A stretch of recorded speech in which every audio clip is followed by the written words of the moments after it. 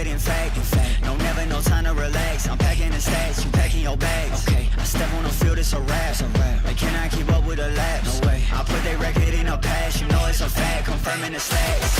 Game time, game time, game time. They about to step on a landmine. Dialed in like a landline. Don't let them talk, I don't pay them on. Walked in with the mindset. Money line, that's a big bet. Top 10, I'm a prospect. Turn a problem to a profit. Top 10, I'm a prospect. Turn a problem to a... We on the way. We on the way. We on the way. We on the way. It's game time, yeah. We on the way. Whole team know the mission. Gotta focus all senses. Gassed up, no omission. Eyes on the vision. Gotta handle business. 100 yards on a play. Big dubs on the way. Two play, it'll be played. Get up out my face, we are not the same. Get down in the city, I'm back on the base. Gotta get to it, no pain is safe. Running the game, they running away. They running their mouth, you know they are fake. Pick a side, pick a side. Okay, is you on for the ride? Okay, new kid on the block, next up, best up on the rise.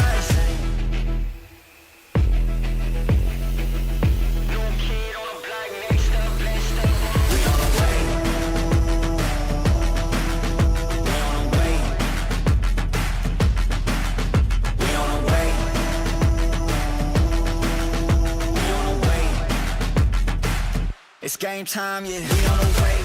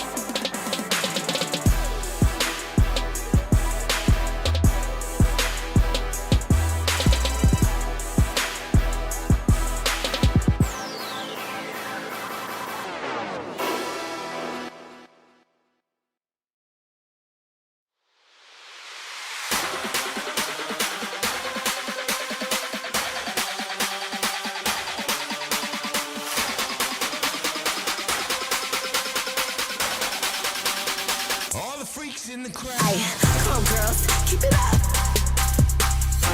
Where you headed? It's straight to the top. Come on, girls, keep it up. Always on go, I ain't never gon' stop. Come on, girls, keep it up.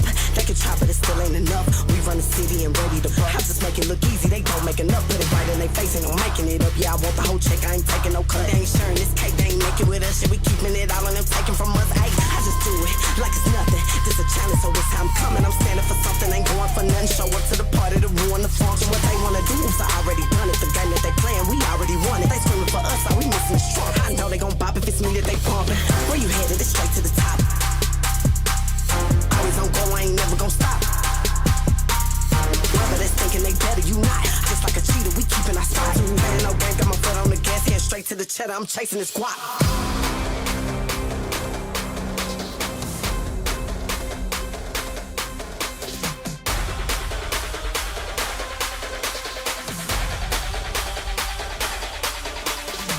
Where you headed? It's straight to the top. Always on go, I ain't never gon' stop. Playing no game, got my foot on the gas, head straight to the cheddar. I'm chasing this guap. Come on, girls, keep it up. Where you headed? It's straight to the top. Come on, girls, keep it up. Always on go, I ain't never gon' stop.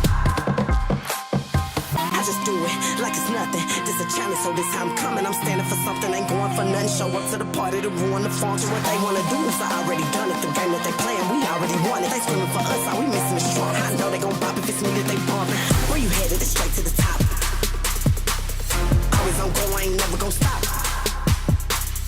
On my job, I've been punching the clock. Know I'm gon' blow up, been ready to pop. I ain't playing no game, got my foot on the gas, head straight to the cheddar. I'm chasing this guap. Come on, girls, keep it up. Where you headed? It's straight to the top. Come on, girls, keep it up. Always on go, I ain't never gon' stop.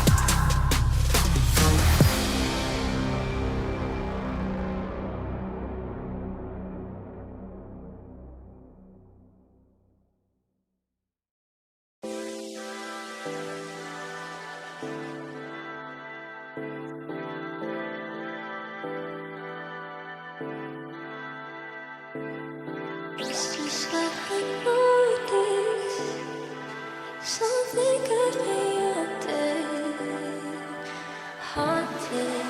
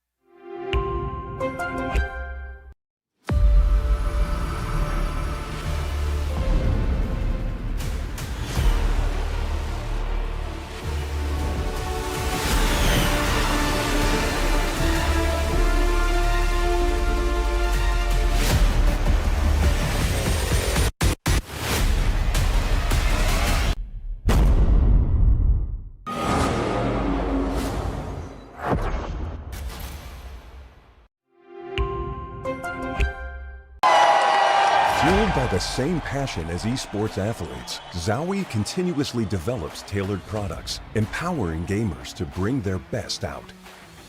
Today, we are launching the all-new XL2566X Plus, which uses the newly developed Fast TN panel and upgraded Diac2 technology. The new monitor series continue to evolve, refining details to ensure players can perform their best consistently in games.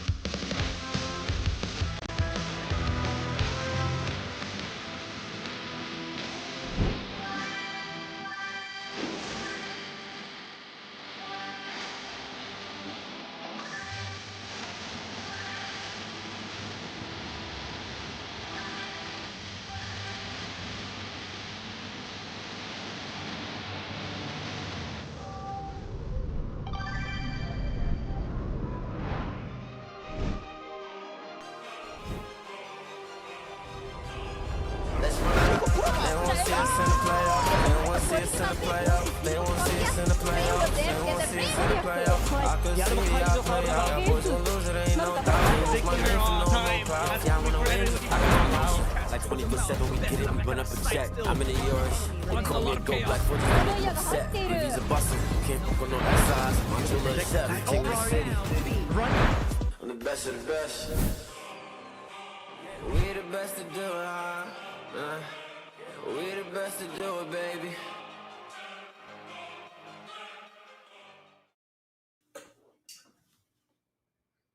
Hello everyone and welcome. This is the Valorant Game Changers Pacific and arguably the best time of the year. I'm Touchme alongside Zach, your analyst for today. And today is also a very exciting one because yesterday we opened it off strong with two very strong series, with one of them going the distance. But today, will it be the same?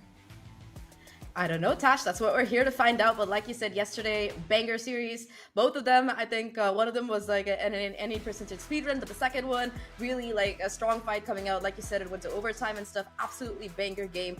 And we're going to be seeing both of the teams who won that actually play later today in that upper bracket matchup as we continue with it. But before that, we've got 4 new teams on the stage today playing in Pacific for the first time this year. Playing each other rather for the first time this year. Yeah, exactly. We have 3 series coming up, which we'll look at in a little bit as well. There we go. We're going to go straight to that graphic as well. But before we go into that, the prize pool that we're looking at here, $20,000 prize pool, with the champion walking away with a big lion's share of it of $5,000, up all the way to place. All the girls will be going home with something, which is, I think, one of the best tournaments that we're going to be having this year as well. As we know, the formats all changed this year as well compared to last year when it comes to Game Changers Pacific, but the faces still remain the same. 100%. I mean, we've been seeing a lot of these players participate year after year, returning rosters. There's so many players looking to, make their mark and get to that ultimate championship here. Here are the teams that are participating. Yesterday, we saw Falcons face off against Reignite Lily, as well as Zipto go up against Rising Esports. Both Zipto and Falcons came out on top. So far, at least, the SEA region has been doing quite well. Tash, both of them have managed to win their games. But today, we're going to be seeing another SEA team face off in the first game of the day. But aside from that, I mean, it's nice to see that for just 2 slots, there's going to be so much intense competition over the next few days. Yeah, and I feel like when you look at how the games were yesterday, especially the second series, I think a lot of us were actually expecting it to be a Falcons rollout, yeah? I mean, yeah, despite the fact of it being a 2-0, we could really tell that Reignite Lily actually really brought in the heat, made it really, really close in terms of competition. But coming into today's matches, like you said, Zach, we're going to start off today hot with Fennel up against HYPA. I feel like it's great to have these two up again on their first matches. The last time they met was last year in the opening match as well. So it's kind of cool to be able to see this today as well. Up against, you have Ninetales, Asterisk, as well as finally the upper brackets, Zipto versus Falcons, a tale as all as time.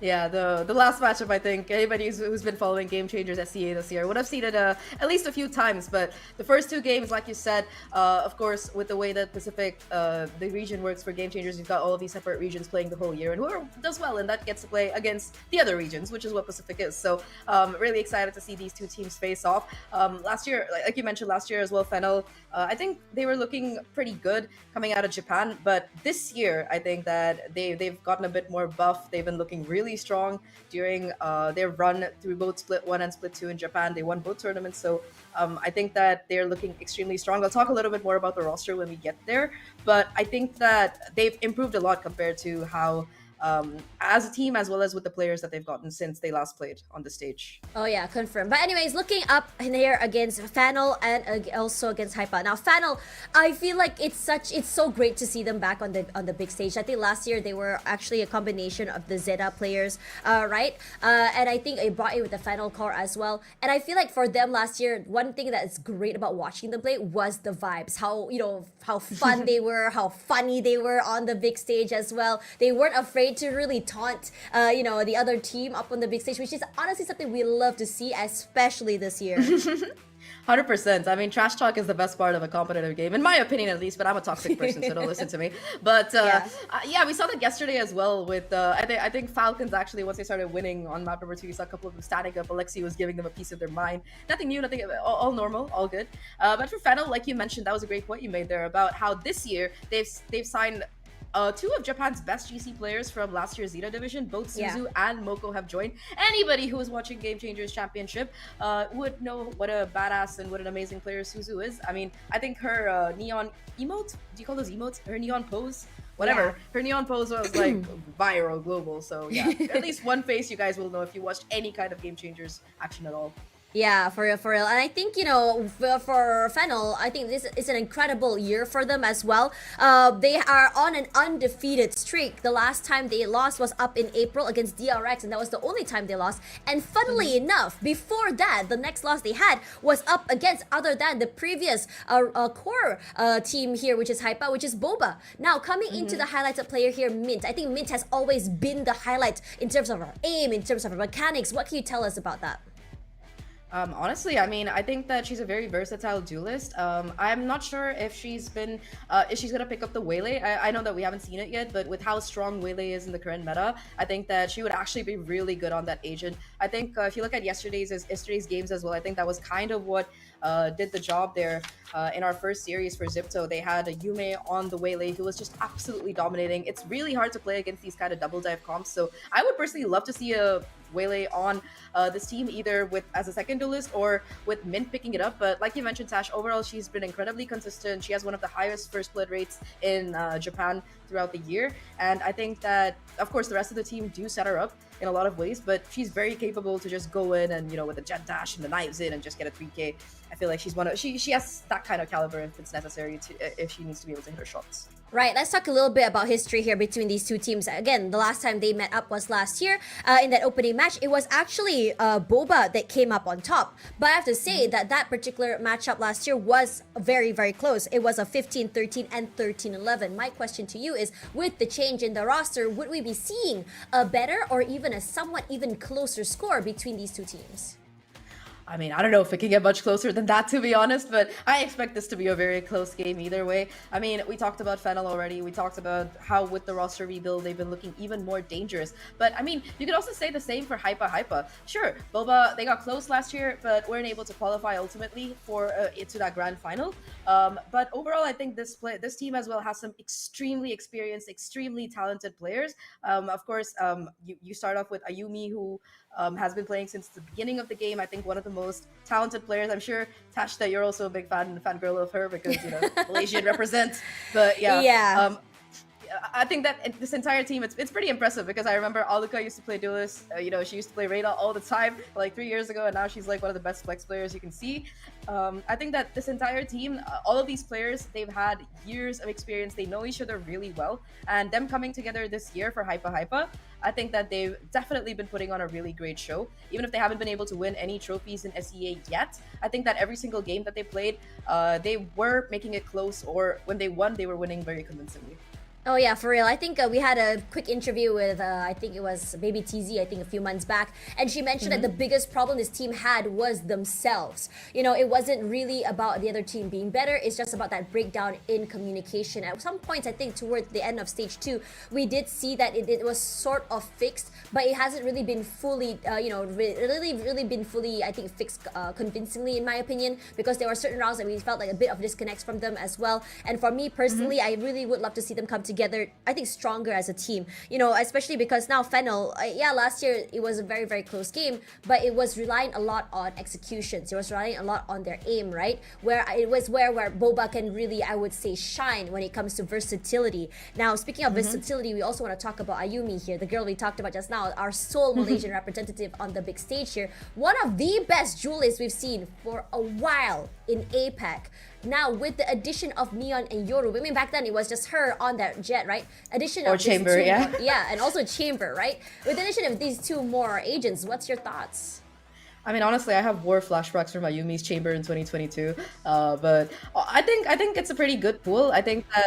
But I think that Yoru is pretty strong in the current meta. And I would say the same thing that I said for Mints. Like, whichever team is going to be able to adapt better to the way that the meta is currently playing. Because if you think about it, it's been a couple of months, or at least a month since both of these teams last played. And there have been a lot of changes since. I think Waylay got buffed in June, and the patch hit right after this event got over. So we haven't really seen either of these teams pick up comps with the Waylay in it and try to run it. I think that yesterday, that was what really worked out well for Zipto. They had a really strong comp, a very good comp in terms of the meta, and they were able to pilot it really well as well. So I think that it's going to be important for both of these teams to kind of adapt to what's going to be coming up next, and whichever team adapts better in that regard is going to be the one with the advantage, I would say. Yeah, and speaking of advantages, we like to really thank our sponsors for being able to bring this tournament to us. As we know, Valorant Game Changers is one of the, I would say, the scenes that we really want to support to bring a little bit more space to the girls as well as the minority genders here in Pacific. And of course, we have to give it to Acer Predator, one of the sponsors as well for VCT Pacific. On top of that, I have Intel, Zowie, Imperial World all in one, as well as TT Racing, and finally Syndrome as well. As you all, if you guys are at home and don't know, this is currently a LAN that's being played in Bangkok, Thailand right now. I would say the same place from last year, and I have to say the hype and the crowd was just incredible, and I wouldn't have it any other way coming into this tournament itself. Now, going back into this game here, I think I'm really excited to see how this this matchup, or at least this revenge match is going to be happening, right? Granted that last year this team did lose to Boba. Now, I think for me personally, when I look at Final, especially since I saw how the Japanese team played yesterday, which team was it? Reignite Lily played yesterday. Lily. It made me really think that, because if Fennel really is the first seed of Japan, and we are seeing that kind of quality coming in from from the other teams in that country, I am super stoked to see what Fennel has in mind, because last year it felt like they were not versatile enough. It was very rigid in terms of gameplay, but they are incredibly sharp. But this year their macro looks so much better. What's your thoughts on that? 100%. I think your points about macro, as well as just how synergized this team has been looking, is incredible. I haven't followed most of the games, but I did watch the split 2 final between Fennel and Reignite Lily, the team that played yesterday and pushed Falcons to overtime. And honestly, a lot of those rounds, I felt like Fennel were just making them look silly. They looked so convincing. They had a complete strat book for a lot of these maps that we saw, and some really nice set plays. And I think that Fennel are a team that are comfortable both when it's something that they've planned and the way that they've been playing. I think that they're more prepared for underplanned situations as well, because last year I think that was where they really collapsed against Boba. Rounds where even if they had an advantage, or if they were, if they didn't have an advantage and they were in a bad situation, they weren't able to kind of like push things back together even when they had an initial advantage. So I think that for Fennel, keeping that composure and being able to just be all that more effective when you're working as a team together is kind of the key this year. And I think this year they look way more synced than in last year, which is kind of like amazing, because they also had 2 new players come in this year, and you think that with a rebuild it would actually be more complicated. But I mean, when the players that you get are as experienced as Suzu and Moko, I think of course it's going to be a really good team. And personally, I'm just hoping that this team does have double duelist comps, because I think it would be a shame to not see Suzu on a duelist. That's about my take on it. Oh yeah, and on top of that, let's talk about the other side of the coin here. Let's talk a little bit about HYPA, or the previous Boba Core. I mean, we talked a lot about how they are their own enemies here, but we've seen how they performed this entirety of the year. One of the splits, I believe, that Aluka wasn't able to play, I believe that was sort of like the reason why they weren't able to get as far as they wanted to. They had to play with Yuri very, very last minute as well. Now, with this full roster coming into force, what are you expecting from these girls, especially since you did cast the majority of their games? Honestly, I'm expecting a lot of aggression, a lot of proactivity. I think that when you have 3 players who like to play very aggressive agents, or at least historically like to do it, it's kind of the same situation as Falcons here. You want to be able to take that early control and set that early pace. You want to be the one in control of the game. So that's what I would like to see from HYPA. I think that players like Baby TZ and Ayumi both are very confident in that first 1v1 that you take. So if they can get that initial advantage and try to capitalize off of it, that is kind of what this team would be wanting to do, I would say.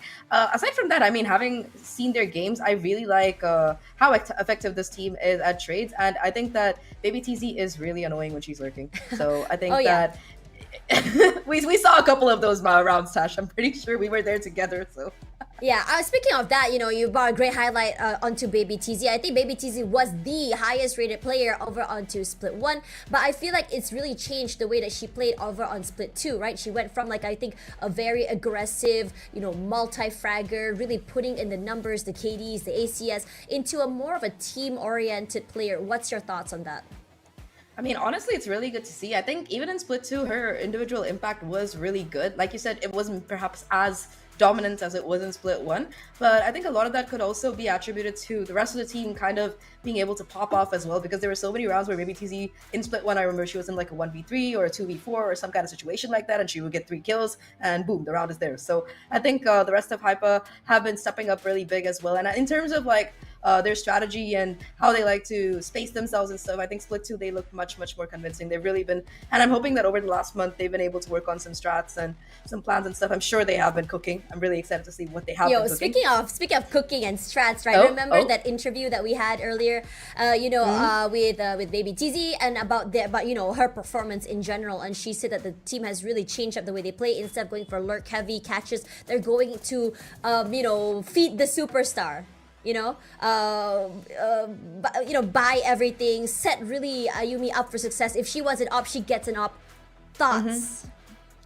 Honestly, I think that's kind of what you want to do. Ayumi on the operator is kind of like, I mean, I feel like maybe this is a weird comparison, but Ayumi sometimes feels like something with an operator, the way that she plays and repositions and everything. I think that it can be a really good way to start yourself off. And I think a lot of really good teams do that, like set your player up, you know that your team wants to make a play, you just listen to them and go for it. And more often than not, it can work out, especially if you've got your planning in the right place. I think one more interesting thing that Baby TZ, I had to talk to her a couple of days ago for an article that I was writing, and one more thing that she did tell me that I found very interesting was when I asked her, is there any team in particular that you want to face or beat and stuff, and she was like, no, not really. We just want to kind of play our own game. We don't care who we play. So I think that's a really nice attitude to have when you're going up in a tournament like this, when you're facing up against all of these that have these insane stats like, oh yeah, we're undefeated, oh yeah, this and that, and you're just like, I don't care, bro.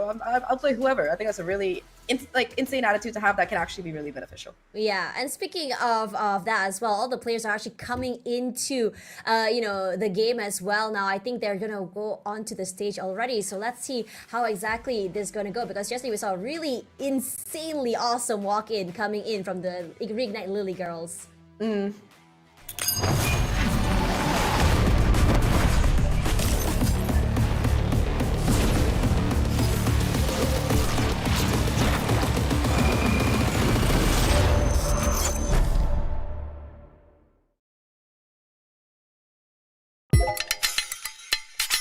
笑顔と元気があふれる、まるでゲームに入った時のよう。すべてのプレイが楽しさ満載、まるで夢のような世界。どの色を選んでもまるでゲームで新しいプレイを生み出すように一秒一秒がエネルギーに満ちている。 캔버스에 한 획을 그릴 때마다 게임에서 우리가 길을 뚫는 거랑 똑같이 한 번 한 번의 플레이가 모여서 우리가 같이 만들어가는 승리의 길을 완성하는 거야.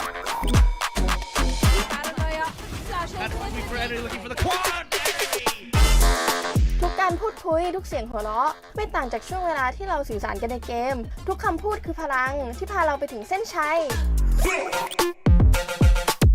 ทุกการผสมทุกการแบ่งปันเหมือนทุกกลยุทธ์ที่เราต้องปรุงแต่งในเกมจนออกมาเป็นชัยชนะที่เราทำด้วยกัน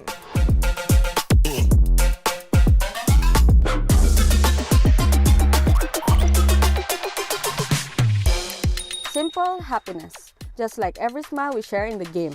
Every match is another conversation we build together.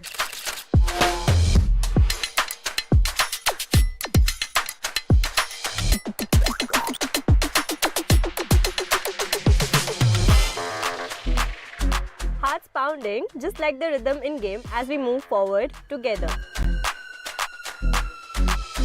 Every step is the energy that connects us in competition.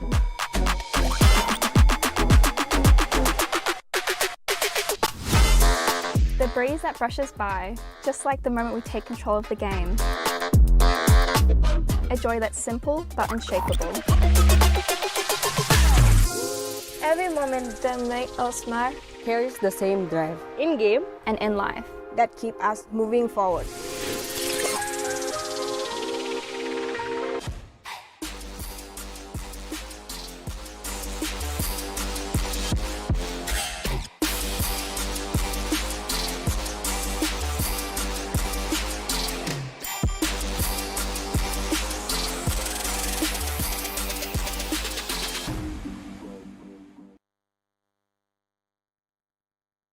HYPA Esports.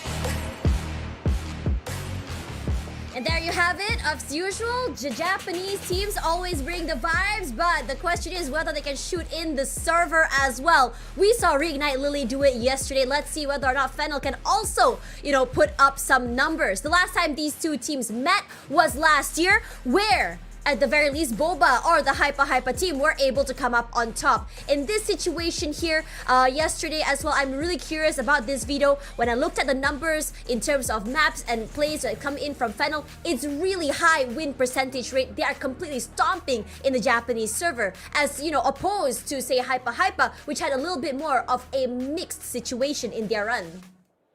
100%. I think that for Fennel, at least, they're coming into this as an undefeated team for the most part of the year. I think that they've been looking really, really dominant, and they have that confidence that comes with it.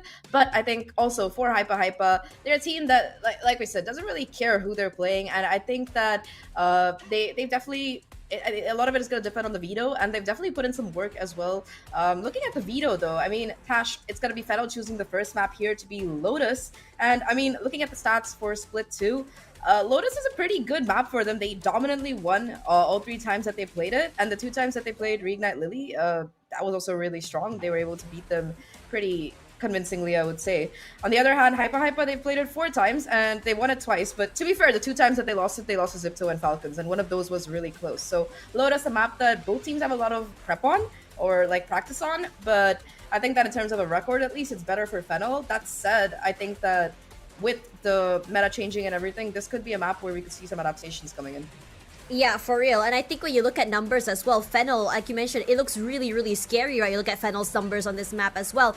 They have a lot of games on Lotus. I think 20 games total with a 75% win rate, I think, is no slouch, but at the same time, that is the Japanese server. My question is, how exactly does Japanese style gameplay, fare against Southeast Asia? We saw a very, very close game up against, Falcons Vega, which I feel like were the team to just really, really dominate. I wouldn't expect anything less from this particular team as well. But at the same time, there is a cause of concern as well when you look when you look at Lotus for HYPA, that 113 to Zipto, 413 to Falcons.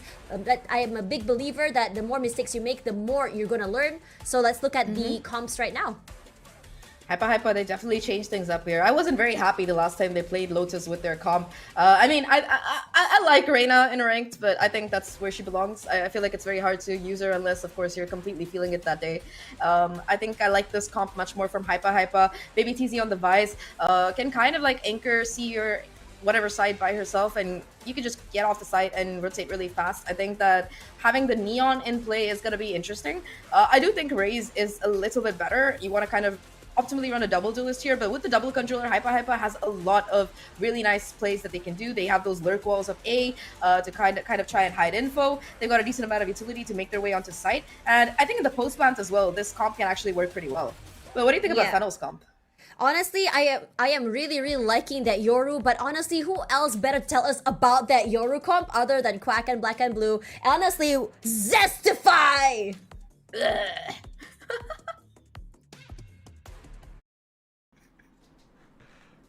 She just threw it right there. What? All right. What? Hey, I'm Quack, and this is Black and Blue. Welcome to Valorant Game Changers Pacific. Excuse me. Jokes, memes, broster memes aside. All right, this is serious now. Okay, we do have the top seed from Japan facing up against the 3rd seed from Southeast Asia.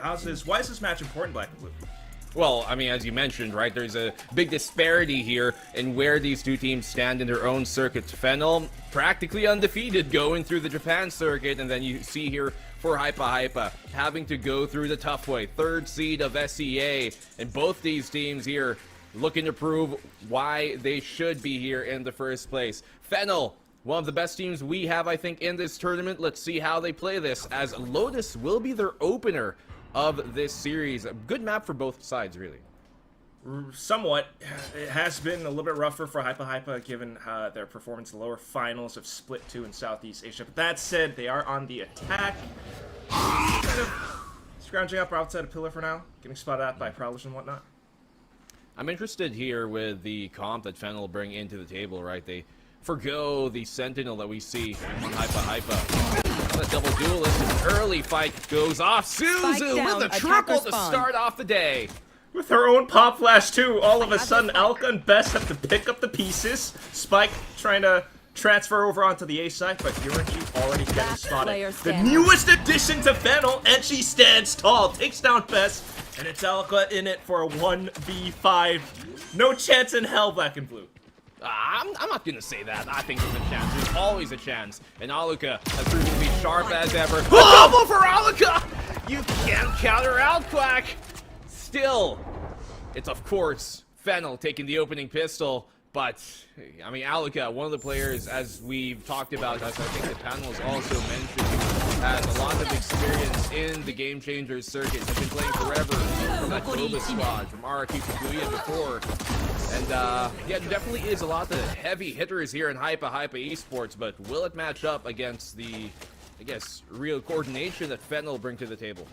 That's the thing. No, I don't think they even expected that play to happen, right? It was just Prowler into contact from Suzu's flash, but you can already see why Suzu is that player, why she was that clouded player from Game Change Championship last year. Now going back into it, of course, on the defensive side.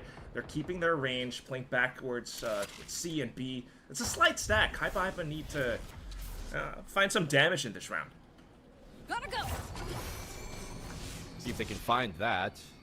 I mean, you ideally want to go with something unorthodox in these kind of eco rounds. Maybe catch Fennel off guard. Moko in the corner, though. The pit comes back up. I mean, the wall comes back up just in time. He can TP if it gets a bit too hairy, but he's gonna need some support in that aspect. So he's gearing up for a B site hit here, and here they go. Full util dump as well, along with the walls. Still, though, with the pistols, they actually managed to take their shots. Yamsil does find just one, but this will be Spike getting planted. Yeah, Prowler just gave him away. Plant down, as you mentioned. Good real chance here to make something happen. Guardian in the hands of Ayumi, though she is quite low. See if they can isolate these spikes as they flood on in. Quack, that's Yamzi with a one. Urinchi as well follows up. 2v2 now, never mind. It stands on Ayumi with a Guardian. Can't connect. And that will be Fennel closing it up. A bit dicey at the start, but they're able to reel it back in. Pretty nicely. Comfortably, you might even say. I mean, this happened with a Ghost Black and Blue.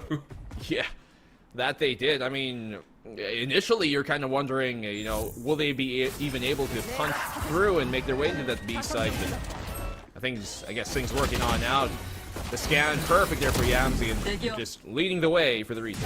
I guess that's one of the things as well for Fennel. Right? This is a slight change up in their agent composition, given how they kind of piloted the previous composition back in Japan Split 2. They didn't have the Viper back then, but now they do, and you can kind of already see the effects of it. That's it, of course. HYPA with the full buy this round. Where are you? Well, both these teams opting for that double controller, right? The Viper just gives you so much defaulting potential, and also stall really on the defense. The Yuzi here trying to get aggressive. Especially with this Outlaw as well. Some light shields, but it doesn't quite matter. Ayumi able to find the punish. Bring some urgency towards the C site now. Good catch there by Ayumi. They can actually rush this all the way to the C side. Little do they know, it's completely ripe for the taking. The flank coming in here from Fennel. Yeah, C is open. Let's push it, please. Starting to get a feel for it. Still kind of listening out for Fennel's footsteps. You hear that flashback coming through, but Alka is able to hold it down! Not quite the final bits, but still that's enough information to finally get the spike in. The Ghost again finds another victim. Okay, they finally do get the plant off, but I do appreciate that HYPA here are being cautious. Especially against kind of a bonus, they're wary of kind of a stack here towards C, considering the push out a while ago on the Outlaw from Suzu. So that's why they didn't really W key it, but now they know. Two of them coming from that mound position. Right, and that should be a near impossible retake for them, especially with the guard weaponry. Still though, position somewhat spotted out, but Bess does manage to bring it back in. So 1-2 is the standard score that we'll start with. We've been seeing Bess kind of place her Viper Wall here towards that A mound position, rather the A rubble position. And I wanna take a close look at it as this half progresses. How much conditioning are they gonna try and actually establish early on? Will they try and go aggressive at the start with that wall and then not really utilize it later in the half just to keep the defense stationed there in A? Or will they do the opposite of that and play very passive here towards A at the start and go aggressive later on? It's really going to be important how they utilize this Viper early in this half. For now, still just trying to mentally condition both sides. HYPA is still fanning out towards Mount now, though. They made quite a bit of noise here. Not really hiding the fact that they intend to go here. You can see the rotation immediately coming from Suzu as they've telegraphed this. Potentially opening the door. Oh, potential for the pop flash play now because of that sound. And here goes Ayumi holding off from the other side. Anti-flash worked out great. And that opens up the C side in full. Still though, out from Waterfall. Moko as well as Damsel trying to dig themselves deep into the round. Moko does find one. Needs to back off, unfortunately, into Baby TZ's hands. And this puts Moko now in a 1v4. HYPA will tie things up. Well, HYPA, you can't count them out. And this was one of those things that I think Tosh Bunny pulled up on the panel a while ago. How does their style of play favor against the, I guess, Japanese system, right? That Fennel are arguably the, I guess, front runners of being the first seed of Japan. And this kind of more chaotic style, it's okay, I guess, at the start of this game, but will it continue that way? Remains to be seen. But so far, individual play great. Ayumi there getting the catch on that pop-out flash play. And if we get to see more of those kind of catches, then this is looking good for HYPA's attack. Yeah, already knowing that with this double duelist composition, there are chances for a Fennel to want to pop out like that. So you can expect a lot more of these, what do you call these? Standoffs, Black and Blue? I guess? Like, you can see them both here wary of the aggression and the potential on the other side to do it. As you mentioned, knowing that they have a double duelist on either end. But, I mean, the clock will tick against HYPA's favor the longer this goes. Yeah. Sands of time trickling down. Kind of pushes you back into the C-side where you had found successes before. And the one leading the charge will be Ayumi. The flash comes in just in time as well. Door popped again though. Veto wanting to peek through with the sheriffs in hand, but they're not quite connecting. Here comes that overdrive. Outlaw shots fired as well. And the C-site completely open right for the taking. HYPA up to 3. Yeah, I mean, I can see the ideas here that Fennel are trying to execute, but there just needs a bit more refinement in it. Like, if they want to go for that C-mount squeeze, they gotta let HYPA get a bit deeper so the paranoia can exit. They can all swing out together. They've got pop flashes to utilize as well, plus the fade scan and these pain shells. So I want to see, we've seen in their own circuit that Fennel are really good at setting some of these set plays on the defense. We just don't see them as awake, I think, yet. And I think they're still trying to get a feel of how HYPA likes to play their attack. Yeah. Not really liking a lot of these slow approaches. HYPA definitely employing a different style almost. Well, now you can see though on the A side, Vest maybe he's starting to get a little bit proactive on this lurk. Yeah, that's what we kind of were looking to see. They can continue to establish that kind of presence here towards A. Viper v Viper on A, if anything. Oh my god, it's the Spider-Man meme, bro. Is it you? Is it me? King Cobra will be fine. Yeah. Fennel star for information as well. I mean, want to make this full buy count. Stack maybe not really working on their favor. Starting to let go of the B site now as HYPA begins to initiate their entry into this A site. Yurenji has no choice but to back off and give it up fully. But look what they have for the retake, though. The Showstopper plus the Dimensional Drift on the Yoru. As you call it, as we mention it, here they burn it, looking for those picks. Gotta go back in fast. Baby TZ on this lurk as well. Oh, and that just eliminates another pillar.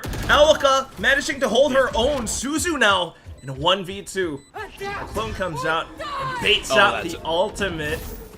Swaps back over onto the classic. Looks for the right clicks. Not quite connecting. Baby TZ gets hers out in time. Suzu's like, why do you disappoint me, right click, when I needed you the most? Almost was enough to get the finish there on the connection, but yeah, just great shutdown. Look at how aggressive they get. They realize that, hey, they do have those ultimates. They have the Showstopper plus the Yoru ult, so let's not wait for it to come our way. Let's not all just clumple up towards tree. Let's get aggressive ourselves and maybe get a pick off, and that they did, shutting down the retake even before it gets its feet in the door. Such a big round too to be able to rob those ultimates away, right? Those were some crucial ults, game-changing ults that could have come in this first half, but oh, HYPA just managed to turn it around, and they're calling a timeout now. Nice pun. But yeah, timeout early. I think this is actually a HYPA timeout. Right? I thought this would be a Fennel's timeout. That's surprising. I think, you know, some coaches like to call these timeouts when things are working early, just so they can discuss what's working and how to change, or what to change to ensure that it continues working moving forward. Because at this point, you're gonna expect that Fennel are gonna start trying to adjust. Dude, they just swapped the graphic at the end. It said Fennel at the end of it, so it did say Fennel. Maybe it is a Fennel timeout. We're I'm not entirely sure. We're in the same boat as the viewers. Yeah, we know. And that would be the same assumption, actually, though, right? So, who knows? Maybe Coach Godlike on the side of Fennel is trying to swap things up a little bit, because that is what is currently needed for this squad. But at the same time, economy-wise, it's not quite favoring out the Japanese team. Well, that's for sure. I mean, it is a defensive side, so you really are looking to take what rounds you can in the opening half and maybe close out in the much more favored half. This is Fennel's map pick, by the way, and I guess it's a slower round. Speaking of map picks, I'm actually quite curious about our final map here. HYPA bans Sunset, which is actually one of their more okay maps, in favor of Abyss, which we haven't really seen from either side, so it goes to show that there might be something up their sleeve here, HYPA, if this series extends further. I know, there's just so much going on. A lot of question marks for sure, especially given the entire year's period between these two teams facing off against each other again. So it's really hard to say, you know, what the outcome will be, but nonetheless, these matches are important. You are into this double elimination bracket. You win 2, you basically secure that spot already for the championships. But HYPA right now are making a good run for it. Another pick getting picked up, and you can already see the effects of it. She still gets another Bess! Lurking with the Outlaw still makes it work somehow. I don't think you know your Chinny's in here, as she gets a double from it! A triple falls in Fennel's way as well. She's still able to play peekaboo around this pillar. Looks for the silent hops over, and Elka is none the wiser! A thrifty 4K coming out from Fennel! Yurinchi! My goodness! I mean, the saying goes, right? Like a snake in the grass, just strikes when you least expect it. A triple on the site there, and it finds a fourth to close out the round. Stellar individual play, and sometimes, you know, when maybe the strats aren't working, when maybe your comp is feeling a bit awkward, when maybe just the coordination isn't there, sometimes it takes a big-time play from a big-time player. And, seemingly so, Yurinchi's looking to be that.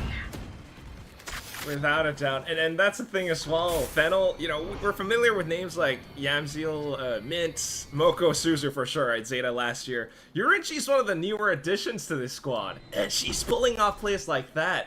All of a sudden now, C-side is a side that you don't really want to step into, so it will be B. Moko's here though, but gets traded out. Moko does get dropped down, as you mentioned here. Mint able to get another. Fennel finding these frags going their way initially, but Bess equalizes in a 1v1 Viper v Viper. Yurinchi has to let go of her ultimate, as a fight will be on A. A fight with a pit back into the fray as well, black and blue.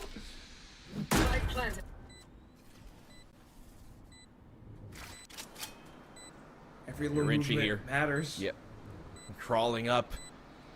Just trying to make sure that there isn't some cheeky backside kind of play going on from Bess here, but Bess has every advantage in this fight, albeit the HP. Just staying tucked in because of it, too. Yurinchi closing up front now, but she gets spotted out first. The highlight gives it away. HYPA will move on up. Another round picked up, despite the thrifty from before.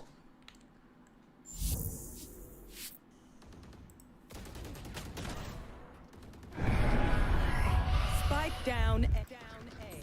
One enemy remaining. Down. Yeah, HYPA here able to regain control of the situation. I mean, initially, yeah, Fennel doing a great job of that fight towards Mound, but it really came from Bess there towards that door position, getting a triple going their way, able to get the clutch at the end too. And HYPA here on the attack. This is the kind of streak you need to start off the map. It could turn things around, especially given the map picks. Once again, though, Yorinchi back into the same position from before with her Stinger. There. Current utility from HYPA not quite catching too much at the moment. Prowler not hooking onto any positions just yet, so both teams seemingly almost just playing for contact at the moment. There'll be a Yumi to lead off the charge with the fast lane. Snakebite to try to stall things down as well, but the damage not quite coming through for Fennel. It's HYPA, and they've managed to kick these doors down. Yeah, and she has taken CT control entirely away here from Fennel, so that's gonna be another problem you're gonna have to deal with. Moko has a big hurdle in front of her. Yumi, that she is going to be a double, quick and clean and easy. Looking to maybe confirm a flawless here, Quack, if Mint doesn't get a cheeky one off. There. It's a Bucky. I would like a cheeky Bucky kill somewhere. Yeah. Give it to him. Yumi's just jiggling this, but hey, good round here from HYPA. Able to storm the site. Oh, timing! Looks away at the wrong time. Mint able to get one. Still get a second, two off of it. Baby Teasy will put a stop to this hijinks, but I think that's ultimate value here coming from Mint. Oh, you gotta love it. And everyone's smiling as well. You saw the swap over the knife for a moment. But yeah, I mean, when it comes back into it, right, a lot of these seaside entries just work out so well thanks to Yumi. One enemy remaining.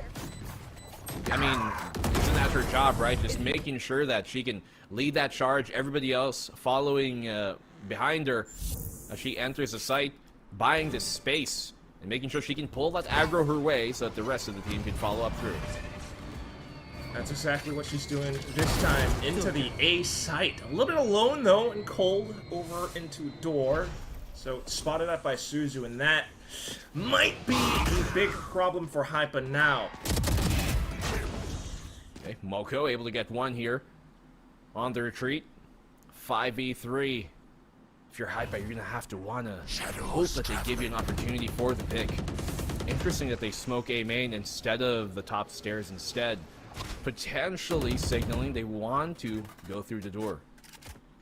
Which is why Fennel are beginning to try to reinforce this transition area over to the B side as well. But the spams going through just confirm yet another kill. HYPA trying to slip through the cracks now. Spike's still on the ground though, and that is the biggest issue in all of this firefight. But just Bess. It is Bess. Okay. Let's see if she can do it. I'm always on the hopeful side in these kind of clutches, Quack. I'm seeing some crazy stuff. What does she need to do in order to pull this off? One, kill them all. That's at least step one. Step two is win. But if she can isolate this fight. Oh, I mean she does, but just isn't able to hit the shot there on the swing. And Fennel, keep this one within reach still. Yeah, I mean, it was down to like the last 30 seconds. I was kind of, okay, I know, you know, jokes aside, yeah, she just needs to kill them all. But I was kind of hoping that maybe she would look for that win condition of wrapping around backside of B, you know, go back through the baby door area, get a couple of flanks going on perhaps, and then that's how you could find yourself in a 1v1. But, you know, with time ticking away, the pressure's there. You just kind of go next for the round, and it's 6-4 now. Some ults in the hands of Fennel. They're going for their pop flash outside of B again.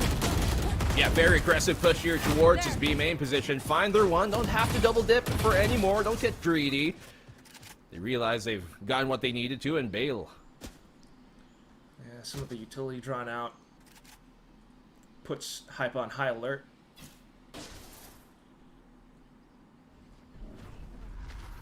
Very kind of wake-up call here for HYPA in this round. Now they have to kind of restabilize. That's realizing there might be a bit more than she could chew here towards A if she commits to it. Anyone else? Still though, the utility coming back! Oh, I thought they would have been able to clear out early rubble with some of it, but not expecting such an aggressive angle to be taken by Fennel. All of a sudden, it's the quick change over onto the C site where Yorinchi still looking to anchor. Yep, snake bite out. Hopefully to try and slow them down. Ayumi will take some damage going on through, but she's going to commit to it and has taken that elbow position. The rest of Fennel here, realizing they have the player count kind of equalized, are going to play the full retake instead, not choosing anchor down. And unfortunately for them, no more showstopper to utilize, but they got the Yoru. That's just that bullish confidence that Ayumi goes for, pushing into sight. Suzu has some of it of her own, but still getting shut down now. Polly needing to look for a safe spot, but it's not quite coming through. Yam still spots out the last player and converts into the final headshot. Fennel beginning to close in the gap. It's 5-6. Yeah, dangerous smoke there by Polly. I mean, she had the right idea to try and buy them some space, buy them some, I guess, concealment and extra, I guess, yeah, space on the site to move around, but ultimately the retake here, way too good. Lovely combo coming in from Yamzi with that haunt above, and then you see the Yoru here off of Suzu just come out of the dimensional drift right on the elbow itself, right on the pillar, getting a catch on some of the members here on HYPA. And Fennel, they've brought this game back. Last round of the half. Forcing a timeout now from HYPA. This one should be the correct graphic. But that said, yes, it's one of those things where it's insane how Fennel are holding on to these ults for strong retakes, but then also going for that early information outside of B. Well, I mean, for HYPA, I think the pressure is more on them right now, especially they're closing out this attacking half at best 7-5. On Lotus, it can be very difficult for them to kind of get themselves going. As you mentioned, they're kind of 50-50 on this map sometimes, and especially on their attacking side, funnily enough, it isn't that much better than their defense. So if I'm in their position right now, I wouldn't be worried, but I would be, I guess, cautious on how I approach this next round. Definitely needing that for sure. Again, though, crucial ults in play. You got Nightfall from both sides. Showstopper in mid's hand. Not really looking to use it right out the rip. But once again, it's just Yurinchi with this snakebite of her activated. My ultimate's ready. Yeah, early noise made here towards that C-long position. My poison's on. You see Best trying to get proactive, but I don't think we've really seen deep lurks from her too often here towards A, as Fennel have been doing a good job of keeping that on lockdown, aside from that one round where I think it was against the Eco. Wait! Nightfall utilized here? So early, dude! Showstopper out as well. At least Yamzil is able to take down Best, but now pushing out with the Showstopper. You don't see too much. Meanwhile, the reaction from Ayumi and the rest of the gang into C site, there is just no choice but to back off. 5v4 retake. It's a high-low setup outside, expecting Ayumi to swing into them. There it goes. Nightfall swaps over their shorty, goes in close range, but Alka with the stinger just rips them to shreds. She does get him quite low, though. It's going to still be very difficult to hold on to this in the post plant. They plant for that CT position. They could use a waterfall side as well. Quickly recognizing the fact. So wanting to avoid waterfall from now, just hug the corners. The boom bot goes off in their face. Bully, the only one healthy enough, and it doesn't matter. Moko and Mint will quickly dispatch the final two players, tying things up at the end of the first half. Ah, that was so unfortunate there for Alika. She had a really good chance to get the kill on Mint. Mint is down to 2 HP. If not for the boom bot coming in to help, the Roomba of Death. What a round here. Very back and forth. First of all, what an aggressive early Nightfall utilized there towards A on Best. Enemy remaining. But it actually worked out to be quite successful, and once it comes down into it, despite the successful course from Alika, still finding those kills thanks to the rest of the Fennel core. Now we go in for a halftime break before the second half begins.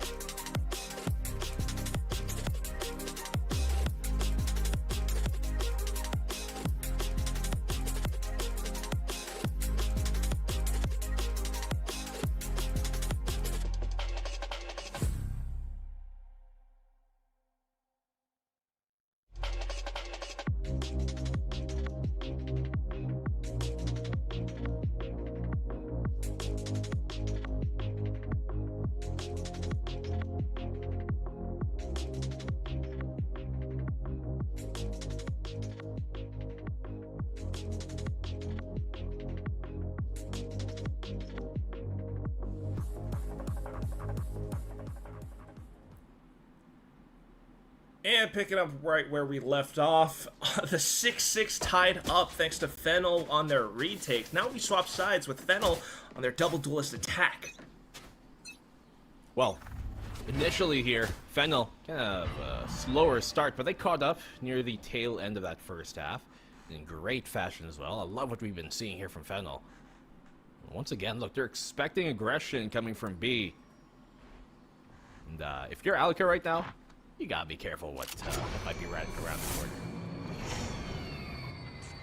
Oh, too much.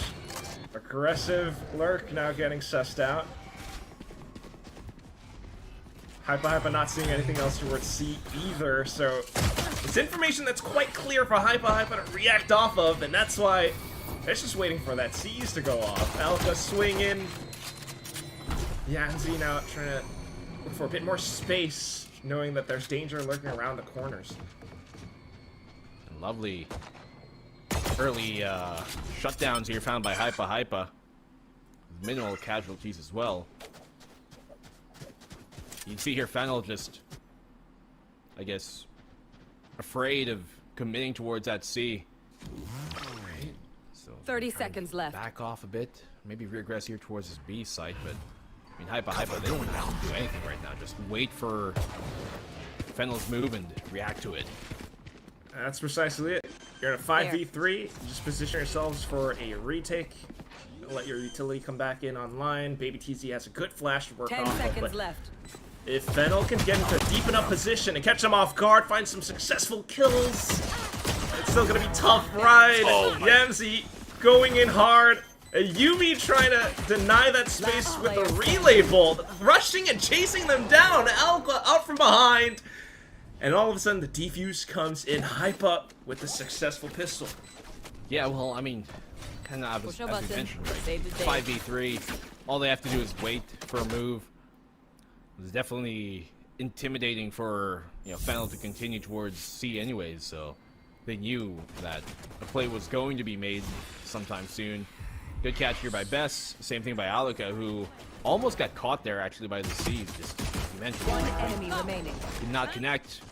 One enemy Yeah, remaining. everything pretty standard here from what we expect from HYPA. This kind of hyper play that comes out on the retakes is really part of their game plan. Just overwhelm the opposition. Nice. See what you did there. Yeah, thank you. And, you know, speaking of overwhelming, maybe looking to do the same thing on this upcoming round. You got the outline of Yumi's hands.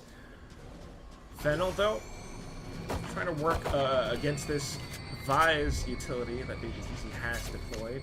Making a lot of noise around door and outside mount. Well, on the cross here, Fennel, they did fake and pull that defense towards the C site, so he's a bit more manageable. But the Outlaw is gonna be a problem. Yep. Still posted up, and it's such a strong line to take, but the shots from the Classic connecting! Now it's on to Polly, as well as Bess, right up behind with some automatic weapons, semi-automatic with Guardian. But that will just be Fennel then going the alternate route through the rotating door instead. Polly tries to press the issue, goes up close, Bess in with the Spectre, Stinger now from Alka. And all of these shots are connecting, puts a complete halt to Fennel's advances. Back up from the door we go! Yeah, in and out. HYPA here, great reactions to respond! But Fennel find a double when it matters the most. 20 seconds left, 2v2, Outlaw in hand to Suzu. Yamzi barely able to escape their gaze. Should be able to get the plant down here towards B. Oh! Oh! A shot connects! Back over onto the Spectre! Bess! Now in a 1v1, Yamzi looking close in the distance, she crouches! And finds the headshot! It's a thrifty to tie things back up 7-7! No way, fantastic here from Fennel. I mean, it starts off with these Classics getting the opening pick, really, on the Yumi. Classics can be very deadly, I guess, when all 5 of them are shooting at you. Look at this! The pistol's just doing so much work in the round. The Outlaw as well helping out, and Fennel just, they know what to do in those situations where it gets hairy, when the plan breaks down. How do they defer? Well, going out the door and going out through another seems to be the right decision. Unbelievable. And with that, then still playing together as a core, you know, all sticking up together outside. Meanwhile, Suzu just makes so much noise around B that it pulls the rotations from HYPA across. Given the fact that they are playing pistols, of course, so pistol train comes in, sees absolutely nothing. Oh, you've been bamboozled, son. Okay. See if they can get more catches from that. Mint here, only good for the one. I mean, if you're a HYPA, you're gonna really just try and fish for whatever you can get. Ayumi's still on the site, looking to try and anchor down that back site. Plant will be attempted. He's still trying to find her moment. Oh! The catches are just way too good. Yorinchi finding a triple. And yeah, the Fennel just handling business like it's another Tuesday, which it is. Oh, it is Tuesday, you're right. And speaking of which, also an anti-eco round for him. Getting a little bit too hyped up, but Yorinchi finding these kills. The way that they're working off of the Yoru, there's so much potential to work with off of this composition. That there is. The combos that we've been seeing already from Fennel a while ago when they were on the defensive side, the retakes, you can see there was a lot of ideas there. But what more do they've got on the attack? Huge, rather high up flash being thrown out there. Coming from Suzu. Let's pull some attention for HYPA to try to hold the info line, but now feeling pressure, so they back off. Pressure onto Best this time as she quickly deploys her snake bite. Meanwhile, the push up from Ayumi and Alika, Yorinchi holds her own and comes into an even trade. He's able to retrieve the Vandal at the very least. Mint here taking the beating on their earlier attempt. But it looks like they're going to try and re-aggress here towards A, now that they kind of know who and what is there. Suzu still has that dimensional drift as well to try and help out if it does get tough. But look at the push out here coming from Bess. Oh, but she gets caught! That's the worst thing in the world for HYPA right now. A 3v4, and Fennel have begun to piece this puzzle together. It's gonna be so crucial for Polly or Baby TP to find some kills in this juncture. TP across the vines. Polly takes down Mint. Suzu out from behind with a crash. But it doesn't quite amount to much. One kill on the Baby TC. Polly trades right back! And it's down to Yamzi. So sharp, Polly, on those shots. 2v1, Nightfall connects. Oh, this is a tough spot for her to be in. 12 seconds on the clock. Oh, the C's at the end as well. Down into the final shots. HYPA just made quick work of that situation. Well, in the end there, 2v1, just so difficult to deal with, but ultimately, the idea for them to go and try and bring the fight towards Fennel here, I love that they do not get passive on this defensive side here, HYPA. They don't mind getting proactive as well. They don't mind trying to push out, try and take a fight towards A main itself. And HYPA here, making sure they keep themselves in the game. Yeah, thanks to that, they can afford themselves another buy and hopefully keep this ball rolling. Trying to take that lead back away from Fennel, who are now trying to put some boots closer towards this A site. Not seeing too much though, especially because of the Viper walls at play. Bring them down. Yeah, early contact trying to be established here towards A. But I don't think it's going to be a commit. If anything, they might pivot here towards B. Go through the rubble door. Open mound instead. The smoke off on B main. It's going to keep him guessing. Is it a fake? Do they commit? These are the thoughts in HYPA's head right now. Cross here. A trade will come from Ayumi, but Mint did find her value. And that's the thing about this double duelist comp.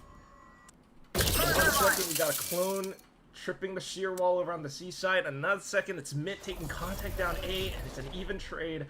All of a sudden, back into this push. Prowler goes in to clear the corner, but Best just spins around! A triple kill coming out! Swaps back over into the weapons, but she doesn't go in for the fourth! Moko picks things up, and it's down to the 1v1 where she looks to stick down the spike. Baby TC spots her out by her ankles, and HYPA takes the lead. Man, what a back and forth round there. Bess has just been one of the best at holding down these sites time and time again. So clutch multiple times over. I do like the lurk game happening here. Just makes me kind of wonder if it should be Mint, who's that far removed from the situation. Should not be somebody else on this team. Should not be maybe one of the controllers on this roster. You can see the coach holding his chest after that one. Oh my God. That's exactly what it feels like right now as well. High flash again from Cruiser. It's a pit on the other side. Meanwhile, HYPA taking aggressive control over Rubble, just in the 9-1 area of entry. I mean, this is what you should do here on the defense. Take away this large position map. Squeeze their opportunities and their options away from them. Viper's pitch is going to be a problem, but they do DP all the way here towards a pillar. Moko connects! One bullet, one head found. We find Vesto managing to take them down at the very end, but here comes Mint with a showstopper! Blows up at Aluka's feet. Polly and Ayumi now, one each apart, trying to get into position for this retake. Polly Spike planted. Closer to the danger zone, maybe looking to deny the spike plant, but it's not quite coming to fruition just yet. Pit into play. Yeah. They know where Polly is, but do they know where Ayumi's gonna be coming from? She has a judge in her hands as well. This might just be the perfect tool for this if she can get within range. Going to be effective. Has made some noise. Mint has found her. A triple now for Mint. Polly will fall as well. And Fen will tie up the game. It's a back and forth here, Quack. Nobody giving up any ground. Can't believe how even it is between both teams. Just a round ago, you had Bess back onto this. Moko with her from the shadows lane into Mint, finding lots of shots, completely dismantling the defenses that Bess had deployed onto this site. And it just completely tosses things back and forth again. Man, what a game we have to start off day number 2 here. As you mentioned, they're so closely contested. Ayumi aggressive push, but shut down by Loco Moko. Polly able to get the double. 2 heads found now by Polly. Triple for Polly. Absolutely stellar with the Sheriff. Just looking to play deathmatch now, but with the dust settling, back in the high-low setup. Can Aluka actually find the shots necessary? She quickly gets contacted. Prowler to put herself at a safe distance. Veto begins to slice the pie. That's a head gone. Snakebite to try to clear the close corner. Yorichi looking to retrieve the spike, but Aluka just holds out for the Zowie clutch. I can't believe it. Aluka once again delivers. And can we go back to Polly though? Can we see that? Triple for her. Gets a trade here immediately. What? That was a blind wallbang? Still connects. And then the third for the flick. Aluka cleans up house. She's like, not only can Polly bring out the big plays, but so can I. And they take it off the eco HYPA up around. That was a thrifty, yeah. This round makes no sense, black and blue. It doesn't need to make sense when you got the player like Loco Moko on your crazy one taps with a Sheriff. Man, this is a banger of a map 1 to start off the day. Couldn't agree with you more, but this timeout definitely a necessary one. Yes, they might have picked up that round, but now they got to discuss what do we do with the resources, with the money that we've gained from that win. How do we convert this into a full 13-9 possibly? Godlike also getting in active with this conversation as well, right, with Fennel, because this again is their map pick. That's isn't that the kicker in it? They picked this map. They knew that they were a lot more confident on this compared to some of the others in the pool. And this is actually the thing about HYPA is that their best maps aren't even in the map pool right now. Split and Icebox are just not part of it, so they've had to play on some of these maps that they might not be as comfortable with, but they definitely seem to be quite prepared for it still. Definitely have done their homework since the recent split into this Game Changer specific showdown. Money not too good for Fennel, but they will not back down. Quickly taking rubble control, trying to apply some pressure while the B squad goes in. See if they can try and do a bit more here. Fennel on an eco. Saw Thrifty here from HYPA. Fennel do the same wide swing. Baby Teasy on the quick shutdown. But does get traded out, which is pretty good here from Suzu. Dimensional Drift now available for him. Still gonna need so much more. Oh, the op. Yumi. Oh, just punches through. Shadows traveling. Yep. Quick shot to the gut. And the connection makes its mark. Toxins going up. Pivot here by Fennel to try and go towards B. I don't think it's the bad decision, but it is the more obvious one. You can see that's why HYPA pull back here. 30 seconds left. Potential B defense.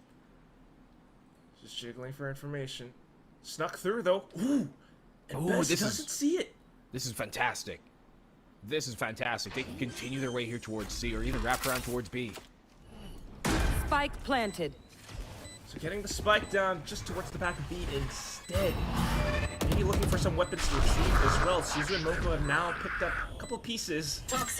And then letting go of the spikes. Trying to look for HYPA to give them the angles they're looking for.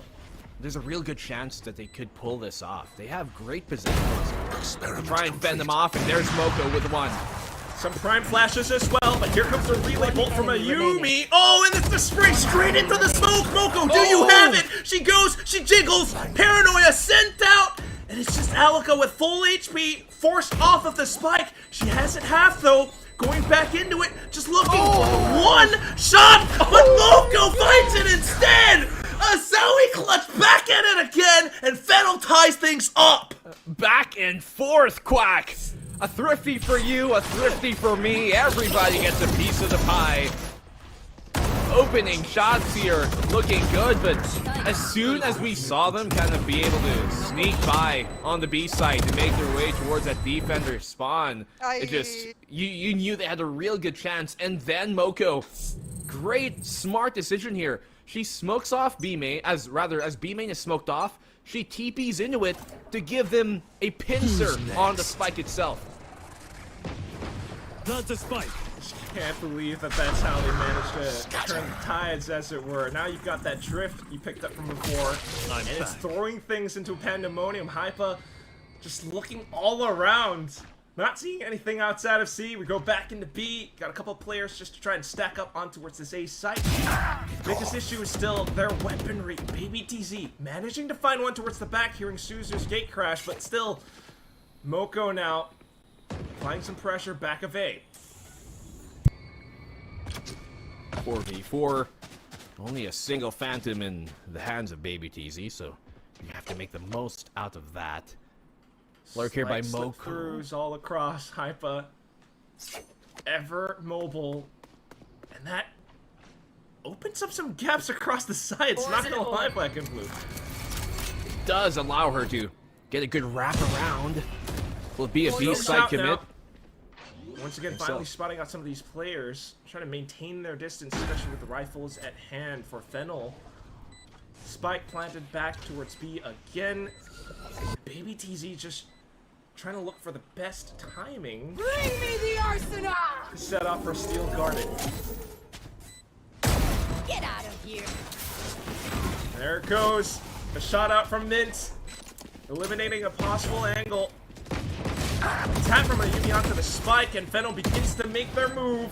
Holy. One enemy remaining. Just trying to find the angles necessary, but it's not coming through. And now you've got a player tucked inside of the smoke. Moko just spins around. It's another multi-kill round, and one that puts Fennel out on top. Unbelievable. Got him.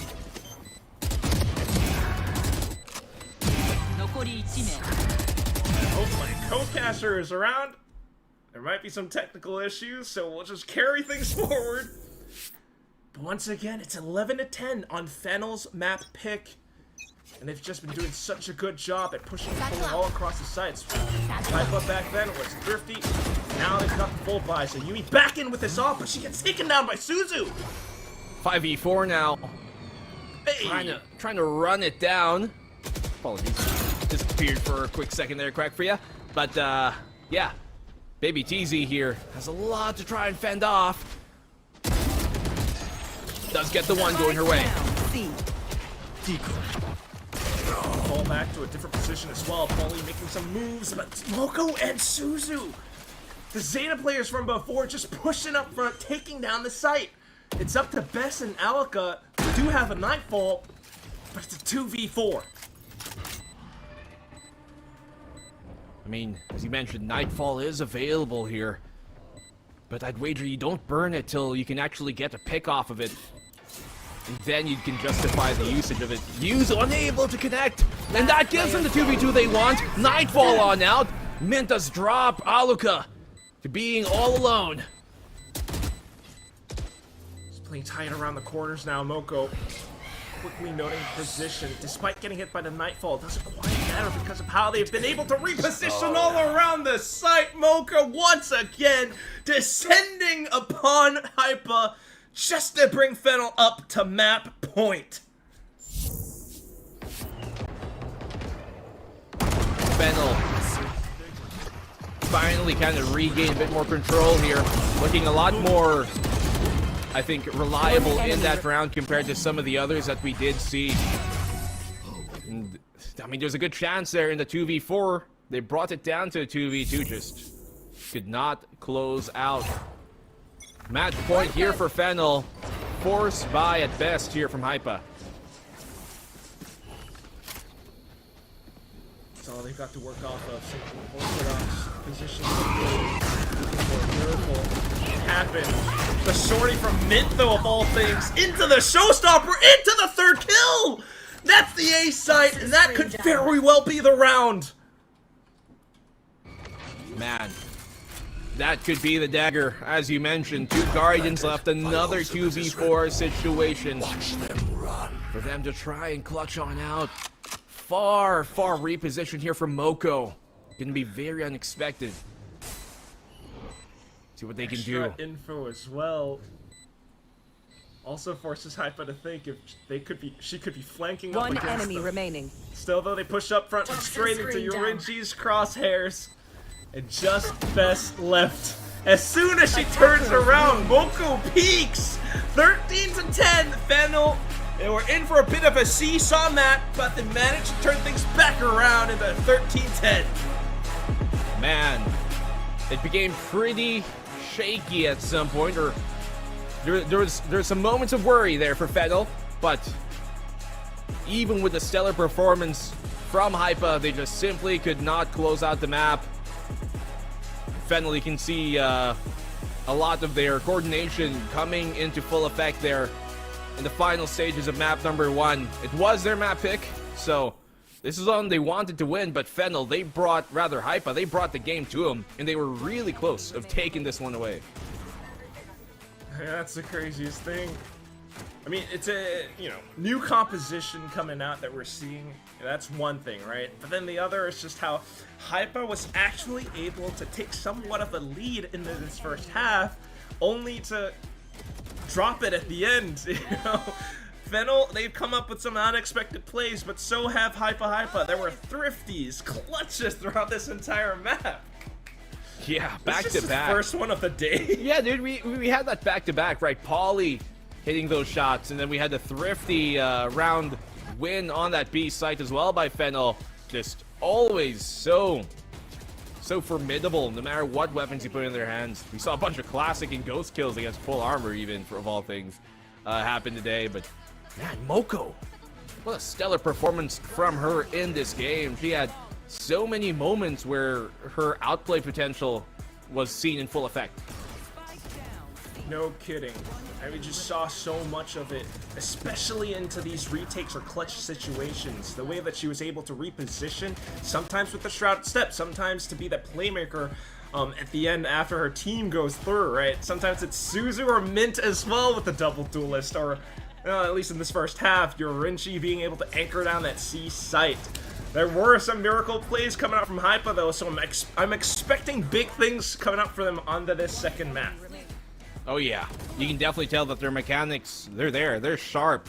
They are very sharp, but it comes down to how the team coordinates and how they can utilize their strengths. And to that effect, well, it seems like Fennel were a bit more on point and sharp with it. But I do love what I'm seeing already from HYPA here. They're not afraid to go aggressive, especially on some of their more eco and bonus rounds. You can definitely see some benefits of that, but for the moment, that will be map number 1, and our panel will be joining us here. BNB as well as Quack. That was a very, very close game. Honestly, really back and forth. Fennel finally able to overcome that last possible obstacle in the last 2 rounds there. Zach, you saw what happened. We weren't expecting it to be this close. What are your thoughts? Honestly, like, the first half was super even, both teams trading rounds back and forth, and the first half of the second half as well was like that. But I think the last 4 or 5 rounds, like you said, I think that when it comes to these two teams, HYPA were willing to play aggressively, while Fennel were willing to trade out that aggression most of these rounds for map control. They were kind of playing more reactive, and that really worked out for them, I would say, because on so many rounds that mattered, I think major swing rounds, Fennel were just walking into sites. They would get that initial pick, and they would just walk into side. And what really sucks here for HYPA is that they would get that first pick. Like, in so many rounds, you saw Baby TZ or Ayumi or even Alka just getting that first kill, but that immediate refrag was there for Fennel. And I think that was kind of what caused problems here for HYPA. I think that Moko as well was just an absolute demon on this map. There were so many rounds that, honestly, Fennel had no business winning, but Moko with the 3K, Moko with the TPs, Moko with the clutch. Yeah, she was just being absolutely ballistic. Well-deserved MVP for the team, I would say. I mean, 91% cast while also having an insane ACS is it's instrumental. It shows how impactful that she was throughout the game. And I think that crucial round at 10-9 where Fennel were on a thrifty and Moko got a 4K denying the defuse, I think that was kind of what completely broke the momentum that HYPA had. So honestly, well-deserved MVP here. Yeah, insane stuff. I think that for this particular team, I mean, we highlighted Baby TZ a lot during, you know, that pre-show, right? About how she was always going to be the person to watch out for on that flanks, on those lurks as well. And I think that Fennel has done a great job of highlighting that so many times that Baby TZ got noted out. And if they don't find Baby TZ on that lurk as well, I felt like Ayumi's style play of just going all the way to the back of side and taking up so much space was also, you know, they really challenged it as well. And in so many situations, how, you know, what worked in Southeast Asia or at least GCC was just being, you know, identified very well by Fennel. So I think good stuff coming in from them as well. Again, Moko with those heroic plays on rounds that didn't seem winnable, you know, really pulled them out in the end, which I think was very instrumental. Now my question is whether or not Baby TZ and also the rest of HYPA can go a bit more and beyond later on map 2. And before that, let's be right back.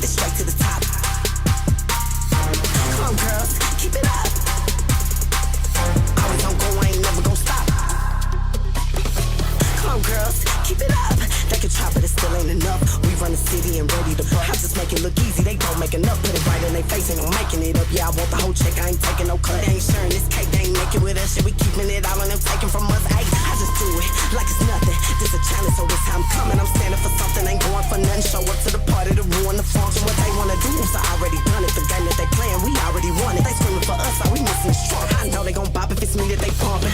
Where you headed? It's straight to the top. Always on go, I ain't never gon' stop. Brother that's thinking they better, you not. Just like a cheater, we keeping our spot. Playing no game, got my foot on the gas, head straight to the cheddar. I'm chasing this guap.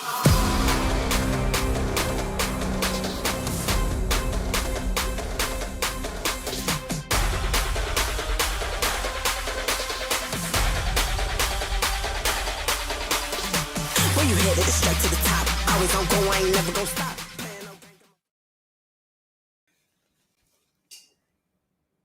An incredible back and forth we saw on game 1 of FNL versus HYPA, and I am excited to see if this is going to be the same thing again. We talked about win rates, percentages for both these teams, really heavily skewed toward FNL, but HYPA is giving us a run for our money. 100%. And remember, this previous map was FNL's pick. So they opted into Lotus, and it was a really close game. In fact, until I think round number 20 or 19, it was HYPA who were in the lead, who looked like they were convincing after that Thrifty win. But yeah, FNL won a Thrifty of their own, and the rest was unfortunately HYPA just weren't able to recover from it. That said, I think that the biggest problem that I saw with HYPA's gameplay on this map was how disconnected they seem in the beginning of the round. Like, a lot of times you would see Ayumi just kind of sliding in, you would see Baby TZ taking that fight early on, and they would get a kill. But there's just nobody else from the rest of the team to go for that backup, because the moment that, for example, let's take the site in round number 23, I think, you had Baby TZ anchoring the site, you had her finding the initial kill onto the initiator, I think, from FNL, and the rest of FNL just floods in. They're swamping her with utility, and the rotations just weren't fast enough to give her the backup that they really needed. So I think that might be something that you want to fix, because Haven, like Lotus, is also a 3-side map, and I would say it's even more annoying to rotate because you don't have like Baby Door and things like that to kind of make your pathing a little bit easier. Yeah, absolutely. I think I completely agree with you on top of that as well. You mentioned round 23. I actually saw that on round 10 as well. So it is something that is prevalent throughout the entirety of that game. But FNL, you know, we talked earlier about how good they look together with Moko's heroics. You have Mint, who is just completely sharp when it comes to these fights. And let's not talk about the amount of thrifties that both these teams were able to win. It's just incredible. We talked about GC Sheriffs, and now we've also, you know, thrown in the Stingers into that as well, right? Just incredible stuff coming into this game as well. Now, for you guys at home who don't know, we're going to map 2. We're going to another 3-side mapper. It's gonna be HYPA's map pick, which is Haven. I think that this is a map that both teams, again, are pretty comfortable on. If you look at stage 2, this was one of HYPA's most picked maps, and they won 5 out of 6 times. So looking pretty convincing there, I would say. In terms of the comp that they like to run, they have Neon as their primary duelist and a double initiator. I don't know if that's gonna really change, but it's pretty much the meta comp that you expect to see on Haven. But for FNL, on the other hand, I mean, it's the same comp, except that they run a double duelist. If you looked at Fnatic's comp during last year on Haven when they ran the Yoru and Iso, that's what they like to run. And they beat Reignite Lily twice this particular during stage 2 of Japan, and they beat it pretty convincingly as well, I would say. 13-7, 13-5 or something like that. I remember the exact scores. I mean, it was very dominating. Yeah, I agree with you completely as well when you come into this particular game. Now, I think we talked about comps a lot. We talked about how these teams are, you know, at this point when you look at their style of play, right, very back and forth, it's already very obvious that both teams are just really outplaying each other, you know, in this situation. For that last push, I think, you know, Quack and I had a brief conversation about that last map as well, into Abyss. If it does get to go into map 3, both teams are still kind of like, you know, 0% or 0 maps played onto that as well. Yeah, which is what I'm very excited about. So to be able to unlock that unknown map in map 3, what do you think HYPA needs to do to be able to look a lot more cohesive playing off each other? I mean, in terms of aim, honestly, they're doing a great job. It's just that they need to be able to trade each other a little bit more effectively. I think that in terms of trade percentage was where FNL really excelled in the last map compared to HYPA. I think that in terms of first blood, HYPA was actually doing quite well.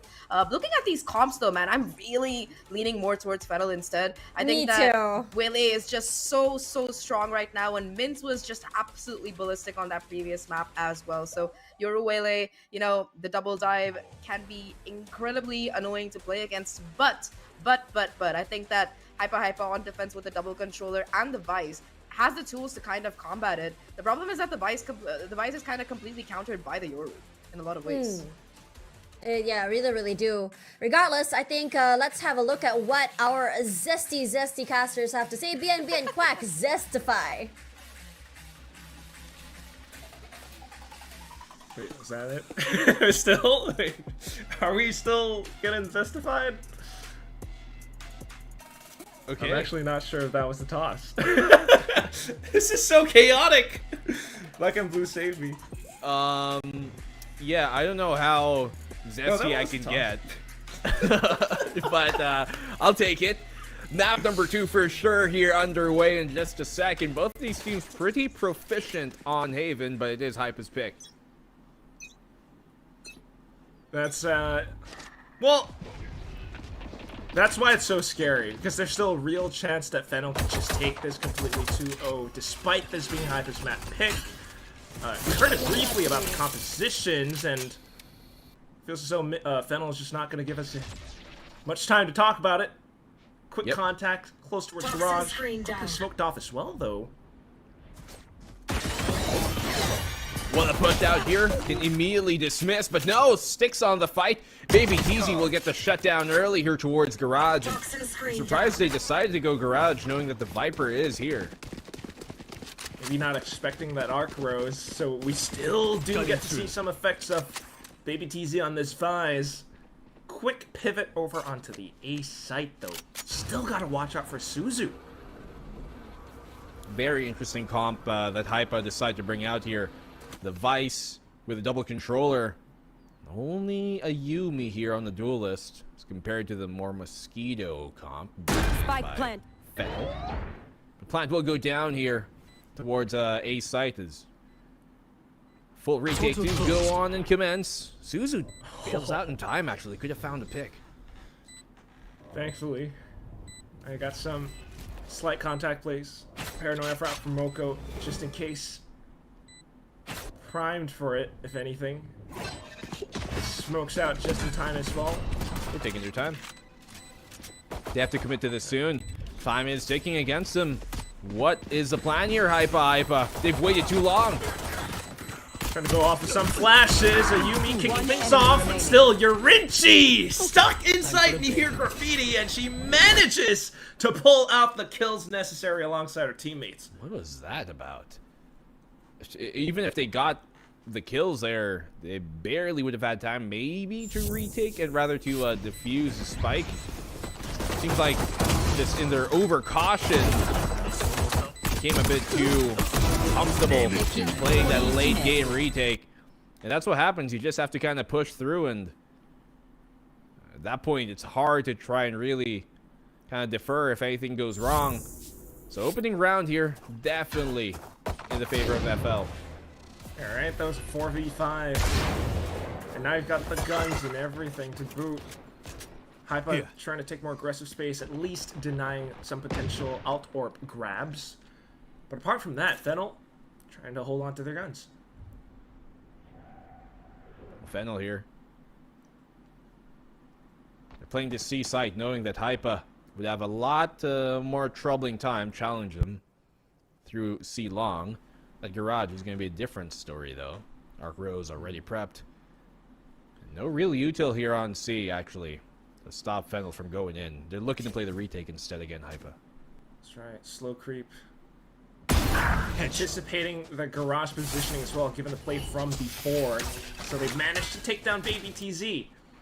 And I just want to point out as well, Moko is the IGL for Fennel here. And she's doing a fantastic job at kind of calling the shots for this team. I mean, look at Yorinchi now lurking up far behind. Everyone posted up around the C site. Well, that's for sure.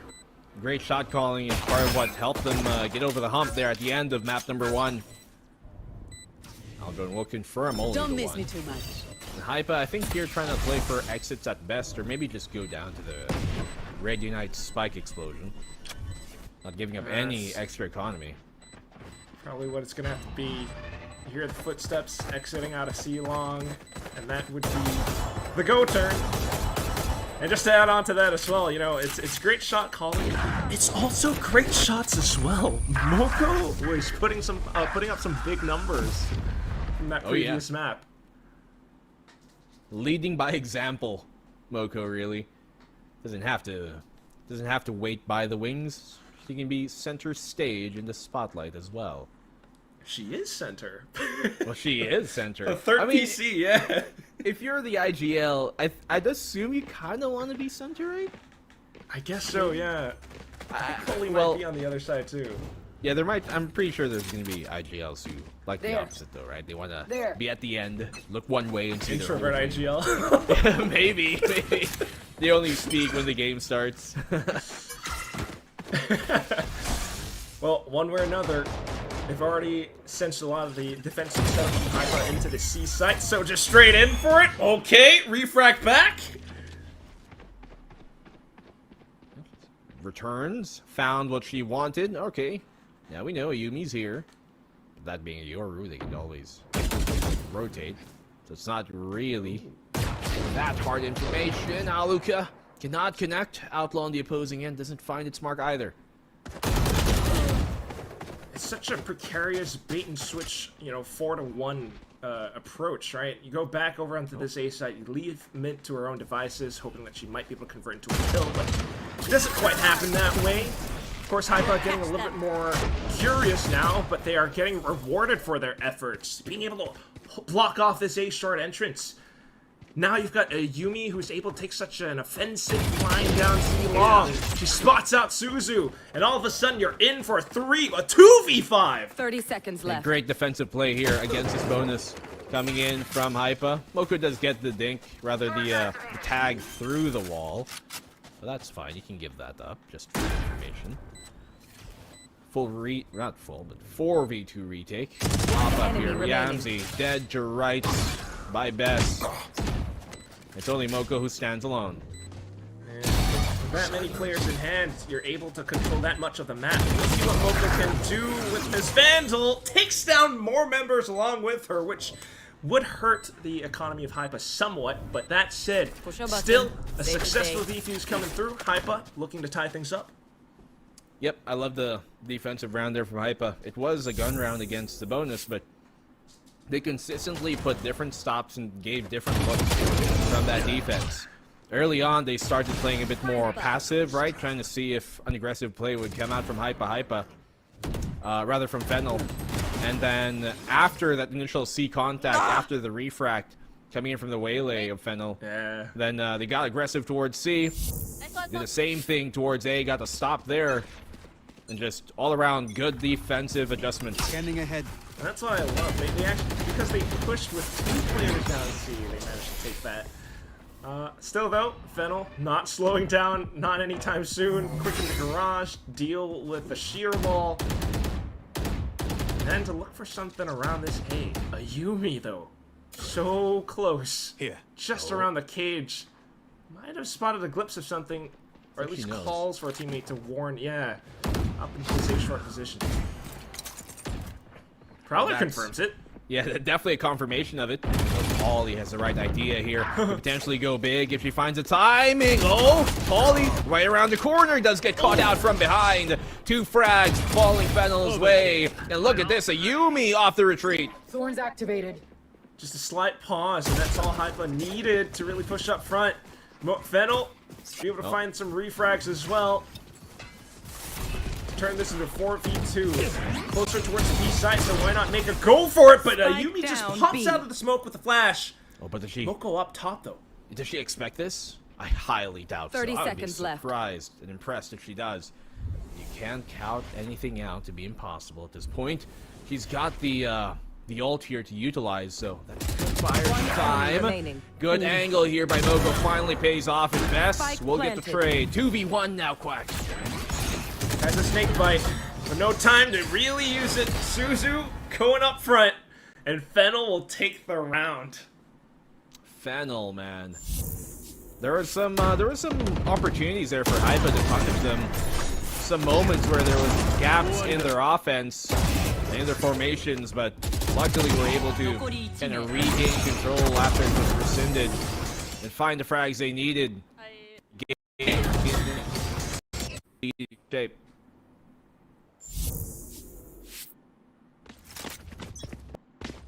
Desperately needed. This is not the way that HYPA would want to start out on their own map pick. That said, though, Fennel just finding adjustments so far. A lot of noise made out, trying to bait them out into deep. Revealing area. Starting out here in the garage, we'll confirm. Baby Teasy is there. Pod. A lot more methodical from both sides. Quick dash on in. Able to clear out the corner. Easy kill for Suzu to clean on up. And they have B-side under wraps, but they actually do pivot back towards grass as Baby Teasy finds one off the push. Unbelievable peak. And now it's Alka as well. Very cautious as to mark down Mint's position. Trying to put together some of the pieces now, though, thinking that Fennel might go back into B or the C site, so some careful checks, and Polly does get rewarded for it. Now this puts HYPA into range of a very successful thrifty black and blue. Stealing that it does. A bunch of them are quite low as well here on the Fennel side. HYPA aren't you well in fighting capacity either. Plant should go down unhindered, but the retake remains to be seen. How will this go for HYPA? If they can take away that Yoru on Suzu, then they have a chance. That's right. Would like to say C Polly, yep, swap that weapon over onto a healthier teammate. Yep. Where are you? Util back in, especially with Ellen to initiate things. Yeah. That'd be. Oh, here's out from the back. A sheriff shot through the engine block. Yanzi tucks out of the speaker. One enemy Getting quickly remaining. traded out. Go now. Oh, and she spins out again. The IGL clutching out for the team. Moko coming in big. It was against the Eco, but pretty juicy there at the end. And you know, her being the highest HP on the team, the only one who even had armor still left remaining. It didn't come down to her. Lead her last 5. You lose the lower HP players to take a fight sometimes. Because you'd rather lose the low HP than the high one. And even they're surprised, Fennel here. Look at the coach.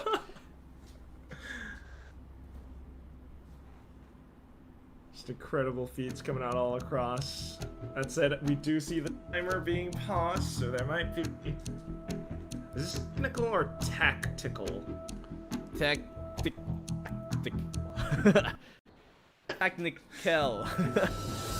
Whoa.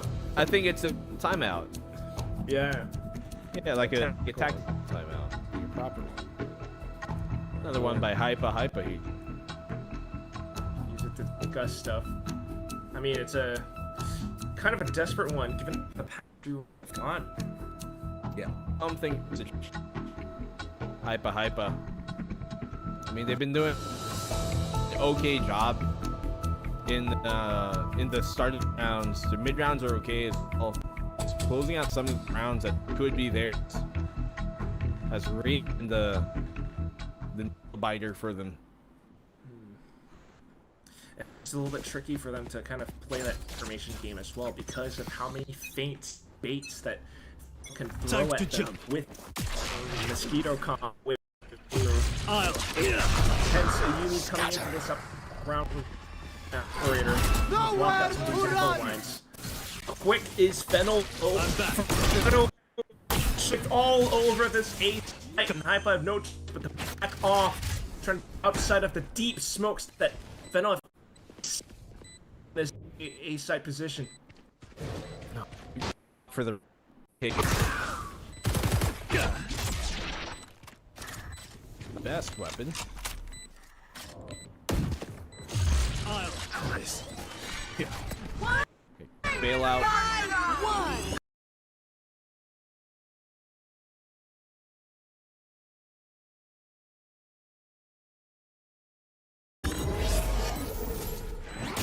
I'm back. This what they have, especially with the Steel Garden at play. Of course, the Waylay getting set through as well. HYPA making a go for it. I'm not sure if the stream died, but I think we're back. It's incredibly chaotic. I'm not sure what happened at the end of the round. I think we're back. It's like a retake. It seems like a Yumi did a Yumi things, and HYPA finally ran him over after the timeout. So timeout well spent, I think. HYPA take a round. Okay. Not gonna lie, I'm very confused, but back into it we go. Yumi and everybody all together, but in this together, folks. Quick push out by Fennel here towards A. Only gonna be Alika to try and fend him off. I think he's gonna wanna pull back instead and maybe look for the retake here if he doesn't find a pick. Yeah, not gonna be able to find too much. Try and work off the guns they do have, so Fennel quickly getting the spike planted.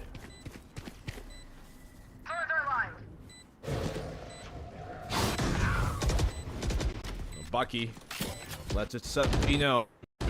Have to be at the forefront of that post during this eco forced by Best.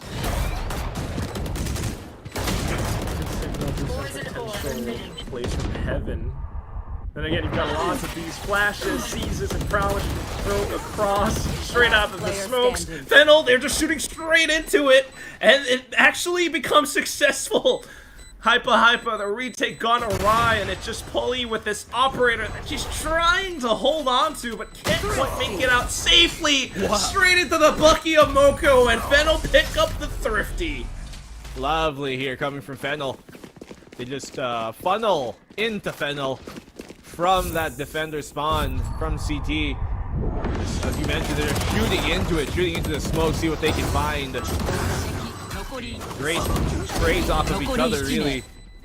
As soon as the Bucky fell down, everybody followed up. That took her down from that range with a left click. Crazy.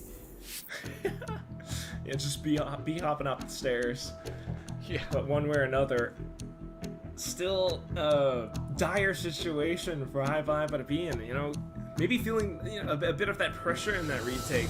Just trying to flush everyone out of A link. Not the best idea.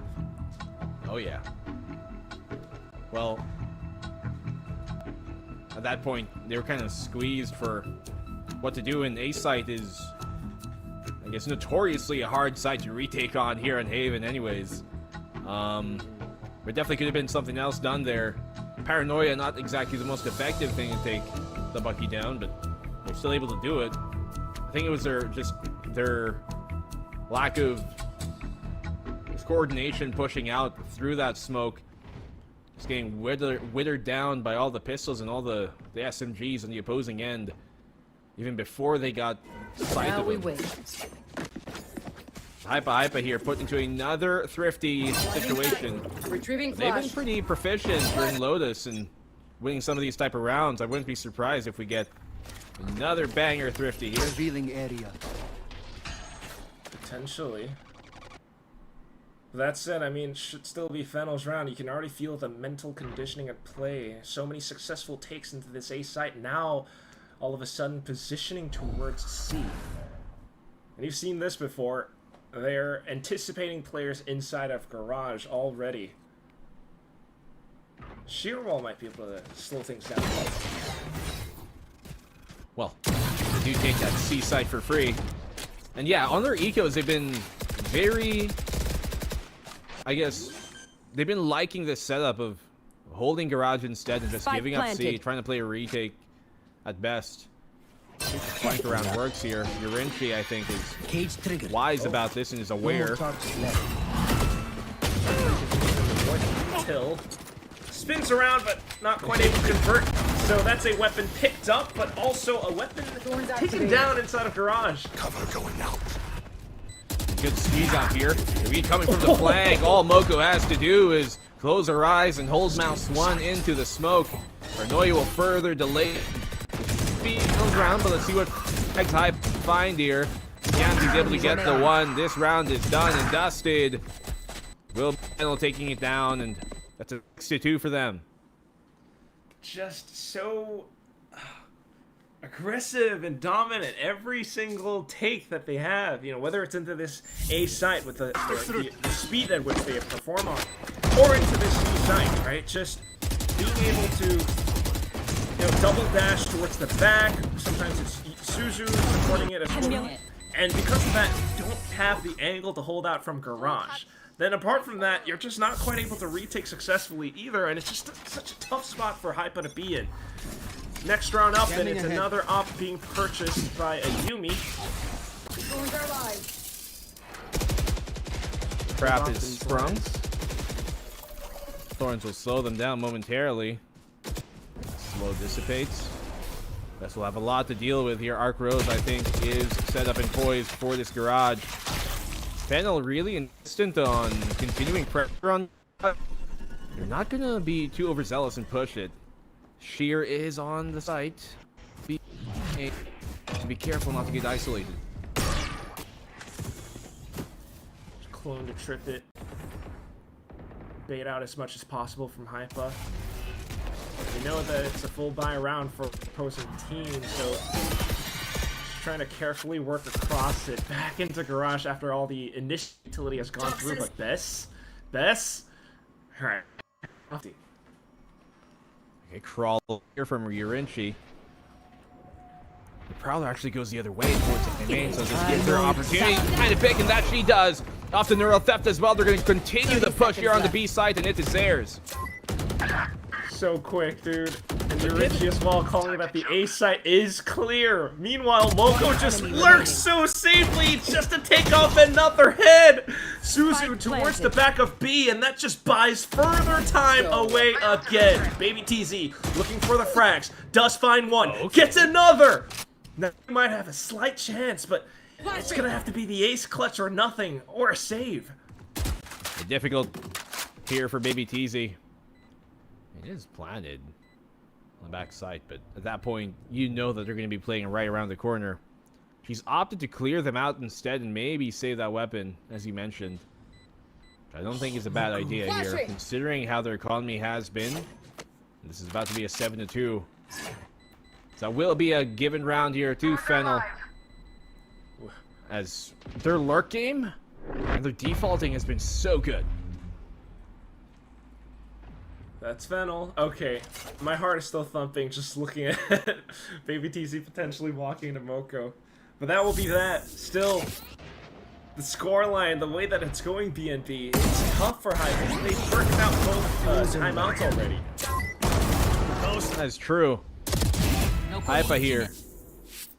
Just struggling to really find their footing on the defensive rounds.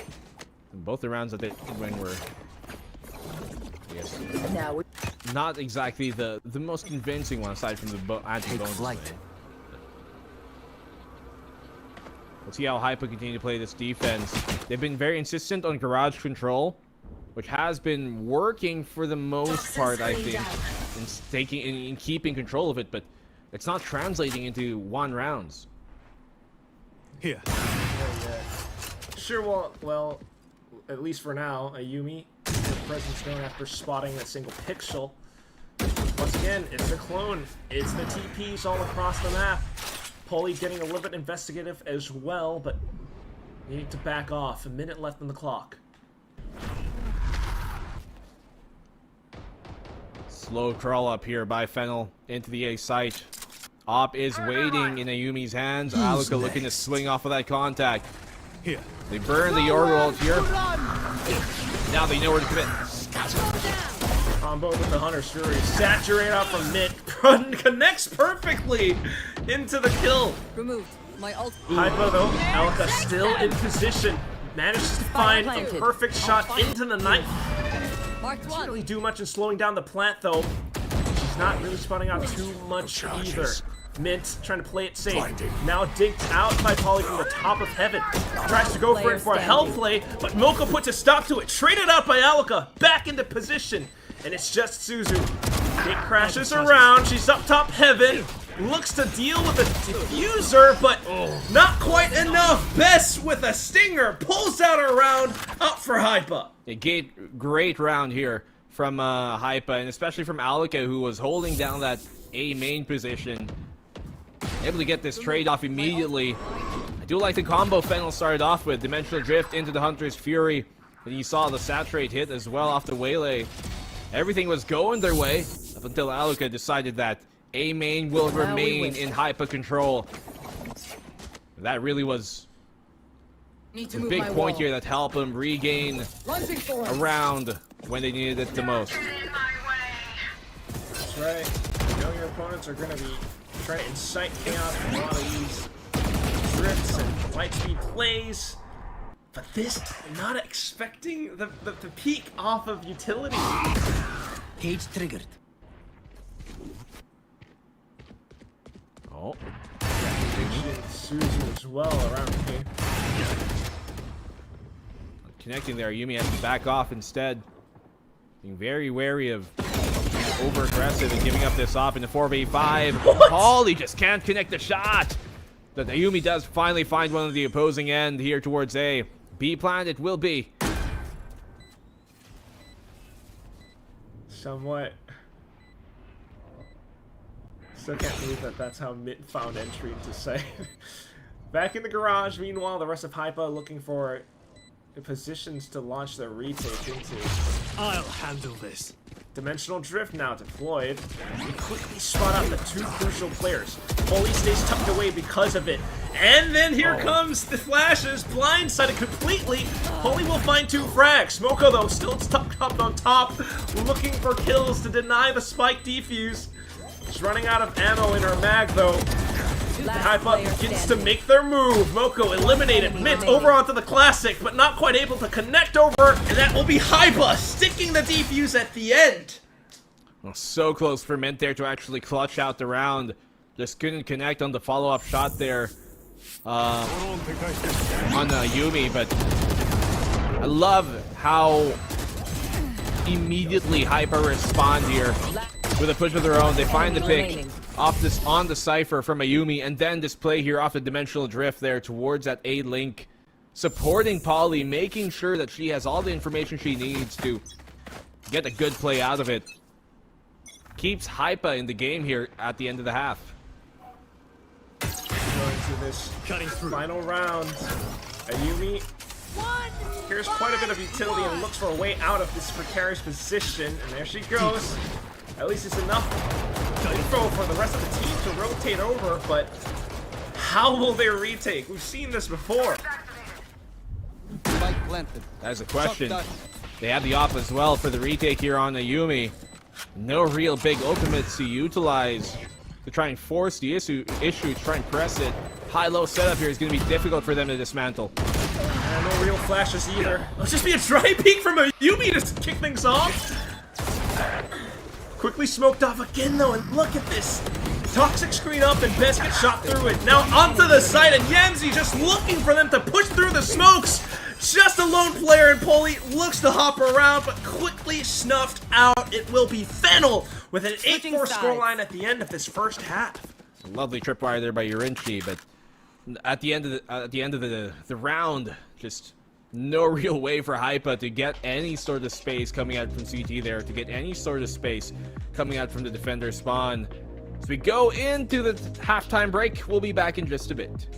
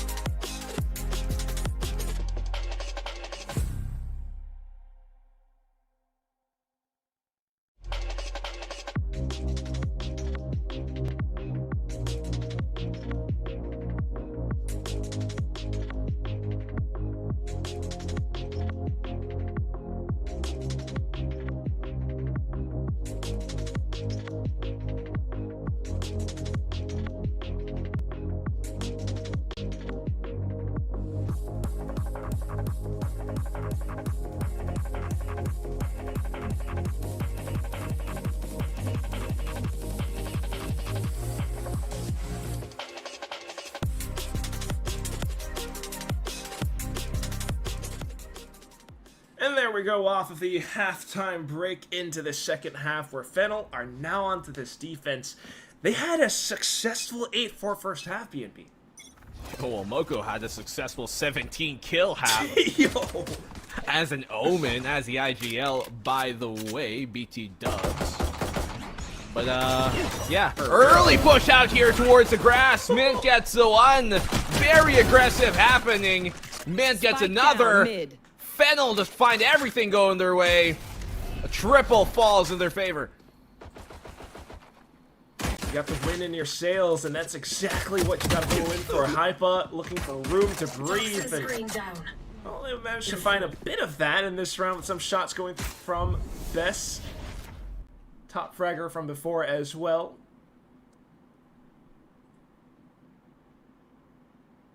Poison orb emitting. Well, slow down suddenly here. HYPA. Last player standing. Oh, he has to pie this carefully. Mint is right around the corner to bring her up their demise. 9-4 to start out this quad kill as well to seal in the deal in the pistol. Look at this push, and Paranoia with the follow-up. Mint, ice cold.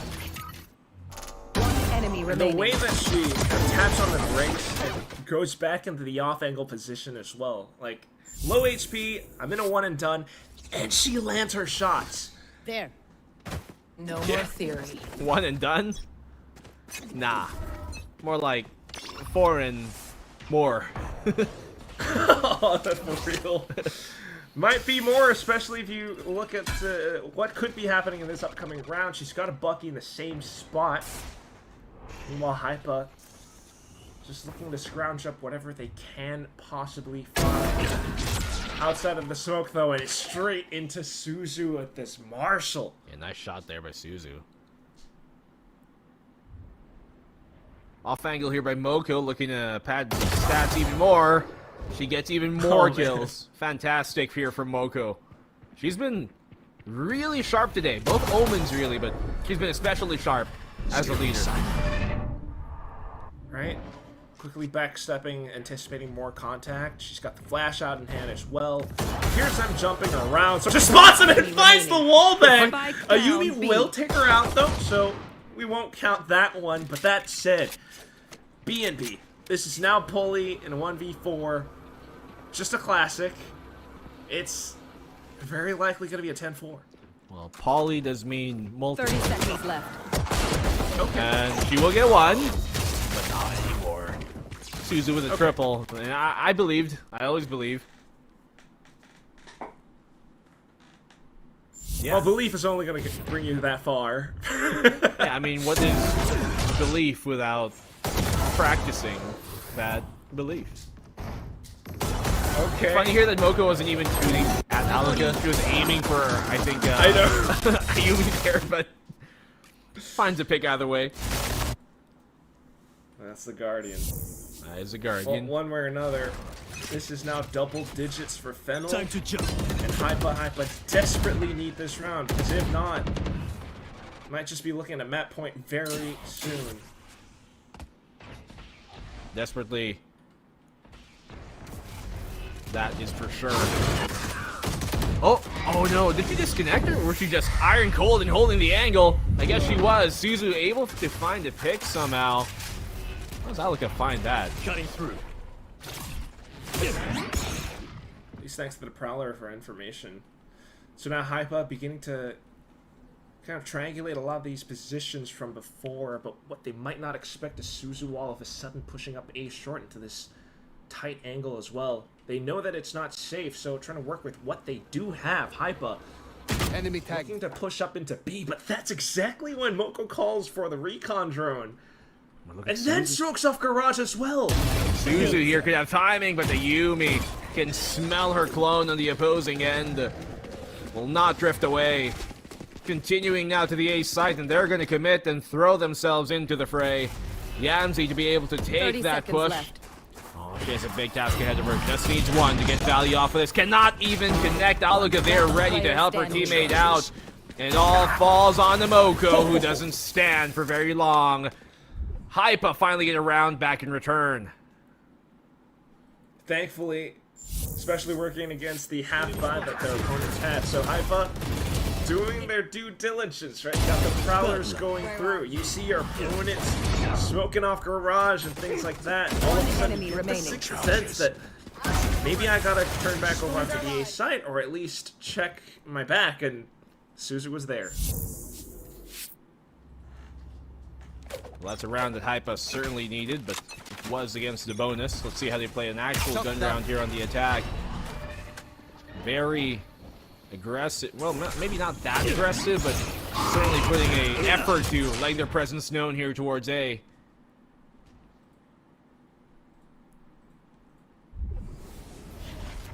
Just a bit. Pulls the rotations across, but not fully committed to it just yet. Well, there's some sort of a defensive stack now here at A. Trying to receive this.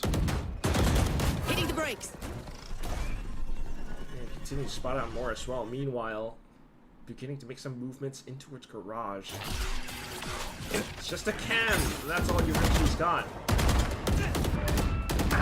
Good bailout there, I think, coming from Ayumi.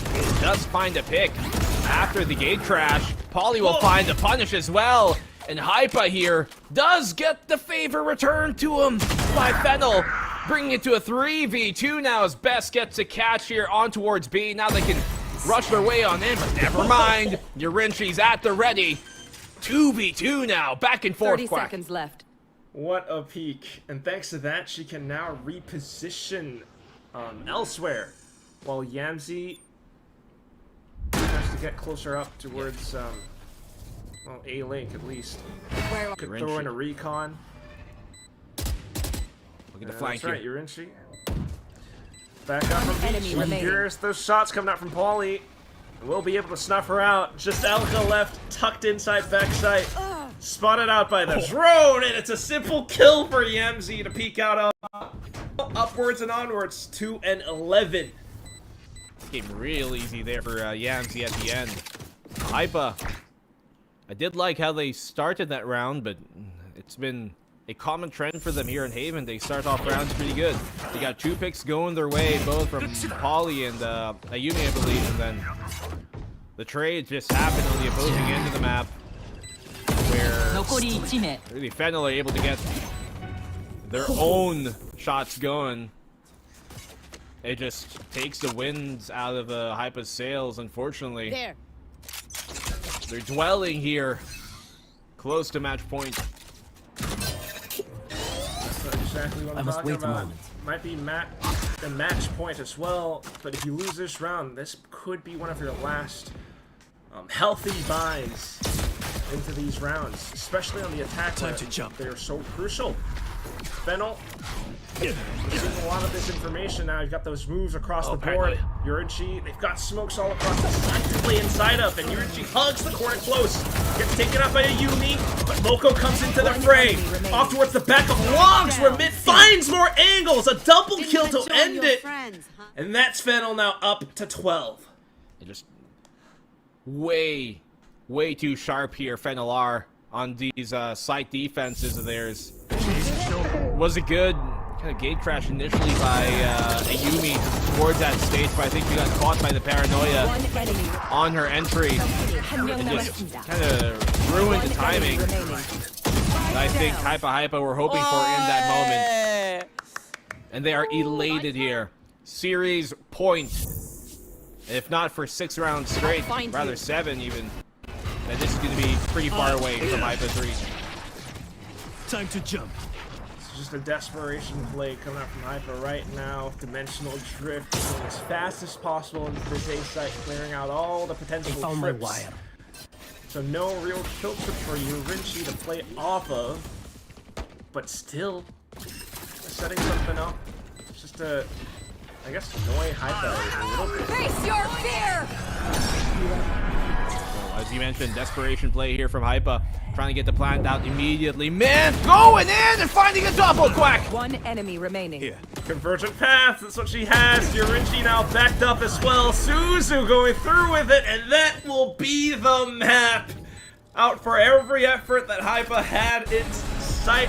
Veto quickly dismisses it with their own ultimate stored up all throughout these rounds. 13-5 BNB. Can you believe it? God, I definitely can. And if you refuse to do so, well, here it is right in front of you. Fennel take the series 2-0.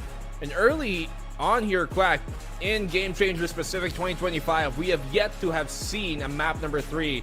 And we're already at day number 2. Yesterday, both games 2-0. This one, another 2-0 finish.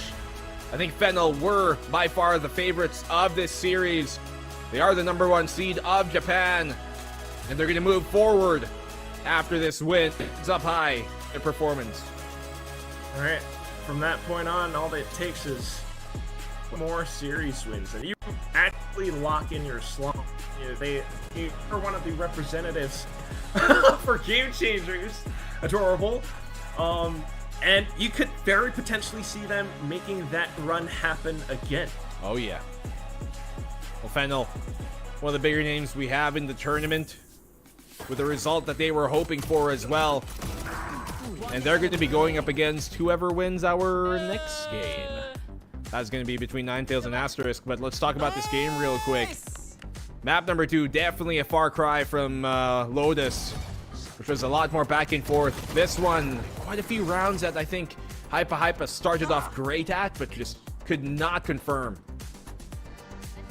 You just really had so many tough rounds, you know, off the rip from the pistol and everything. Fennel came in swinging. It's so many of these trick plays where you have the TPs across, or Mitch just going in that fast with light speed, and down to it all at the end. Moko continuously standing tall to be that playmaker for the team, right? On defense, she's in these great positions, or even on offense, she is in positions where she's able to deny spike plants, always controlling the map with the rest of her team. And having that kind of player, right, just allows you to be a lot more fluid with what you do when you know there's a solid rock behind you to secure these kind of rounds. Individually, for sure, you can see a lot of potential here in HYPA, but there are some quirks in their game that they just need to fix out. Like their plans on the defense here on Haven. The Viper Vice, I'm just not too convinced by it yet. Maybe there's some sort of set plays they had that we weren't able to see them really utilize, but it just wasn't working out for them here in Haven. And this is actually one of their more proficient maps on their older comps. But here in Pacific, still have yet to find what works for them. For sure, dude. Not gonna lie. I mean, you could really see that was kind of the, I guess, glaring issue that they had. You know, not being able to receive a lot of these pushes and advances that Fennel would throw at them with that double duelist. With that said, though, you know, we're going to toss it back over onto our panel to break down more of what went on this map. Thank you very much, Quack and Black and Blue. And honestly, I am quite surprised at this outcome. I was hoping for it to be a little bit more back and forth, maybe a Lotus part 2, but that didn't happen because Fennel really put the pedal to the metal, showing us what speed looks like. Moko especially shone very, very bright like a diamond that game. It was incredible to watch. 100%. I mean, this is the year of the fragging IGL. We had Forsaken in Toronto, and it seems like Moko is ready to continue or take up that mantle at the very least. So yeah, definitely absolute ballistic game for her as an individual, but I think as a team as well, right? I mean, Fennel just looked so in control, so coordinated on this particular map. Like, yes, Moko was again gonna be the MVP today. She came to play, but overall, I think all of Fennel's plays on this map were really incredible. On their attacking side, I really like how they were leveraging Mint. If Mint doesn't get an entry, at least you're able to trigger the waylay wall, get some info. You see 3 players, you go off to the opposite side. Like you mentioned also, Moko and Yurinchi just consistently maintaining that map control on the attacking side as well, not letting HYPA do too many things. And of course, HYPA in a lot of rounds, they were playing for the retakes as well, which I mean, often even if they had an advantage because of the time pressure, they weren't really able to convert unless they had an ult or two. So I think it was a very difficult or competitive first half for them. And in the second half, yeah, it was just Fennel completely popping off, in control. I think they only lost 1 round in that entire half before they closed them up 13-5. So yeah, I just think that when you're going up against these double dive comps, especially when you're running a Vise, it can be very difficult to try and stop it, because once your shear goes down, you're not going to have any more stalling utility really available. And you can just trip that with a Yoru clone or a Waylay like Lightspeed. So yeah. I was gonna say also that on top of that comp diff as well, I would say that not only was the win the win rate percentage 83% was a lot high. I wanted to believe that okay, Japanese style play and Southeast Asian style play will be very different. It can go toe to toe, but it just really shows in the way they play as well. On top of that, I think the way that these teams play, especially Fennel, aggressive on that defense, caught so many rounds, caught HYPA off guard. It was very fun to watch. You know, when you have mid running forward with the paranoia as well as the backline rushing at you, what are you gonna do in that situation? Regardless, enough about that particular game. 2-0 in favor of Fennel. After this, we're gonna be looking at Ninetales up against Askers. So don't go anywhere. We'll be right back for more Valorant Game Changers Pacific.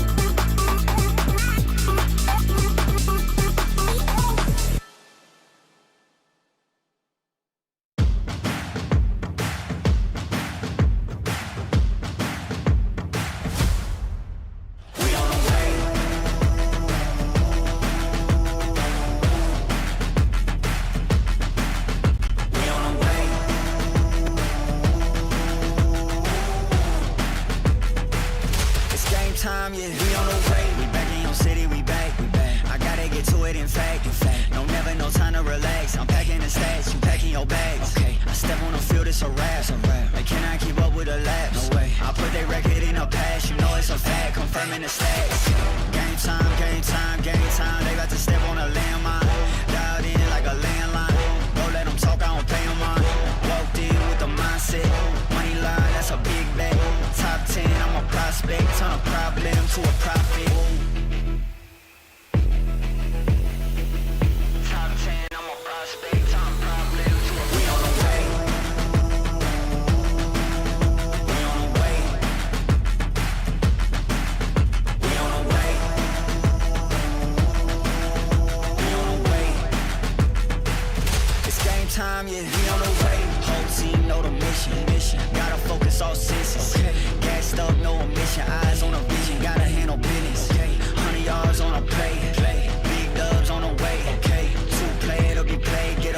race, we are not the same. Get down in the city, I'm back on the base. Gotta get to it, no pain is safe. Running the game, they running away. They running their mouth, you know they are fake. Pick a side, okay. Is you on for the ride? Okay. New kid on the block, next up, best up on the rise. New kid on the block, next up, best up. We on the way. We on the way. We on the way. We on the way. It's game time, yeah. We on the way.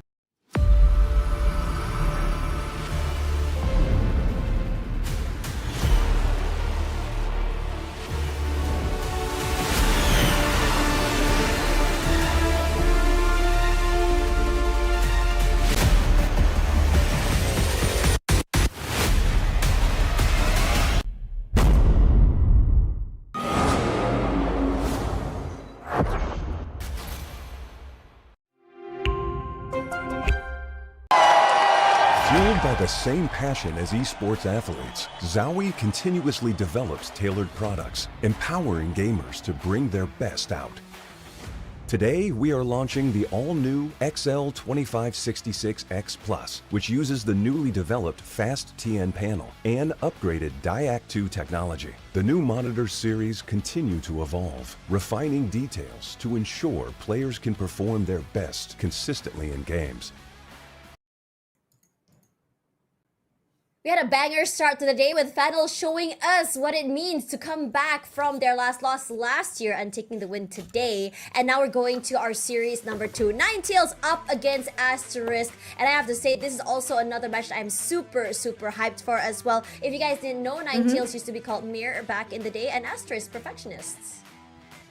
Yeah, both of these teams under those names, Tash, qualified for last year's championship. I think Mir came third, fourth. They made it to the playoffs, but I think they lost to Zeta Division, who eventually ended up taking the slot, one of the slots for the championship. So yeah, I think they made it pretty far last year. And this year, the core is still the same. A couple of players have been shuffled, but overall they've been looking even more dominant. I think they have a 17-0 record in Korea, if I'm not wrong so far. Yeah. So they've just been winning game after game, like complete domination in their region. So yeah, definitely one of the favorites heading into this. I mean, of course, you could say that for at least two more teams here that they've been dominating in their sub-regions. Yeah. So yeah, it remains to be seen how they face off against the remainder of the Pacific teams for sure. But Asterisk, I mean, honestly, this is a team that personally I feel very special about. I'll share some fun stories later about them, but a bit more of a rough road for them, like you said. The core from last year under Perfectionists, they were one of the first teams to go out, unfortunately, but I think this year they managed to make some roster changes. They looked really good in Split 2. We'll go into more stats later, but I'm very excited to see how they represent South Asia here. Oh yeah, I'm very excited about that, because for me, when you look at this team, I mean, for a long time, a lot of variety, or majority of people thought that Velocity Gaming X was going to be, you know, one of the favorites to go. But Asterisk showed us a lot of what they can do. A 3-1 win in that grand finals is, I would say, quite a dominating win. Of course, their team comes with a mixed roster from South Asia, as well as one Filipino player. If you guys don't know, Twirly, she was one of the most veteran Best players Neon. in Southeast Asia. Also, as you said, Best Neon as well. She's fast, she's aggressive, and I am super excited to see what she brings to the table for this team. Yeah, I mean, all of these players, veterans of the scene. I mean, both Casper and Twirly used to play in SEA, Meow 16K as well. I think everybody here, except for Ven, who's a more newcomer on the block here, who joined for Split 2. I think everybody here has been playing in Game Changers SEA before South Asia was established. I think that a lot of them have individual accolades as well. I think it's the first female Radiant in India, and Elubu was the first female Radiant in Pakistan. So very multicultural roster here that have come together to play here at Pacific. And I think for this roster as well, despite them having more ups and downs throughout the year, like you mentioned, Tash, they look very convincing during Split 2. And I think they finally kind of managed to make things click, I would say. Yeah, making things click is something that I think is very important to see as well. You know, as you said, this is, I would say what they want to do is to be able to fulfill a comeback here for them after being eliminated fairly early last year as well. But not to say that, you know, this team, Ninetales, excuse me, is going to, you know, give it to them without a fight. This is a team that hasn't had a loss since GC Korea Stage 1. That was all the way back in April. And they are looking very dominant. I believe when you look at their matches as well, they only dropped, I think, three maps total throughout the entirety of this year, which shows that they are very prepped on so many different teams, so very many different maps as well. So I am very looking forward to see what exactly they bring to the team. Now, coming into the map Veto later as well, I am very excited. There are a lot of maps that we're seeing repeated throughout the entirety of yesterday and today. Firstly, for me, I would love to see a Corrode. We haven't seen it yet on GC. So, you know, for me, the more Corrode we see, the more I can learn about the map to see how the mindset works through that game, or that map, excuse me. But in your opinion here, coming into this game, you know, we've seen a lot of lore coming in from you for Asterisk. But what about Ninetales? I mean, in terms of lore, I don't have personal stories since I haven't met them yet. Hopefully someday we'll get to. But I mean, in terms of lore, yeah, I mean, they were the dominant team. They have been the dominant team in Korea for about 2 years. Last year under Mir, like you mentioned, and this year, of course, as Ninetales. I think the core has remained fairly the same. They had a couple of roster changes. 332, Haste, and I think Dana were all there last year. So really talented team, I would say. And even in their last year's games as well, they looked very convincing right until the end. In fact, even the game that they lost against Zeta, it was neck and neck. I think so. It went to all 3 maps. It was a very competitive and close series. And I think this year they managed, like you said, even stronger. Just dominating, only dropping 3 maps. I mean, the stats say the story, right? Almost everything is like 100% for them. So Yeah, we were looking at, I think when you look at map similarities between these two teams, I think it was quite similar. We saw Haven, we saw Ascent as well coming out from both teams in terms of how well they play, and now it just comes back to, you know, how exactly you're going to be executing on the bigger stage of APAC compared to South Asia as well as Korea. You know, when you go through these two teams as well, you know, let's talk a little bit about Ven personally. You did say she was a newcomer here. When exactly did she join, and what have you seen from her in terms of performance? Honestly, Ven, I think, joined the team just ahead of Split 2. I think she's played in a couple tournaments, like local tournaments before. But compared to the rest of the team, you know, who have been playing in Game Changers for the last 4 years, I would say that's why I would call her a newcomer. I think that the team, what she brings to the team as such is just somebody who is willing to play with the rest of them, somebody who is great in her own right, but also somebody who sets up the rest of the team. Because I think that for the side of Asterisk, they've got a couple of really strong individual players. Like, I think Casper is probably the one I would highlight the most here. She's been incredible throughout all these years, I would say, and her Omen is probably one of my top 5 Omens in the region. That said, I think that this team is a little bit of an underdog coming into this matchup. They've had a bit of a rocky year, a couple of roster shuffles, and I think this tournament right now means a lot to them, especially after last year's elimination, like you said. I think more than Ven, it depends on overall how confident they're feeling heading into this, because I think last year confidence was one of the things that they seemed to struggle with a little bit in terms of how they were playing games. So I think kind of be taking into this series as we go forward. Yeah. Now on the flip side here, when you look at you know, Ninetales, they come from a very, I would say, very stocked roster. They also have big coaching staff behind him as well. The 972 as their head coach, Gunny as coach, and HYPA as well as assistant coach, which I think gives a bit of an edge compared to the rest as well. You know, with what you said, you know, a bit of a roster change coming in from Ninetales, with the core remaining fairly the same. What are you expecting for the team in terms of dynamics? Honestly, I expect them to be really good, because you don't win 17 series in a row without being really in sync with your teammates. I'm expecting to have like really good coordination. I think that if you look at our previous series, I think that was the biggest difference between the two teams that played. I think that HYPA struggled a little bit in terms of just spacing and how they were coordinating with each other across the map. I think quite often we talked about the trade difference, like how you know, they struggled to trade compared to Fennel, who were just absolutely popping off. So I think that both teams are going to have to focus on that aspect of it, depending on the map, of course. I mean, especially on these 3-side maps, the moment whichever team loses the first player often tends to lose the whole round. It's much harder to convert 4v5s on these rounds without like crucial ults and stuff if you know, you go down early. I think that's going to be a pretty important factor here. But overall, I think that for the side of Ninetales, they shouldn't really have as much of a problem in terms of synergy. Asterisk as well. I mean, Meow16k and Casper have known each other for several years, actually. Yeah. At the very least. So I'm pretty sure these players are also very familiar with each other. They played against each other for years. Now they're playing together.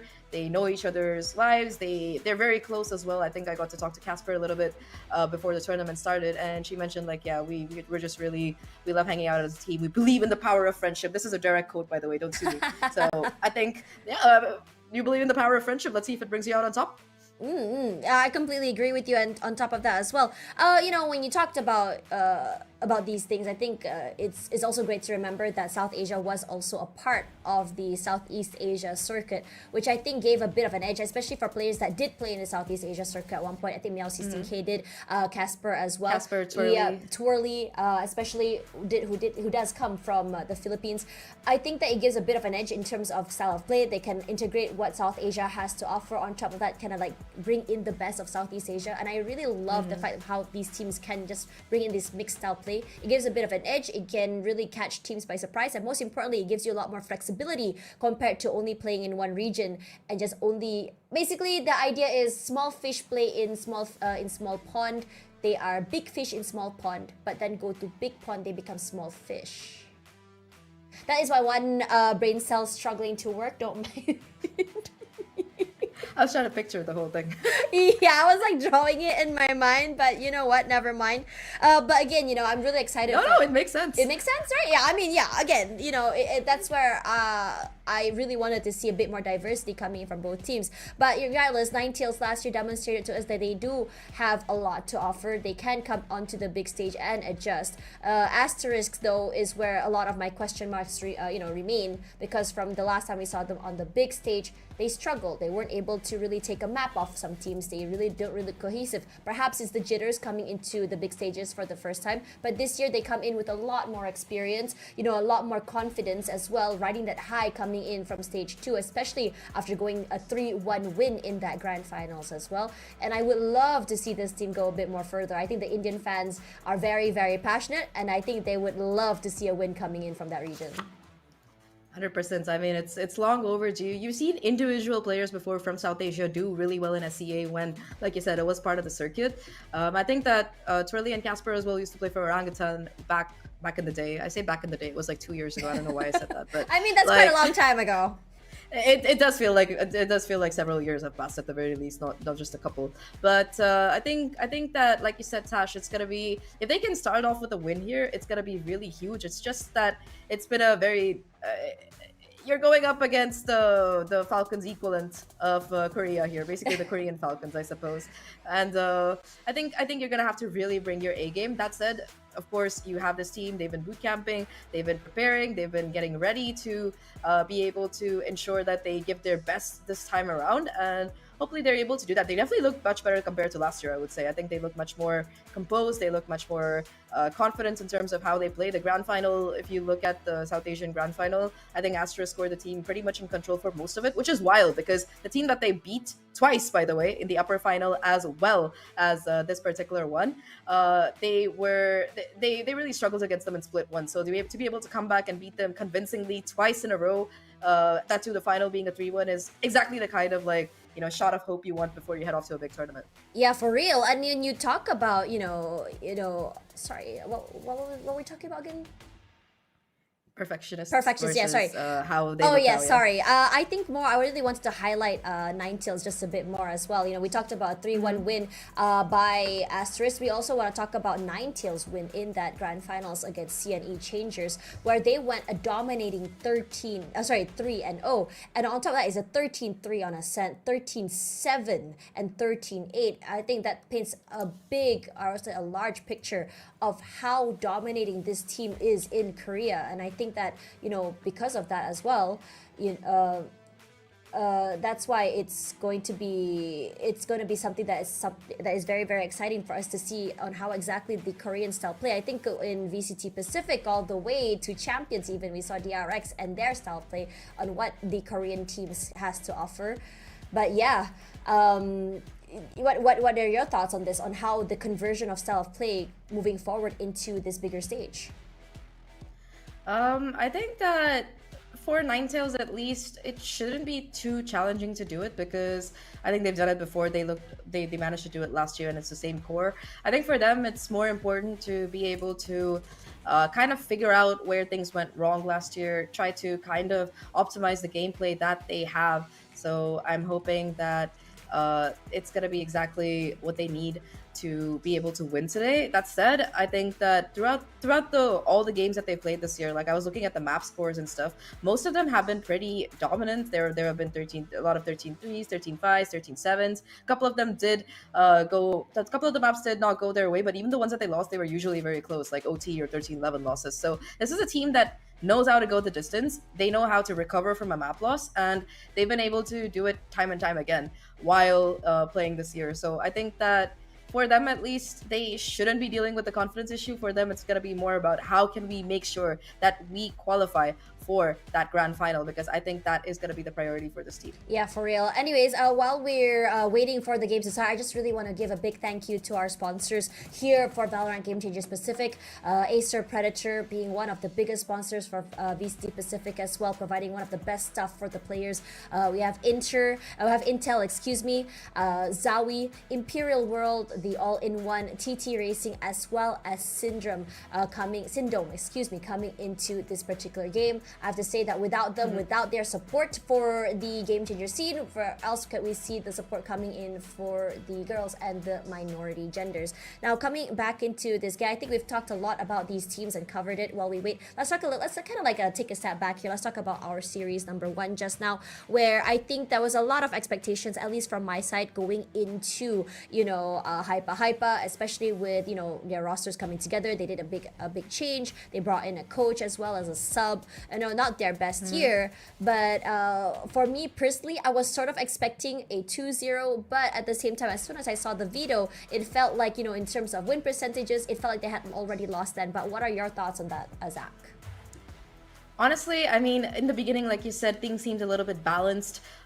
First map especially was an absolute banger. I think that until round number 19 or so, I do think that the advantage was with HYPA. It was just that thrifty conversion off that 4K from Moko that really seemed to stall their momentum. Moko was crazy though, let's be real here. She was incredible. She had so many intense smoke plays. She was her. She was her. That yeah, day. She was her. Top fragging on both maps while playing Omen and IGLing for your team. Yep. That's just GOAT. That's just being a GOAT. For real. But 100%, yeah, we are Moko Glazers today, and I think that's completely fair. That said, I think that for the second map, even though like the first half was a little bit slow for HYPA, I think that they really struggled to recover in the second half on Lotus. I think that right from the start, it was extremely nice defense coming out of Fennel. They were constantly being able to get that crucial info, again, thanks to the comp that you're piloting. That Waylay was just so instrumental in a lot of these rounds. And of course, you got Yoru. Suzu with the Outlaw and the Marshal was just doing absolute God's work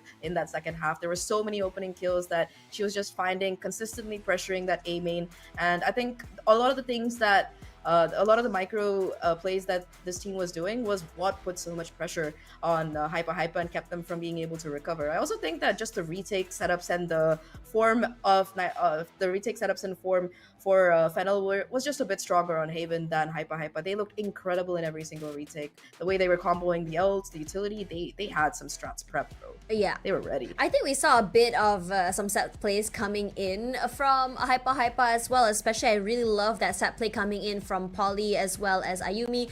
Having Ayumi come into the Dimensional Rift and just baiting for Polly to be able to just really swing out of that flash was just phenomenal. But it just felt more heavy, but it just really relied on these very, very small set plays to be able for them to just really claw their ways to that backline. We talked a little bit about how Ayumi got shut down. We saw a lot of brilliance coming from Moko. I think her TP plays, her off angles are just so phenomenal to deal with. If you're not dealing with Moko, you're dealing with Mint going very, very aggressive early. HYPA was just not ready to deal with all of that. Now, moving forward for this, for HYPA and going into this next series, what do you think HYPA has to fix? I think for HYPA heading into that lower bracket, I mean, they are old hands at the lower bracket run. I'm not worried about the lower bracket for them because I feel like they actually get a buff when they head down there a lot of the time. But I think, yeah, the main thing they kind of want to fix is their trade potential and their map control, especially the first one, because like we highlighted on that Lotus especially, so many times players were left on an island. Even if they were able to get a kill, which is the best case scenario, before they go down, I think that every time a Fennel player went down, there was always one more to step in and fill the gap and find some revenge. But a lot of the rounds you didn't really see that coming in for the side of HYPA. So I would like to see more of that. Find your buddy, hold hands, shoot together. That's exactly what you need, and that's kind of what Veto were doing really well on that map number 1. So I think that's something that I would like to see coming in from them. I think that when you're playing these 3-side maps as well, you kind of want to look a little bit more aggressive in terms of the control that you take. So hopefully we'll be seeing more of that. But enough yapping about the previous game, Tash, because we've got our players coming in for this one map, series number 2 of the day, Asterisk versus Ninetales, South Asia versus Korea. Oh, I'm so excited for this one. I'm so excited for it too. Okay, we're not seeing the players here. They're coming in and walking in right now. Let's have a look at what exactly they are going to be showing us. Asterisk looking really fair and confident. So, you know, a fun story about Meow16K. I actually probably wouldn't be a caster if not for her. Oh, really? I think that, yeah, way back, like when Valorant came out, there was like a girls' tourney and she was the one organizing, like she was participating. She organized it. No.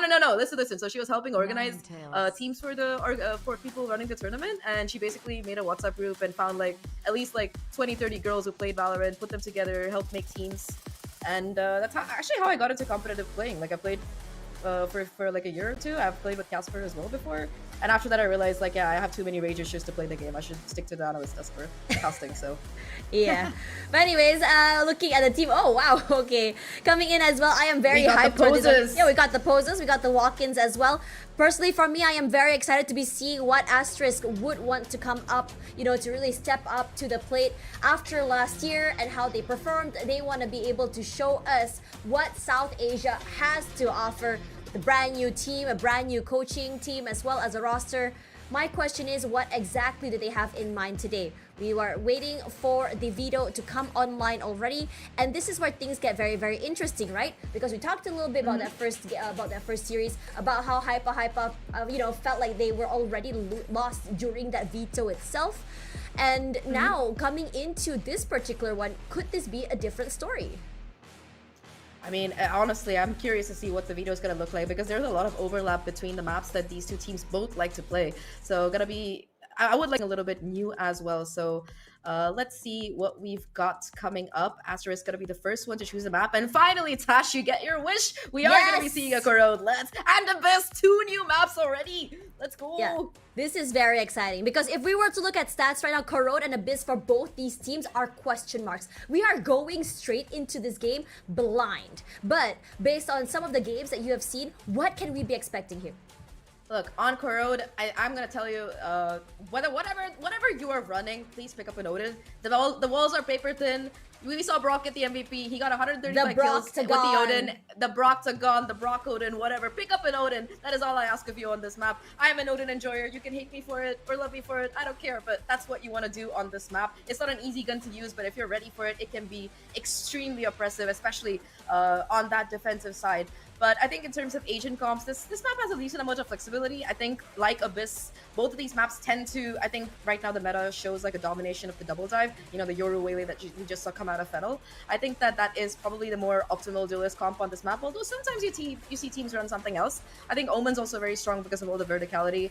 And you can run a secondary controller as well. I think for Corrode, I think my favorite comp personally would be a single initiator, double controller, double duelist comp. You want to play flexibly around the map, but looking at what we have locked in here, it's gonna be a single duelist and double controller on both sides. You got the Viper coming in, which I personally really like. There's a lot of nifty walls and lurk plays that you can do in mid with it. I think it's gonna be very instrumental for maintaining control.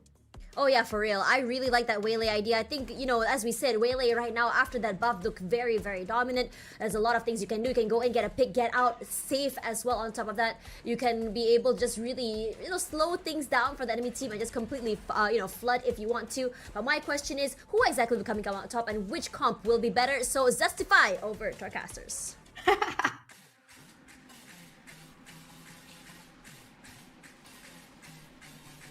Oh my god, there's Zestifying again. But okay, no.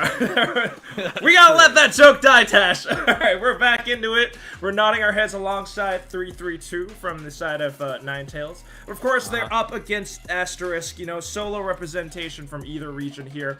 And it matters so much for either of them, really, to make it through the stage. Yeah, I mean, you look at Ninetales, right, and the kind of tear that they've been throughout the Korean split, barely dropping a single map throughout their entire run, and they've definitely proven that they deserve to be here. But Asterisk, let's see what they can bring to the table as well as we start off this series here on Corrode. Seems like early mid aggression from both ends. Looking for it. Oh, through the screen though, and Elu finds first contact, but instantly the trades come through from Ninetales. Yeah, lovely stuff here coming from Ninetales. They shut it down immediately. The aggression being shown by Asterisk. Well, you can put one on that. Casper. A bit of damage here. Hang back too, knowing that they're going to continue to peek out, but numbers too overwhelming. managing to get just one. Ninetales with the pistol. Ninetales here. Early shutdown, Quack and I. Love how they both had the same idea, right? Let's fight for mid. We've got both Viper walls here down anyways. Might as well make it a bit of a mosh pit, and Ninetales come out on top. Cheeky defensive plays. Hitting their shots, and Ninetales, the start they want. I mean, ultimately, in the Veto, this was Asterisk's pick, so even better. Toxins going up. Okay. Carry forward with it at least. Mid control was great, why not do it again? Of course, Asterisk, though, with different options, different ideas, just looking to spam through. A lot of smoke's already being baited out.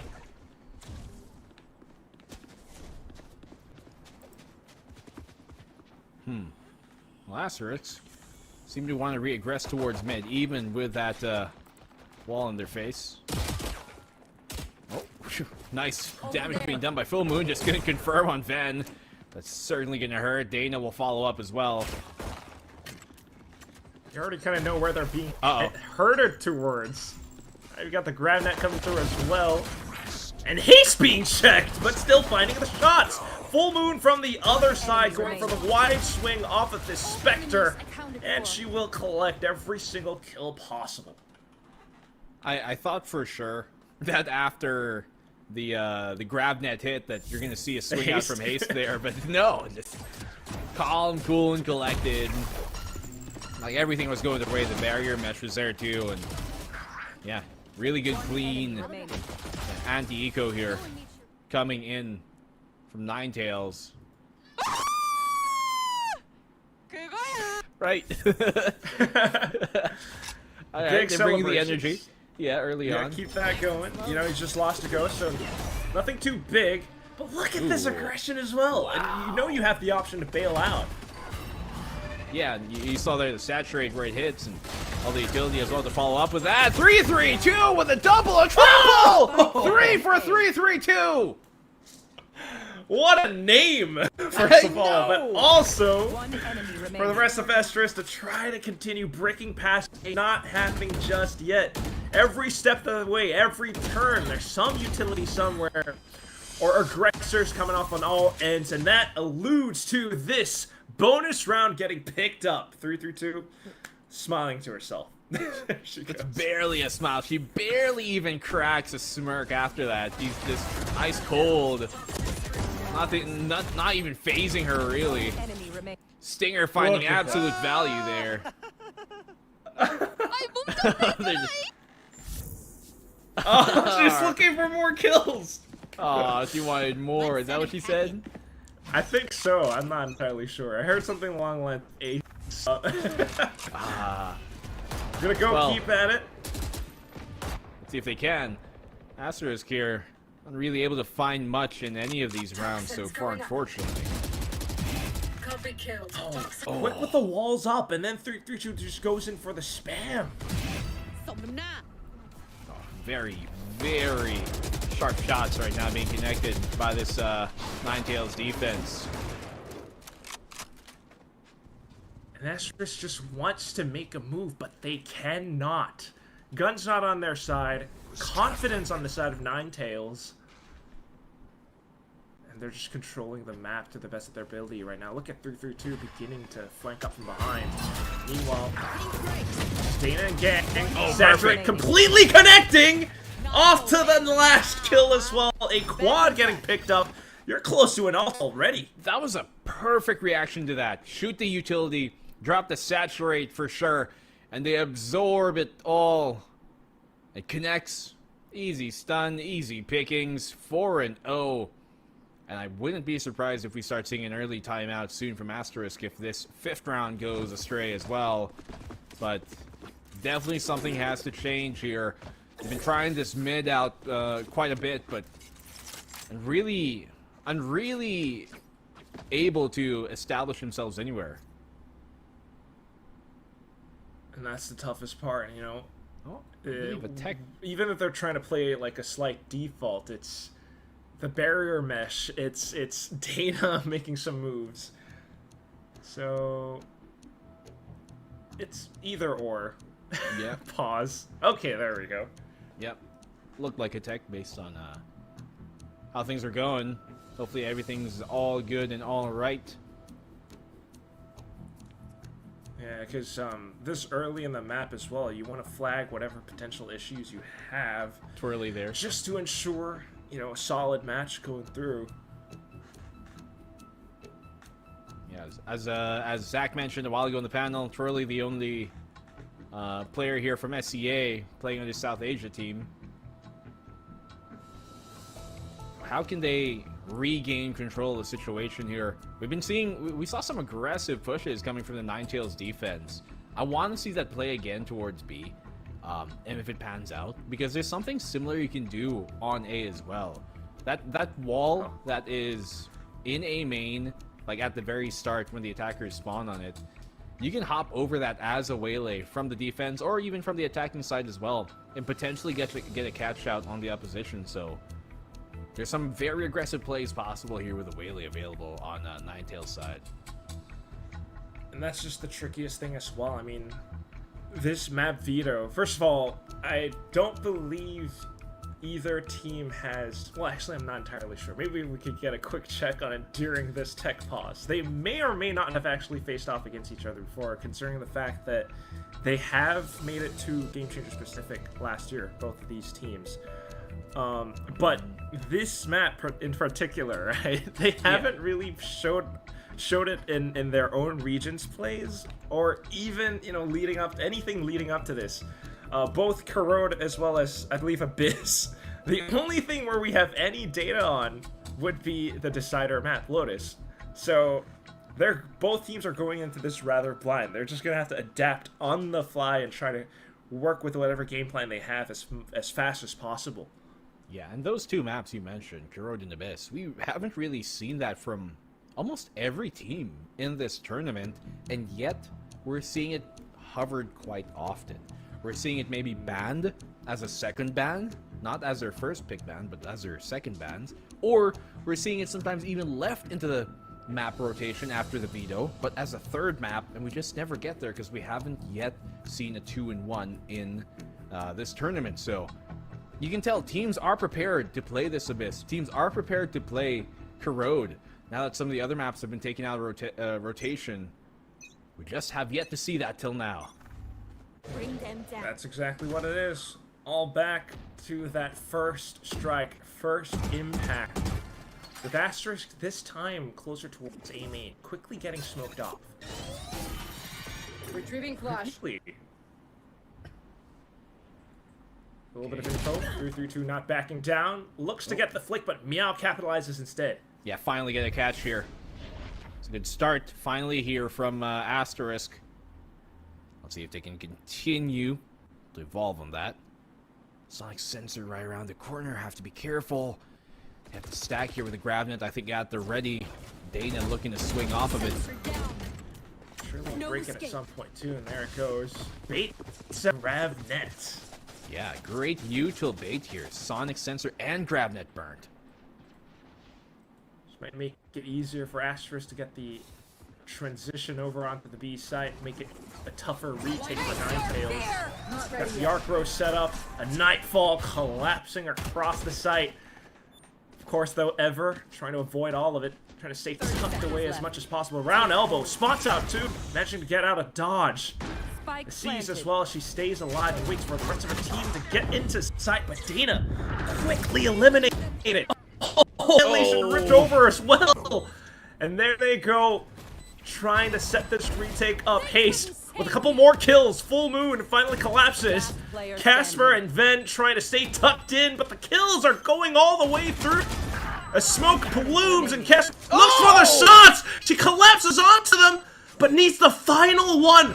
One round left in the mag. Swapped her to a different weapon with the hot sent out. Timing! And she catches onto the... What a clutch from Casper! Not so friendly ghost she seems to be. Casper making it happen, isolating the fight, takes a player down in heaven. Swings wide, gets another headshot. And even with the cocoon catching Meow off guard, still even better here coming in from Casper, tucking herself in the corner. Asterisk finally get their first round on the board, but it came so close to being another Ninetales round. Bring them down. And that will be now Asterisk's chance at beginning to pull some rounds in together, back into its A main. There. Careful and cautious. Once again, maybe trying to bait out more utility with BNB. I mean, I think that should be the game plan here by Asterisk in general.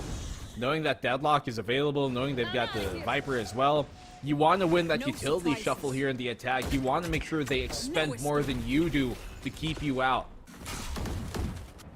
Be right back. Does get sent out though. Asterisk just quickly working across it. Now managed to slip through thanks to the smokes available. Oh, but barrier mesh in their faces. Okay. Execute here to come on in a second. Defender side is heavily fortified here on CT. See a TP by Haste into the site itself. Will he find the timing? Yes, Meow will! A flurry of frags on the site itself, but for the most part, Ninetales in control. Haste with a double, a triple now for Haste! Quick and easy as Ninetales gets a 5th round on the board. And you can just see how quickly it all unfolds as well. It's such an awkward pause that Asterisk has to go through when that bear mesh comes in BNB, and then for Haste to toss in flashes and to play that tightly around the off angles as well. My goodness. A great hold here coming from Haste. The rest of NTZ really forcing Asterisk to have to work for every inch of ground. Like, they might have been able to take elbow, but that's all they really gave them. Asterisk could not step foot into the site itself. Barrier mesh up here towards B main. 3-2-3 with a quick and easy pick. She actually goes in for the repeat as well. That's the darndest thing. Now Dana fishing out around middle as well. And you don't see anyone else. You've got all this Deadlock utility blocking off the B main too. So Asterisk has no choice but to walk back into, well, the danger zone, essentially. Dana confirms info. Eluwu goes overdrive. Hello? Oh. The back lines ever collapses onto the back, and Twirly finds a shot. Outlaw firing through though, and it's 3-3-2 with a knife out. She gets caught. I thought she was gonna hit that. But Casper in another clutch situation here, Quack, but well, Full Moon just has a better angle, a better position to catch her off guard. What a round. Exciting rounds. It wasn't eco, but definitely brought the entertainment value. As you mentioned, the re-peek into that is kind of... It's wild, but she hits it anyways and finds 2 in the round here with this Outlaw. Going in for that overdrive too is not something that I fully anticipated, but there we go. She was lucky she was very evasive with that ult, because Ever just could not hit the shot to their back turn there real quick. Got away with a bit more than you expected for a while, yeah. Here's that B main aggressive push again we were talking about. That's right. And it's coupled with the Viper's Pit on A main as well. Then you've got 2 more players just to watch down middle. Asterisk have obstacles ahead of them, but they're being very cautious.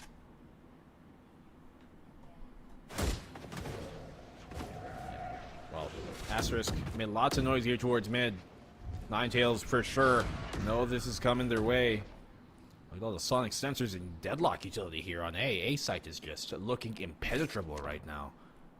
Viper's Pit and the util. And I guess with time elapsed, you know, you're just asserting some presence across a lot of these short or link areas to bait out more utility from Ninetales before collapsing back into B, where you know Dana's last name position. You can expect at least like 1 or 2 players, and that's what they're working off of. The Nightfall now coming through, but Convergent Paths is a response to stop them, Black and Blue. Good stoppage there. Rainbow Road will seal the way. Oh, here comes the Arc Roads through. Rather, Steel Garden. A bunch of frags will go to Asterisk's favor. Ninetales just seemingly shaken here at the contact. Nelu will find the 3rd, so 3-3-2 with a judge. I'm not too hopeful for this. Might even have to be exit frags. You dumped your Viper's Pit into the round to no real avail. The Steel Garden was all it took for Asterisk to come back online. We'll confirm her position as well. Yep. Just looking for any stray wanderer who might walk into her crosshairs right now. Oh. Trying to make sure that she doesn't give away that she had the judge, but swaps over to the Vandal. Looking for whatever economy she can take away from Asterisk's hands, but this will be a second round towards Asterisk. And good flood on the site. Really was, I think, the right decision to go towards B there, considering how A was just super stacked with utility and the Viper ult. For real. But ultimately, it was that Steel Garden. I mean, you saw Ninetales. They swapped over the shorties. They got some decent shots in, but no kills. Such a powerful ult. Just remove your gun in the shooting game. It's incredibly powerful. You have to be ready for it. You have to play off-site. It's the primary gun. You still have a secondary. That is true. That's it. Speaking of guns, we do have Ninetales. Full Moon just gunning down opponents as they try to dry peek into this A main area. Ninetales beginning to catch on to Asterisk's game plan right now, but then, with a sudden peek out of mid, catches one on the rotation. 3-2 suddenly alerted. Trying to back off into a more defensive position on B. Yeah, they equalize, and in a situation like this, 3v3, this typically does favor the attacking side, because now the defense, they're put in a conundrum. Either they spread their defense really thin, or they all just stack a site and try and gamble and hope they wager on the right one. In that case, attacking side here, Asterisk, can just stick together and ensure that they can, for the most part, have an advantageous fight, outnumbering whichever defender they push against. Good isolation there by 3-3-2, but Meow still wins the duel. Yeah, slight difference in elevation. Unfortunately, befuddles 3-3-2. Now you've got the pit coming up. This is going to be a tough retake for Ninetales.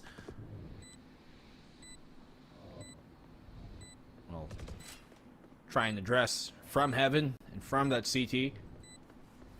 See, the drop down is going to be quite hurt. Saturate will not actually it does connect. I thought it was just on the edge of it. Will be within the Viper's Pit now.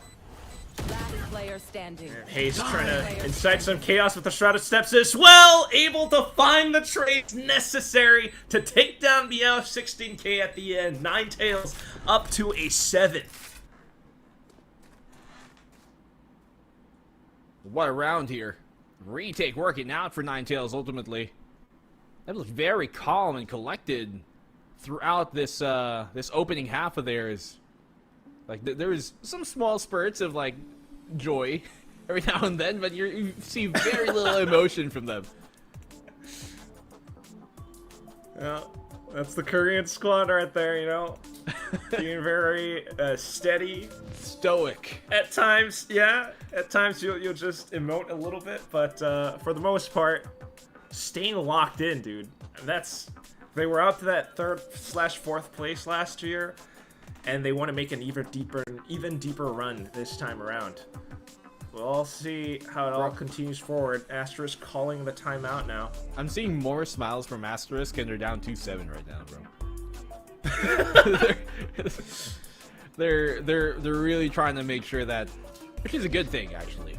They're trying to make sure that they don't lose hope in this map. Keep the vibes up. Yep, keep the vibes up. Vibes with the vice.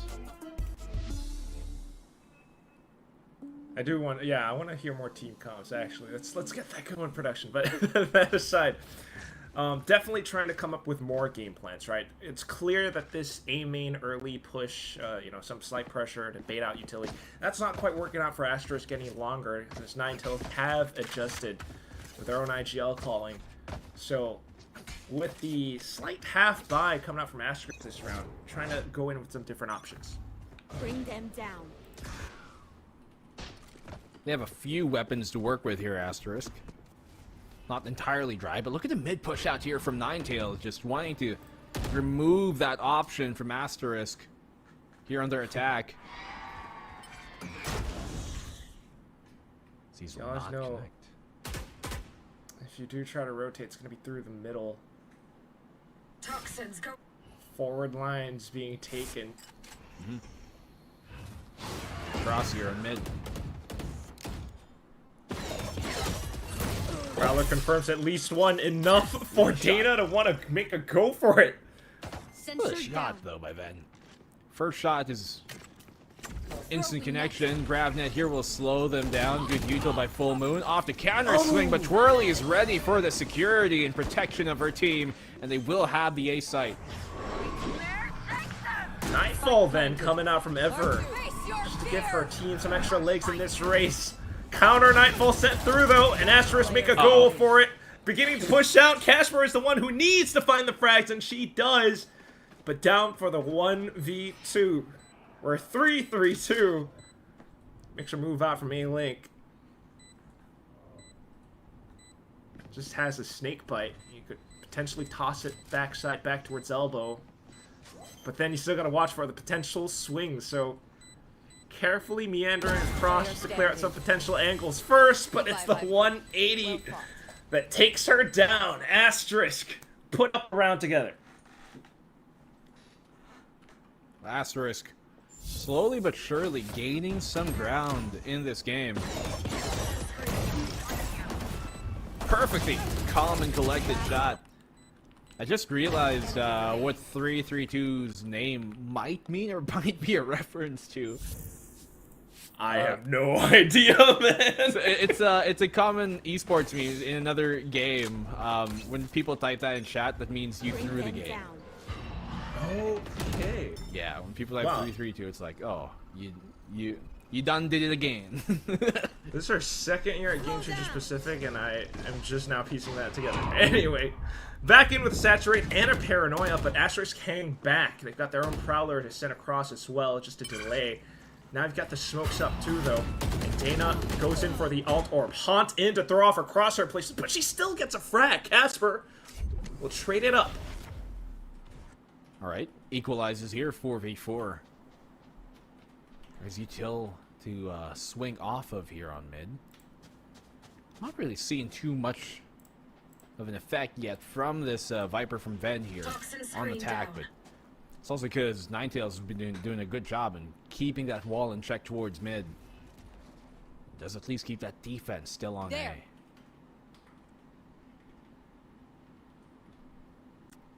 And now aware of the potential for rotation as well. The smoke's quickly coming out thanks to Haste, who is the IGL for the squad. 3v2 though, into the corner. She's been hidden by her own toxic screen and swings at the right time for a 2K. Casper trades up, but now in a precarious spot, looking for a good time to plant. We'll be able to stick it through, but take a look at who's approaching out from elbow or heaven with a Sheriff too. The C's does keep them trapped in. Approaching from both sides. Oh, black and blue. It's a pincer maneuver, and Ever beginning to spray on out. Full Moon swings, and it's the crouch from Ever that collects onto the headshot instead. That could have been disastrous. Casper almost got an ace clutch there at the end. This time it's going to be the opposing fate. It's going to be Ever. He's going to finally get revenge for the earlier clutch miss. Lovely position here by 332. Playing against her expectations, waiting in the corner of her own smoke. That game's way too close for comfort there. Oh, Casper. It's one of those, man. And Casper knew that she had that one as well. Yeah. But you gotta just keep on keeping on. 3-8. Not wanting to let this go into a 3-9. But Dana once again going on the aggressive. Alright. Early push out once again, but we've yet to really see it work. Seems like Asterisk are trying to avoid going B early because they know that play is potentially there in the playbook for Tails. Nightfall will come on out. Judge will be good for one. Only one. Still enough damage for to begin her onslaught. Now, a second kill found, and Casper quickly turns around as the kill leader for her team in the current moment. Full Moon, though, alongside Haste, they've got these angles under lock and key. Watch them. Switching sides. Relatively quick half and easy half here for Ninetales, as they seem in control for really the majority of this half. The Judge working out perfectly here, but I think really the intimidation factor that the deadlock gives you just so much. These sonic sensors and the barriers have been continuously halting Ninetales, rather Asterisk, from doing what they want. And what we want to do is be quiet for a sec, because it will be the halftime break. We'll get back to you guys in a bit.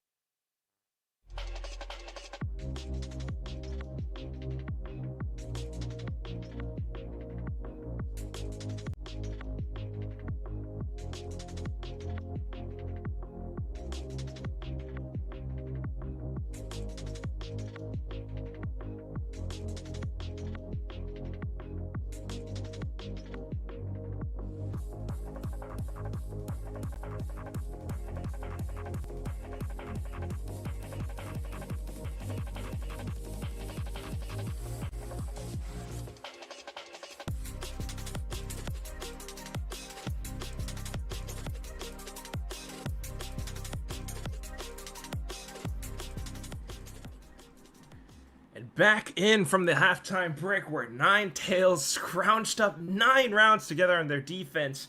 Now back onto the attack. Alright, aggressive push now from Asterisk. Halt for a second. Quick and easy shutdown here on Dana. Walking on the other end of the Viper's smoke, not the best idea there. Twirly also on the follow-up, and Asterisk a lot more decisive here to start off the second half. Toxins going up. Ninetales, though. Oh, it's the swing from 332 off the screen. And now Haste finding one outside of middle as well, anticipating a reaction. Prowler, and they know that there's just one player, Casper, onto this B site. Looking to run circles around her. 332 finds the headshot, and that will be spiked down for Ninetales. Sensor spinning for sure. A few members here, Ninetales a bit tagged. Don't want to get too over aggressive, knowing that it is a 3v2 in your favor. An Asterisk would have to mount this retake coming in from the spawn side of things. Do have a Paranoia and a bunch of smokes to utilize still. Yeah, gonna have to try and send it out as quick as possible, because if not, that flank's gonna collect through. Ever trying to hold up front around elbow. They walk in through the smokes, managing to find one, taking down Haste. But Twirly still hopping across, running out of time as the spike ticks away. 3 kills so far, and here comes Ever out from behind, looking to get the kill at the very least, as she will do so. A valiant attempt from Twirly, but still around for Ninetales. Well, good Paranoia there by Haste. On the retake, you can actually see her throw it out just to make sure that the last 2 retakers coming from Asterisk aren't left unchecked. Easy pickings as well, good positions found. And 3-3-2 too. Did a good job there of buying them that space towards B. Oh my God. She was like unsure if she could do that. It's like, can I? All right. Didn't even extend Haunts her fingers all the way. All on hand. And now more confidence coming up from Ninetales as they look to assert their dominance on this map, truly. Oh, what's that? Wow. Just runs into the fray. Have you till here that Paranoia's Gravnets maybe dismantle this? Try and address it one by one. Haste, gotta take it alone, and that's all she needs to do. Quick and easy cleanup job here from Ninetales in the round. Yeah, off of initial contact. Might have been a good swing, perhaps off the arc rose from Meow, but mayhaps. That'll be all we can get. 4v1 now, and Ven just off to her own devices. Ven. Let's see if she can control how this will end up. Ultimately, it'll be Haste with a better shot. Yeah. I'm just trying to be hopeful here. We're optimistic today. It's only a Tuesday. Yeah, I mean, I like the idea to hold up here D towards mid. You had the shear come up, Viper wall as well, but just unfortunately are ill-equipped to actually follow through with the idea and make it work. Because of the arsenal that they had, right? Yeah. But that said, I mean, that's kind of what the pieces are at play, and trying to adapt off of it now that you have to get fun. You know that Ninetales know what your setup is. They're going straight off of it again. It's Dana with a light speed, but Meow, unfortunately, not able to find the shots off the peak. Now I've got smokes and grav nets just to block Twirly off. Meanwhile, Ninetales spreading out across the site, getting spiked down, spamming through the smokes again. Back into spawn to catch Casper, who has been the kill-leading IGL for Asterisk. Stellar entries here coming in, but especially from 3-3-2. To get aggressive when you have the player count advantage is definitely a decision to make. And Ninetales, man, looking like a boss. Match point. 12-3, far and above. It's just undeniable. You know, a lot of these first kill to round win conversions happen so smoothly for this entire team. One enemy remaining. Yeah, every time I see Ninetales, I just think anime. Okay. Like, you know, Naruto, all that. Sure. That's the only reference I have to it. So in Korean folklore as well, I think. That's why you got Ari from League of... I can say League of Legends, just right? Yeah. Anyway. Yeah. Relay bolt out. You got the entries going through. Ven trying to hold it off, especially this Guardian as well. And the rest of the team arriving on site. However, from the shadows from Haste, towards the back of Defender spawn now. Getting spotted out. Gun caught in hand. And she's just able to be this nuisance against Asterisk as they try to rotate back across again. 3-3-2 getting caught out. Haste with the trade. Good reaction there by Casper to not get found too easily. Haste will be able to find another here. And just buy even more worries for Asterisk to think about. They have no idea that Meow's within the site. And it's just Meow. She jumps up and gets caught! Scoreline of 13-3. This map is done! By far the most dominant win we've had here in the event in Game Changers 2025 Pacific. It's only day number 2, but definitely a statement being made and settled for this opening map of the series. You can feel it, Ninetales. No qualms about whatever just happened. A little bit painful for Asterisk as well, though. Unfortunate start. It was their map pick. But what an unbelievably quick one. A blow dealt by Ninetales, given how they commanded this first half, Black and Blue. Well, this was the map pick of Asterisk, actually. And yet just seemingly ill-prepared. We didn't really see many kind of strats or set plays be pulled off. And I'd like to think a part of it too is, you know, Ninetales as well, who just have good protocols to react to some of these plays coming out from Asterisk. But yeah, Corrode a bit undercooked so far, at least coming from Asterisk's side, and now they're moving into Abyss, which is the pick of Ninetales. Yeah, it might make things a little bit tougher, but that said, still, you have to love the energy that Casper puts it out all there onto the server, onto that stage. You know, the fist bumps to her teammates, the clutches that she's almost pulling off at times. I want to see more of this team, but at the same time, Ninetales, just the players, the strats that they're able to pull off with how they're able to command the defense so far, it really makes you wonder how this next one is gonna go. Of course, some moments on the stage with players as well. Yeah, I mean, individually for sure, Asterisk, they can bring it. They've been winning these nutty duels over and over, but ultimately it's about how the team can really utilize that as a whole. Like, look at here, Haste, getting away with 3 while lurking that deep. Such a huge impact of a player. And really everybody here on the Ninetales squad did so well, but even better are our panel. How you guys doing? You know, I was expecting a Zestify coming back from you guys, but I guess that's not happening. Anyways, coming into this game, Asterisk, well, it is their map pick, but, you know, it just like what our caster said, it felt a little bit undercooked. Nothing to say, sorry, not nothing to say, excuse me. Ninetales has, I would say, a lot to say on this particular map in terms of their hold, in terms of their play. It felt like Asterisk was constantly getting choked from so many different angles every time they even try to hit the site, Zach. I mean, okay, so firstly, I want to really highlight Ninetales' defense. Okay. They had so many layers. It looked so incredible to watch throughout.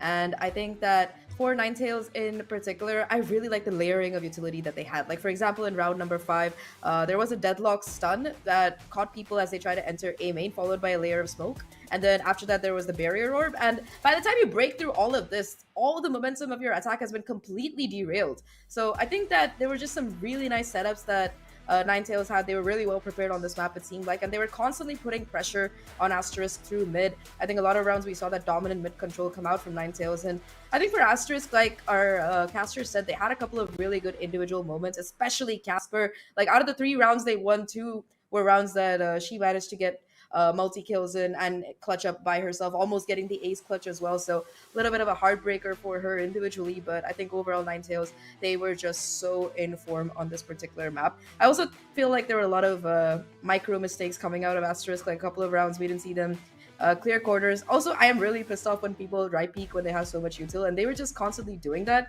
I mean, I get it. It's you want to take those duels, you want to go for those fights, but also you have so much utility, man. Just flash and peek, or use a haunt, use a prowler, use something. I don't know.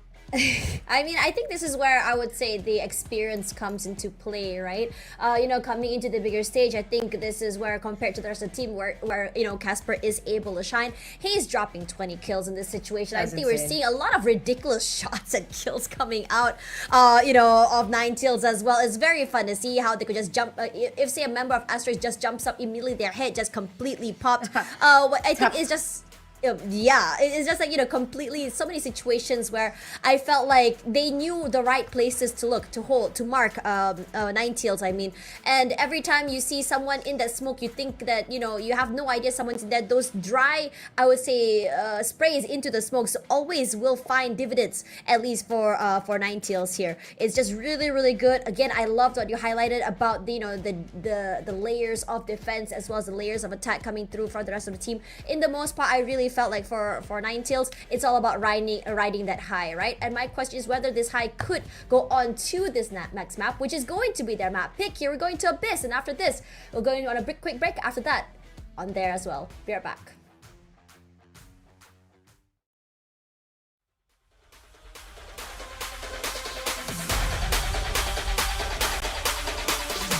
When you headed it straight to the top, always on go, I ain't never gon' stop. Playing no game, got my foot on the gas, head straight to the cheddar, I'm chasing the squat. Come on, girls, keep it up. Where you headed it straight to the top. Come on, girls, keep it up. Always on go, I ain't never gon' stop. I just do it like I'm coming, I'm standing for something, ain't going for nothing. Show up to the party to ruin the function. What they wanna do is I already done it. The game that they playing, we already won it. They screaming for us, how we missing the strong. I know they gon' pop if it's me that they bumping. Where you headed? It's straight to the top. Always on go, I ain't never gon' stop. Playing my job, I've been punching the clock. Know I'm gon' blow up, been ready to pop. I ain't playing no game, got my foot on the gas, hand straight to the cheddar. I'm chasing this block. Come on, girls, keep it up. Where you headed? It's straight to the top. Come on, girls, keep it up. Always on go, I ain't never gon' stop.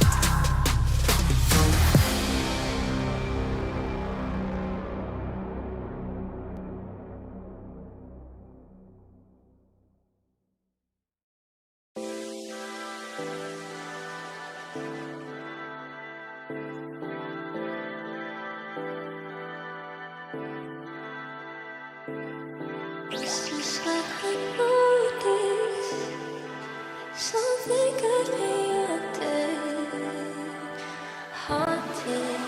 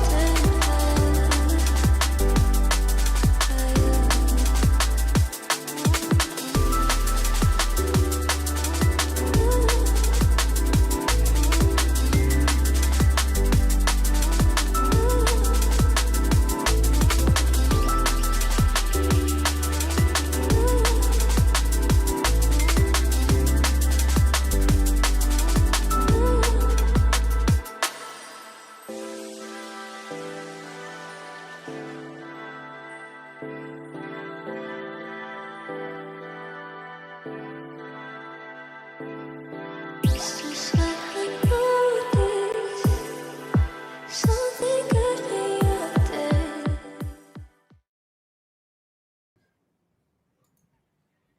Welcome back, everyone. This is the Valorant Game Changers Pacific, and we just saw a hell of a landslide served to us by Ninetales. And my question is whether or not we can see a rally back coming in from Asterisk. Now, it was a very, very dominating match. We saw a lot of things done right from the side of Ninetales. Now, for Asterisk, there's a lot of question marks because after this, we're going to Abyss, which is another map that I have to say is a question mark for both these teams. Well, at least in this map's case, I think it was more for Corona. I would figure it was more of the veto. People were ruling it out because they didn't want to play it as soon as it came out. But I think for Abyss, I mean, we just had the patch change. We had Icebox before this, so personally speaking, I don't know which one I hate more. I like both maps, but I also don't like them. They're not in my top 3 by any means, so whatever. But Abyss, like you said, no data available for both of these teams. What we do have though is what we saw from Champions recently, and I think this is also, like I was saying right before our previous map, one of those maps where that double dive comp, or as our panel called it, and I hate this word, but the mosquito comp. I love the mosquito comp. I don't like it, bro. I love the mosquito comp. I just hate calling them mosquitoes. Like, put some respect, bro. Put some respect. Mosquitoes, I just want to, I don't know. I'm from a country where we have mosquitoes all the time everywhere. So I'm like the mosquito slayer. Every day, I make it a point to kill at least 5 mosquitoes when they're biting me and stuff. Maybe people don't need to know this, but the point is that I don't like mosquitoes. And Waylay and Yoru deserves respect. They should have like some kind of badass name, not just like mosquito comp, wee. But the point is that, you know, mosquito comp, it's whatever, double dive comp, it's here. Waylay Yoru has been dominating the meta. I think that the most successful teams on Abyss have been absolutely insane with it. In terms of what else we can see from team comps, I think that when it comes to a Sentinel, Cypher is preferred. Vice is also decent. Occasionally teams pick up the Chamber, and I mean, if you can aim, why not? But yeah, I think whether we see an Omen or an Astra, both are pretty good. I personally like the Astra more, but then I'm also a post-plant kind of player. I like the lurks. I think we saw yesterday as well when Zipto were playing, they picked up the Omen and the Astra together on this map, and we could kind of see the impact that it had, because, you know, you could let your Omen play aggressively. Capricious was constantly lurking and putting pressure, and I think, yeah, having a double controller on this map can also work out, but I personally favor the double duelist, Tash. What about you? I really love the double duelist comp coming in as well. I mean, there's a lot of things that can go right? When you have the Yoru going all the way to backside TP, you can go Yoru lurk if you want to as well. The Waylay can come in for that info. It's just really good stuff. And I feel like in this situation on this stage, the more flexibility you have in terms of the agent pool, the better it is, and the better it is you are to actually really, I would say, adapting yourself to the ever-changing meta. Now, there's a reason why that meta is very strong, and I think that for me, you know, on top of the capability of Ninetales to be able to do so, there's also the idea of them riding that high from the last map. They looked great. They were laughing. They were just vibing. They were just really enjoying their time on the big stage, just really being able to pick up those frags and just be as confident as they want to be. But if you look at the faces of the Asterisk players, they look a little bit more grim. Now, what can they do to really bring themselves back into this game for that mental reset? I mean, honestly, I think it's just, you know, being able to sit together as a team and reset. We kind of saw that yesterday as well. Reignite Lily, even after losing that first map, at least for the first half, they were able to put up a really good show against Falcons. You just got to reset that mental and come back stronger. I know it's a cliche, but honestly, what else can you do? Like, even, I think when somebody interviewed Fnatic after their 1-11 comeback on Abyss, that's exactly what they said. Like, we got to do it round by round, brick by brick, whatever. Track by track, if you're a Paper Rex fan. I personally prefer that metaphor.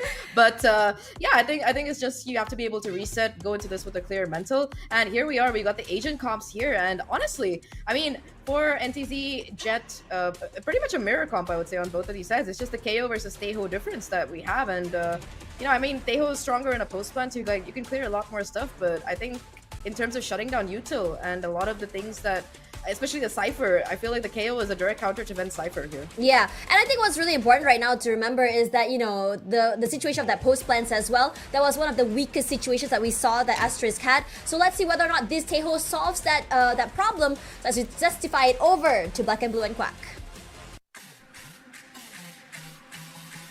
Justify! I'm dead. I'm I done. can't believe I'm done. This is the agent comp we have. We gotta do it back to Tash one of these moments. I can't believe she's doing it for the whole damn day. But agent comp wise, yeah, still slight difference with the Cypher and the Vise, Black and Blue. Any thoughts? I'm biased towards the Cypher, yes. I think in general, I remember we had a conversation somewhere, Quack, that Cypher generally has a higher win rate on pretty much every map right now compared to Vice, but there's a lot of potential in Vice, and I want to see it come out here from Ninetales and what they can really show with this agent, but it's really Asterisk I'm looking forward to be honest, to see if they can bounce back on Ninetales' own map pick. Well, they are pushing really aggressively down mid right now, but Ninetales also pushing up in towards B, as they've already planted their feet firmly into the site. Spike getting planted. Sheerwall getting tripped into 3-3-2, finding one frag. I've got to watch out for a potentially window as Ninetales continue to push. Look at this! What? Full moon off towards the back of sight. Dana taking out Meow. And it's just Twirly caught between a rock and a hard place. Unfortunately crushed. Ninetales so far with 3 pistols today. Yeah, great shot calling here from Ninetales. They knew that there was a flank coming behind them. It was only actually 2 players. One was already taken down with that too. And so they decide to push out, which is generally the right idea, right? You see a team try and circumvent the post plant hold by going around it, then you just punch through their own defense and, yeah, I guess end the round quick. So Ninetales here. I think more of what we kind of expected from them coming from map number 1. Still carrying forward with that momentum. Looking to potentially push it all the way over into, you know, the upper bracket even more. Well, Asterisk for now, it's a gamble stack towards this A site, but not seeing too much, and unfortunately it's not going to pay off either. Ninetales will just be able to simply get the spike down here.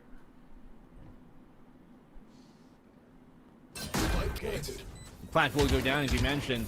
You have to be a full retake from Asterisk. Oh, hit! Oh, you're right. Didn't do as much damage. Barely probably clipped them.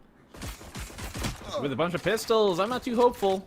Classics at range ain't the best, and Abyss has quite quite long ranges to engage with. A lot of respect from Astros right now. 3-3-2 is just picking her targets one by one. Elu, though, this classic of hers, closing in the distance, looking to get the spike down at least halfway. The frag will unfortunately just blow it up to bits, and Ever gets the final one. Simple, effective, lots of kills going towards Ninetales. Yep, freaking easy. No real fuss there, Ninetales, about that round, really. Yeah, with the Cypher, curious to see where they're gonna play her, like early in this half, throughout really the first half. If it's gonna be more of a site-focused hold, or are they gonna put things a bit further back and possibly just holding control for retake potential towards either link, maybe even mid. Same time for the Astros as well. Some stars being recalled in for slight one-ways. Elu trying to play off of it. It's a bit of control for Astros so far and towards this A site.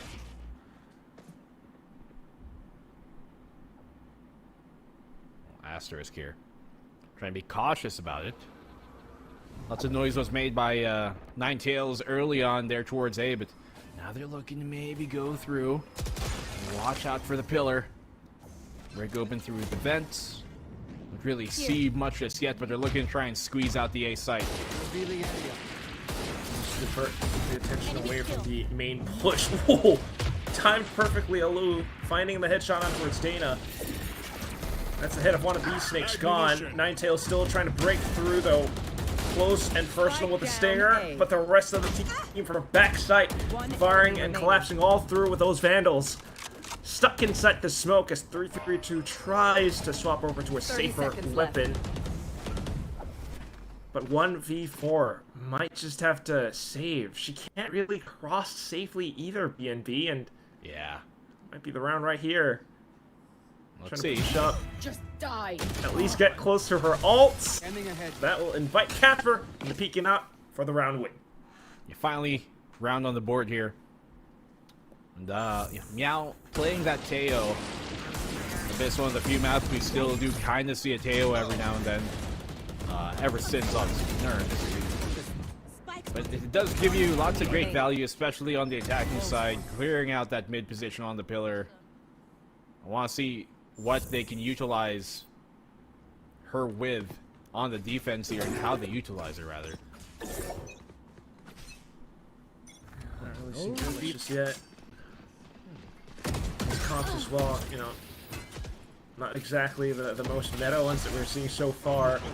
Very similar to Ascent comp, but nonetheless, just going for the full execute into sight off of the Astra Stars, then able to anchor around some tight positions so far. Meow sending out the salvos to nice spike plant so far. Here comes Steel Garden too. 3-3-2 having earned it from the previous round, but unfortunately getting gunned down by Twirly now. The 1v1. Smoke set up. Primary jammed, but quickly coming back online. Haste needing to play tight and close around the corner. She should know where the spike is, but has no idea that Twirly might be around the corner. No! When it's astral form! Oh. And Haste will hastily pick that kill up. There's the reason why they say in the 1v1, never pull out util. You never know what can be running around the corner. Good push in there initially, but oh no, ever! Forever and ever. Good night. Well, at least they take the round, which is good. Which brings the score up to a 3-1. Money not doing so good for Asterisk. That's to say the very least. Scan out here towards mid. Confirm presence. Doesn't shoot it out, but they know someone's there. 3-3-2! 2 kills to her name here with the Outlaw. Laying down the law. Now in with the Sheriff as well. She's just not backing down. Gonna get spotted out by Meow at least, so some slight glimpses of hope for Asterisk.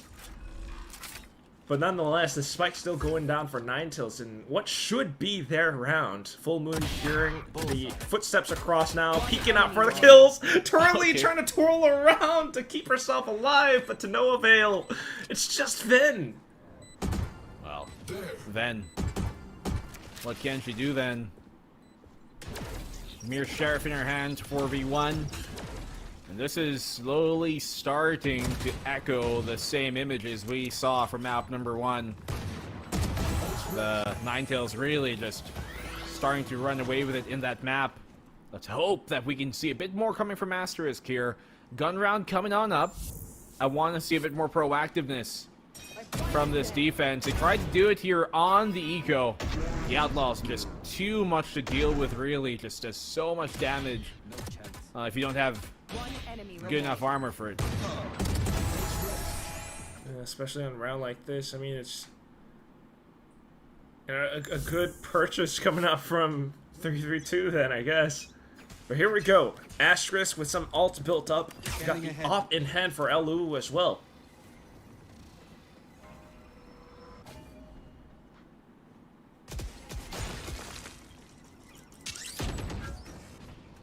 Scans out here towards mid.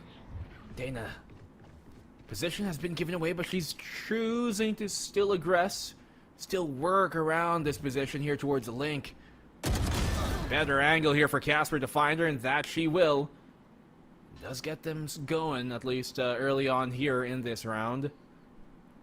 Careful, Op is bearing down, cannot connect the shot. Elu has to be very, very careful what she does right now. She could drop that without much value. Luckily, Casper is there once again for the help and can finally hit her shot 3rd time's the charm. 4th as well here for Asterisk. It's all on the full moon. Yeah, slowly creeping up, but you should know the op is barreling down towards this one angle. Looking for the right timing to swing. Still able to find at least one, but Twirly coming up from the back too. She took down Meow! More kills, but still around for Asterisk, and there we go. Yeah, Elu, a bit awkward there on some of those shots. I think she's getting jiggled out before hitting them. Does get 2 though in the round. A bit over-eager here by Ninetales. And by Dana to try and work that by herself. But I guess that deep, she was already pretty committed. Just didn't have any support to make it pan out. Luckily for Full Moon, it's her night. She gets a triple there. We're gonna have to wait and see if this will continue to push their momentum forward to tie up the game. I certainly would hope so if you're an Asterisk fan. With this op in play, just trying to block off all of these info lines as much as possible. Slight slip of the finger, tailwind forward. The smoke comes up in time. Apart from that, Ninetales is trying to back off from this initial push as well, knowing that the op is in contention. Yeah. Have to be very careful about that. Effort is already quite low. They leave her here to try and still pull some aggro, still pull some attention. The op will make quick work of Ever on her cross back into safety. At least that was the idea. They now look to commit here towards B, but Twirly looking to get cheeky with the angle, and that she does find one. An opponent slipped under through the smoke as well. Spike planted. The 332 collapsing onto another kill, but main thing into this retake is Asterisk does have so many of these ults built up from the previous rounds that the Hunter Sphere comes in, takes out Haste and Ven to find that 1v1 duel against 332. Asterisk beginning to put some rounds together now. Asterisk, 3rd round in a row, and this is looking a bit more back and forth compared to what we saw a while ago on Corrode, which is a step in the right direction. A lot more smiles now here on the Asterisk squad. Elu starting to really heat up here in this map with the op. One enemy remaining. Let's see if we're gonna be able to even invest in that again.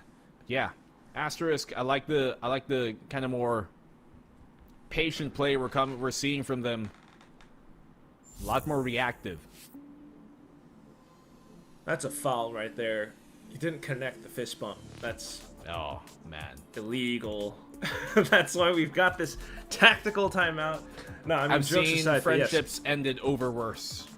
I mean, yeah, over less rather. Over less. Like not returning a high five. I don't know. Yeah. But anyway, I think that the main reason for this timeout would have to be that op. You mentioned Eluwu being more successful with it, and that's a big issue that I think Coach 932, am I getting that right? And Coach Gunny, like, needing to fix that for Ninetales. Well, 972, excuse me. That's the name of the head coach for Ninetales. So many numbers, and I'm bad at math. The only ones I'm worried about right now is 4-3, looking potentially 4-4, considering the bye that Ninetales has. Up here from Eluwu could continue to be a problem for Ninetales, as you mentioned. Hopefully, for their sake, it does, because they need to get going in this series right now. To tap the score at the very least in this round, but oh, Ninetales, they've got some plans of their own. Quick with the Cosmic Divide and looking to slice up this site straight in, while Twirly stays tucked away inside of the smokes. Plant still goes through towards the back of the site though, and here comes Asterisk popping out of the smokes. 3-3-2, close range. The stinger still hurts.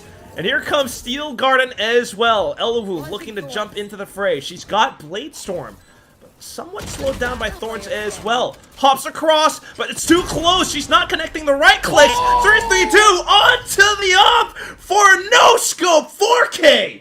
No Scope 4K headshot as well.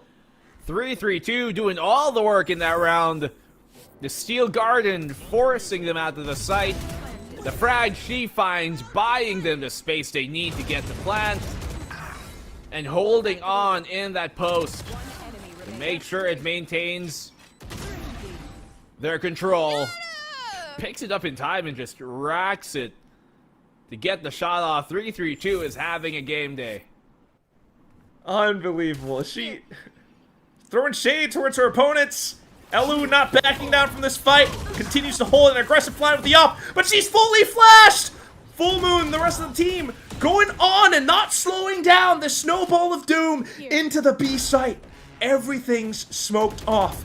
Twirly waiting patiently around the edges of it, but as soon as it dissipates, it's Dana out for the 2K, a flawless picked up by Ninetales. Asterisk, just when you thought that they were starting to lose momentum, just come back with 2 quick rounds of their own. The other one was on Thrifty too. Last player standing. Able to regain composure, reset themselves, realign with their goals and how they should play, and the game plan really. And now it's Asterisk once again in a pretty terrible economic situation, to be frank. And it's just single cerebral vandal as well. I think one of the kills on towards Eluwu, that might have been a wall bang from Full Moon, just because they know it's the same angle being played. Now an aggressive angle being taken, and Ninetales fully anticipates it. With the op getting picked up from the previous round, 3-3-2 fires the shot. So much heat into this B side. Then for the switch and bait play, Dana is on site, but the rest of the team is trying to get the spike over onto 8. Casper holds her own. Last player standing. Bucky here will be good for the one on Twirly, but only for the one. And Ninetales have already secured the advantageous half here, 7-3. Pretty curious how they gave the op there to 3-3-2, but your Sentinel on attack. Where else would you want it, right? Have somebody on the back line to shut things down. Asterisk, unable to really put much of a hump here in the W key of NTZ. A little bit unfortunate, but not too much. Now needing the coach's intervention to try to find a hot fix for things. Because Ninetales, when they get going, BNB. The round before that was just them full steam into B site. It's hard to stop them with the confidence that they have right now and the way that they're playing. You can tell, like there, for example, on towards B-Link, they just have so much util raining down on it that you can't even play behind the half wall. That's exactly it. You know, they can already tell or anticipate what their opponent's positions would be. Hence, 3-3-2 with this op also holding specific lines and angles in that previous round. But here we go. It's the full buy.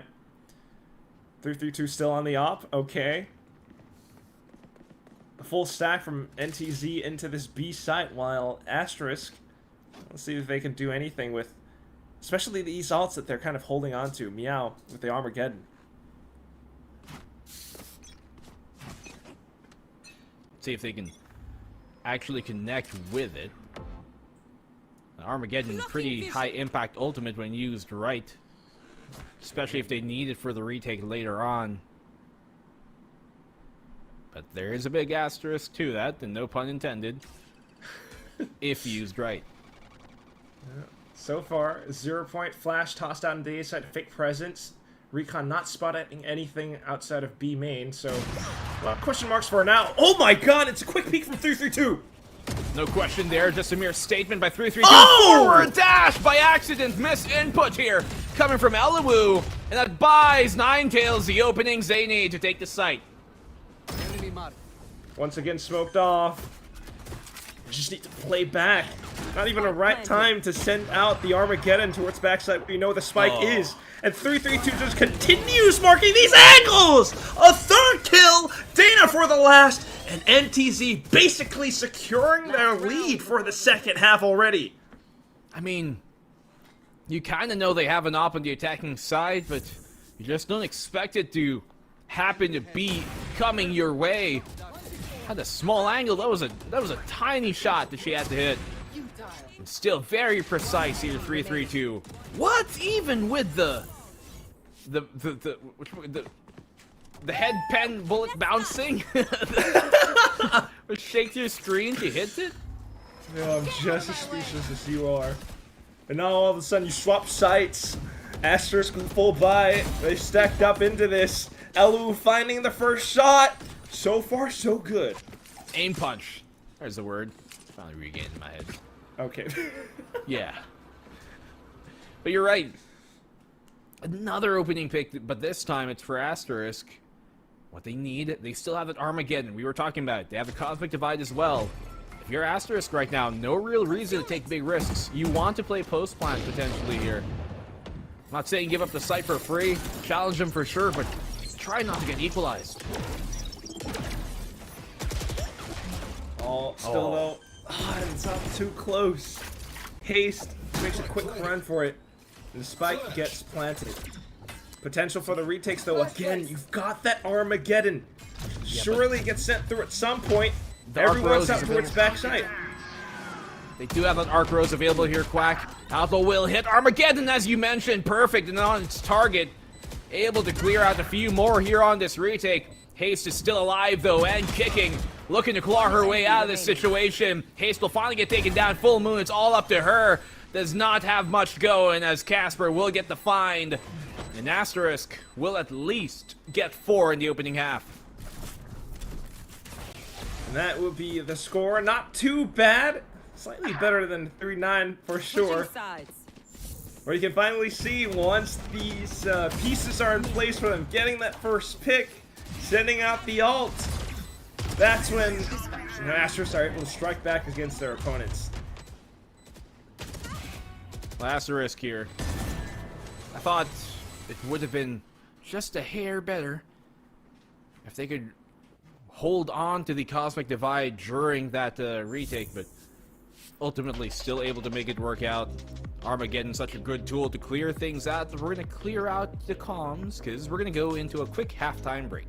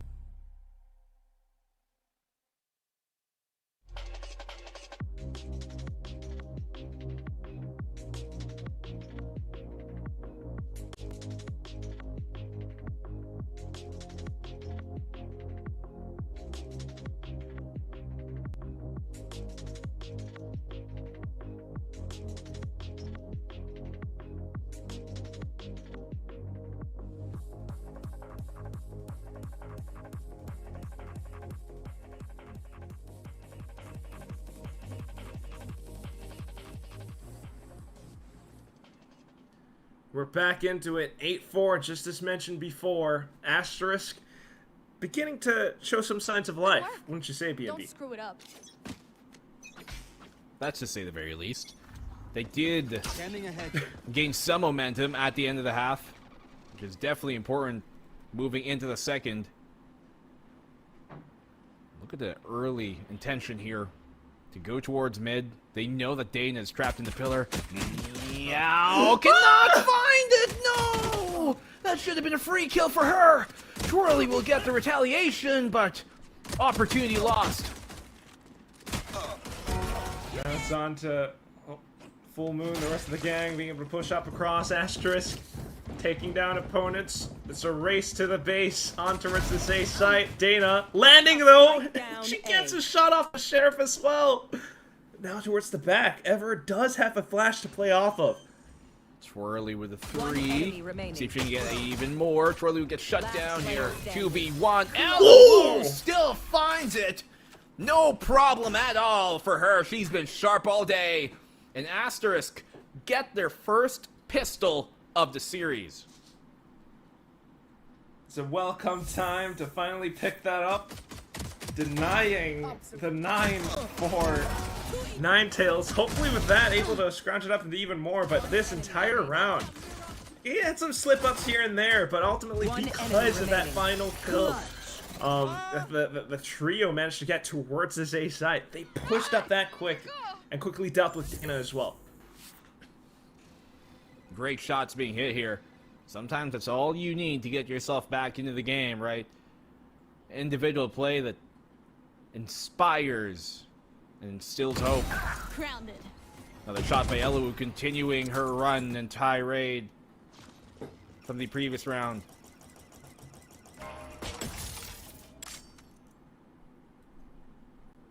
Playing with caution, not wanting to lose any of these weapons. Safe for the pistols, surely. But Ninetales as well. I mean, it's I guess you could kind of call it a big map, and everyone's spread thin across this defense. Yeah. Trying to go for the 2-2 split now to shore up more on towards the site. Which means, well, if Asterisk aren't careful, there still might be some angles to watch out for, especially with Full Moon up onto Heaven. Revealing area. Commit to come here towards this A site. Ever has a big task here. Try and hold on to that backside control. As the support reigns in from Full Moon. 30 seconds left. Will get the plant down. I think he's going to try and pop out. Quick shutdown here. But it's an equal trade, actually. Taken out. Last player standing. Yeah, 3-3-2 did manage to stall things. Spike planted. Down to it at the end still. The spike goes down safely. Weapons retrieved. And 3-3-2's position noted thanks to that trip. Yep. Tries to go for an alternate approach, or at least a play it safe enough, maybe die to the spike at some point, depending. Now she's going all the way towards the back spawn. Still though, 10 HP. Mm-hmm. So what can you do at that point? 3-3-2, maybe she gets a kill. That'd be like the best case scenario. That would be plausible. Oh, the scat is just definitely an annoying thing for her to deal with. Casper with the third, and Asterisk. Hey. They're getting pretty close. That indeed. I think that was that 4 kills for Casper? Did my eyes deceive me? Either way, big multi-kill round, and you are definitely getting closer to those ults, which could allow you to turn the tables around, especially in the second half for Asterisk. Yo! I agree. Let's go! I love how that. See, you know, they only have one Filipino on the team, and yet you see the impact. The culture, man. What? Sorry, what did she say? I didn't catch that. I don't know. I can't. I confused. You can ask Tosh, maybe. Well, Tosh would know. Door's broken out. Yeah, I can hear Tash in my head. But it still will be Ninetales not backing down from this fight, right? You got some control over A main, so it's a bit of information. You hear the door as well, so it gives you some idea as to what his potential A split might be. They begin to feel the pressure, so they're backing off now. Managing to throw that fragment up onto Heaven slows down the push. tag being done here. Ever on the backside has been scanned, but will still win out the bout. There was a trade ready there coming from Dana, but look at this. Ninetales just decimating them at the bonus. Ven stands solo here with the Phantom after the find, but they know where she's going to be coming from. They have a quadruple high-low stack. Oh my god. Yeah, it's just a tough and unfortunate situation for Ven to be in. 30 seconds to go. Left. This time to talk things through with their team for the next round. But barring that, I mean, this was just Ninetales, dude. Their game sense, game sensing. You know what I'm saying? Like, that's analysis. I don't know. I am analyzing so hard right now. Is in the dictionary. That's game sensing. Yeah, but it's okay. We can make verbs. 9-6. What isn't made up though is the fact that they're up 1-0 in the series, and this could be the sender for them and the dagger if they lose this gun round here. Asterisk. It's gonna get pretty dicey from here on forward. That's true, because you're getting up to double digits. Economy could be a thing as well. Gander that Asterisk should at least have maybe one more buy at the very least. Light shields. 3-3-2 though on these defense. It's that Vise. She's got the judge. And this is what I meant by the game sense, right? They love to take forward space info lines, which then informs as to how or where Asterisk might be positioned on this map. Right now it's the stars, and Haste hearing some shots towards middle. Just struggling to gain that control, which is in big props really to the defense here. Ninetales. Right here. Not sure they clear the entirety of Pillar, so they have to still be careful of it. They're aware of the shear though. They're gonna send Elwood to deal with it. But leaving mid intentionally open, Ninetales gives them more urgency onto sites. Sensing the trip though, invites them out into peeking. They spot out a couple of players positioned closer towards the B site, so that's extra information now. Dana in a prime spot, poised to push. She takes down the first player. Good shot there by Dana. Has a position to maybe find another. Got the head angle, but Casper will still win out the bout. 4v4. Plant will go down. They have the Hunter's Fury here as well for the post plant, and are one away from the Cosmic Divide on Twirly if it ever does come to be. Retake here from Ninetales, but there's a fight here towards mid. I think 3-3-2 is aware. Yeah, trying to run off across for it. Still marking the back, especially with that judge of hers. Meanwhile, the rest of the team, you know, you've got stars. Maybe try to set something up around the spike. 3-3-2 getting that frag. Elu, though, landing some shots as well. All the way towards the back, but with that smoke in the way. Hunter's Fury coming through now. Haste, no chance of trying to stick that defuse despite the smoke. So, another round up for Asterisk as they try to close in on this gap. Well, they did at least burn the Hunter's Fury off of Asterisk. Casper here. Good trade-off. The rest of Asterisk as well. Be cheeky with the angles they hold here. Maximize their advantage. Yeah, once again, they did burn the ult, so that's not going to be available now for the post plant, which has been a considerable problem for Asterisk. 3-3-2 here with 20 frags. And of course, economy not on their side right now, and they go on the offensive off of it. Pop flash coming out from Ever allows for Dana to find a frag, not seeing any other player, so they know it's gonna be an A hit. And 3-3-2 once again. Oh, the judge right around the corner. They have to be careful about this. Got the Aldron to maybe sniff it on out. Will she get past it? Oh. No, she doesn't. They check. Yeah, good spam. Gravwell and everything on the other side as well, just to do more due diligence.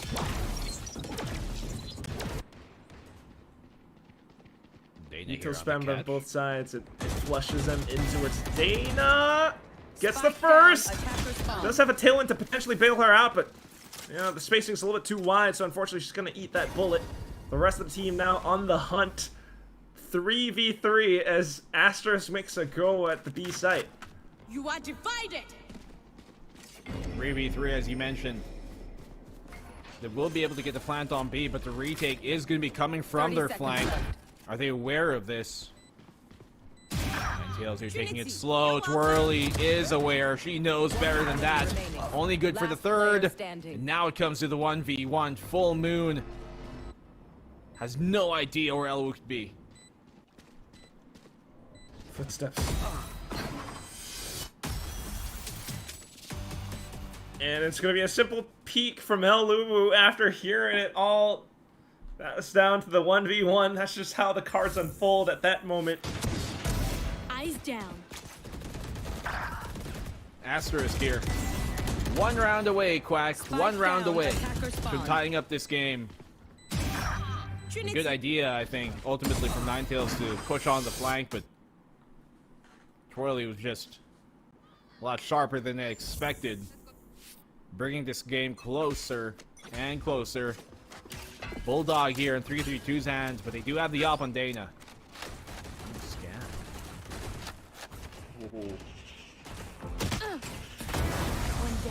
Still relatively hidden away from it.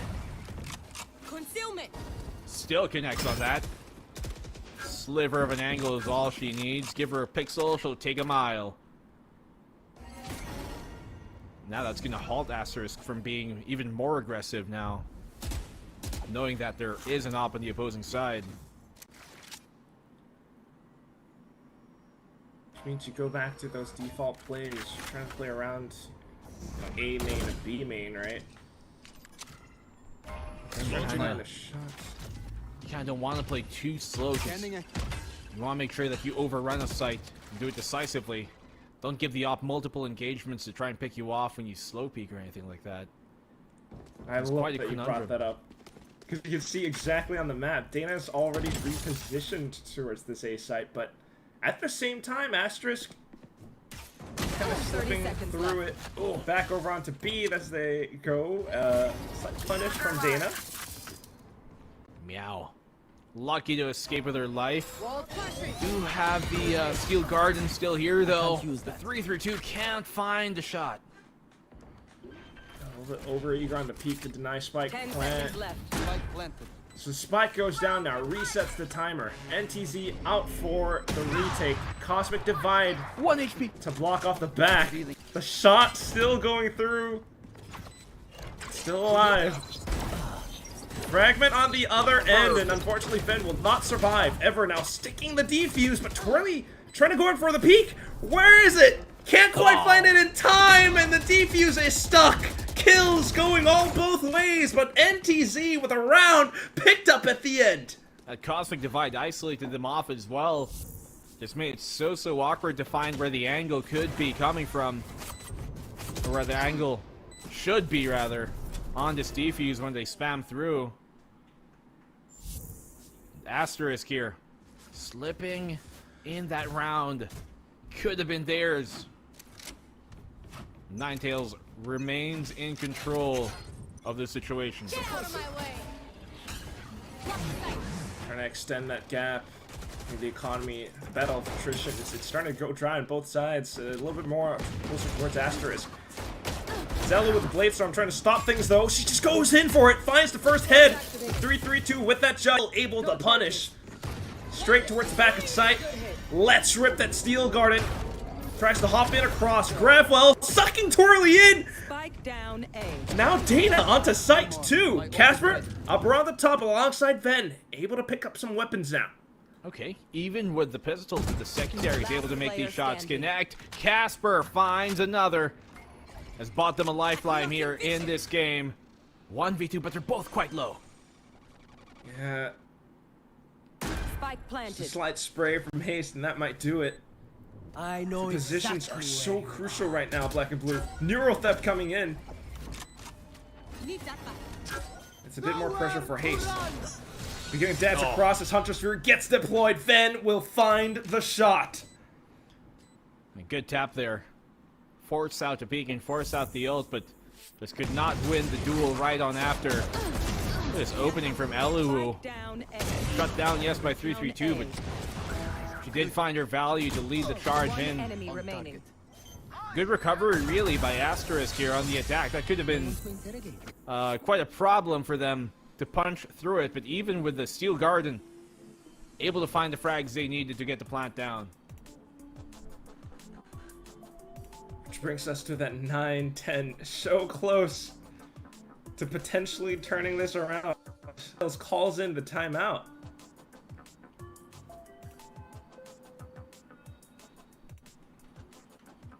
Well, I think right now, for Asterisk, their game plan in general, just trying to find out what moves the defense is trying to make, is already pretty solid. They don't have to play super proactive if it's something that isn't going to work out for them. They can wait for util to be spent here by Ninetales before they commit to anything else. Make sure that they are keeping aware of their utility shuffle, as that is going to be one thing that you're going to see Ninetales want to exploit as we move into the final act of this map. Utility shuffle. Asterisk has been doing a pretty bang-up job so far, especially with switching up the pace every now and then. Puts Ninetales towards a bit of a backseat right now. What a push. What? Yikes. Recon clear. Dana aggressively taking the angle. Takes down Twirly. That's your smokes gone. I don't think she expected her to be that far up, Dana. Good find, and that's, yeah, as you mentioned, no more smokes. Makes these pistols a lot more formidable now that they can control where the engagements are going to happen. For Asterisk, I mean, the main thing you're worried about would be, you know, potentially shear wall, you know, off angles that Ninetales could hold, or I guess more of the Astra utility as well. Anything that could potentially stall or kind of wrench on the attack. But that aside, still, you got the guns. Yeah. Surely. You don't need to smoke. You have a cyber cage. You have a cloud burst. There we go. That's what I'm talking about. Right? Same thing. Half glass full kind of thing, you know what I'm saying? So let's see how they're able to work with this. Execute looking to come very soon. 20 seconds left on the clock and ticking. Full moon within the smoke. Nobody pushing it just yet. Can't find her timing. Now able to get the one. Frags here. Yet to really settle down in either favor. Eluwu will take the fight up front. It's going to favor Asterisk in the long run with the weapons that they've got. 3-3-2 left alive and alone. This should be Asterisk tying up the game. Yeah, 3-3-2 conceding the site. Maybe looking to retrieve any weapon and hunt for exits, but barring that, Asterisk, as mentioned, Cyber Cage, Cloudburst, Smoke, same thing. They mostly marched up, and especially with the rifles that they had, were able to spam into these common spots, found a couple more players. Right now, 3-3-2, hearing the B-hops. Able to get at least one. And even hops into the spike. That you would still count that as a win. That's for sure. Tied up game right now. We just pushed though from Dana. Love to see a bit more of that. Exciting executes. But yeah, now that we move into this scoreline here at the end, it is anybody's game. Map 3 could be underway. If Asterisk are able to close this one out for sure, but look at this. Asterisk, aggressive push to start off mid here in round 21. More worried about the aggressiveness from Ninetales. A main being taken up. That's extra information. Haste primed and at least ready for a potential push, especially with the shear wall aiding her. Elu has been pretty sharp for Asterisk so far, though. Oh, good find. Casper gets a drop, and with the KO gone, was one away from that null command. Huge. Allows him now to use his Cosmic Divide and Armageddon into post plant. I read the potential for pop flash blades just like that. Now hearing Dana prime the tailwind as well, but Casper quickly getting the headed. Dana, where could you potentially reposition to? That's what Asterisk need to worry about. Surely it's the corner. And I think they checked it just in time! The spams connecting through. Yeah, good punish there. Not letting Dana just bail out safely like that. Go ahead. Cosmic Divide will be set down on the side. They're going to go for a short plant here. But look at Full Moon, looking to get aggressive. Shock Dart will get one bit of damage. Will she pop out? Wasn't quite safe enough. Goes for point blank Hunter's Fury instead. That's wild. Still though, onto the spike. Cosmic Divide still blocking off so much. Ninetales finally make a go for it. Maybe looking to get a sneaky stick. But it's not quite coming through just yet. Looking to eliminate their targets. The salvos going across. 3-3-2 finds the first target. Full Moon now swaps over to the sides, and she collects all three! Full Moon on for the 3K to put Ninetales back in the lead. So much influence Full Moon had in that round from start to finish. Her early util is kind of peppering at them as they try to enter towards the site. First of all, the point blank Hunter's Fury is a wild decision to make, but like ultimately she hits the shots at the end. And that's the important bit here, controlling the spray, getting the clutch going, and keeping Ninetales in the lead just as Asterisk tie up the game. Still was a costly round though. I actually wasn't sure, but now you can see it. Yeah. Sheriff's a Hero Vandal, but a similar situation for Asterisk as well. It's a game of inches, black and blue. Sometimes those add up. If you can continue gaining ground here, you might just find yourself at the right side of the end of the road. Only one Phantom in the hands of Ninetales, even after that round. Deploying drone. Actually, both of them are quite poor. I think about it, they only have 2 rifles on Asterisk. Curious round economy. Here. Drone and 0 Point both traded across the safe site. Only information for Ninetales, but the firepower on the side of Asterisk. Guns down the first target. Astra gone. Not a lot of potential for stall or delay, barring this frag. Salvos and executes through. Oh, but unfortunately on the tailwind. Elwood will still continue forward. Casper finding another as well. Plant will go The down. recon getting shot down. You're not quite able to find the spike planter that easily. Casper is quite low from those shock darts, so Full Moon at least getting some chip damage in. A Full Moon finds another here. It'll be all up to her once more. This time for an ace clutch, if they choose to, or if they have any hopes of pulling this off. Gets damaged, but doesn't confirm the kill. The dart is just impending doom.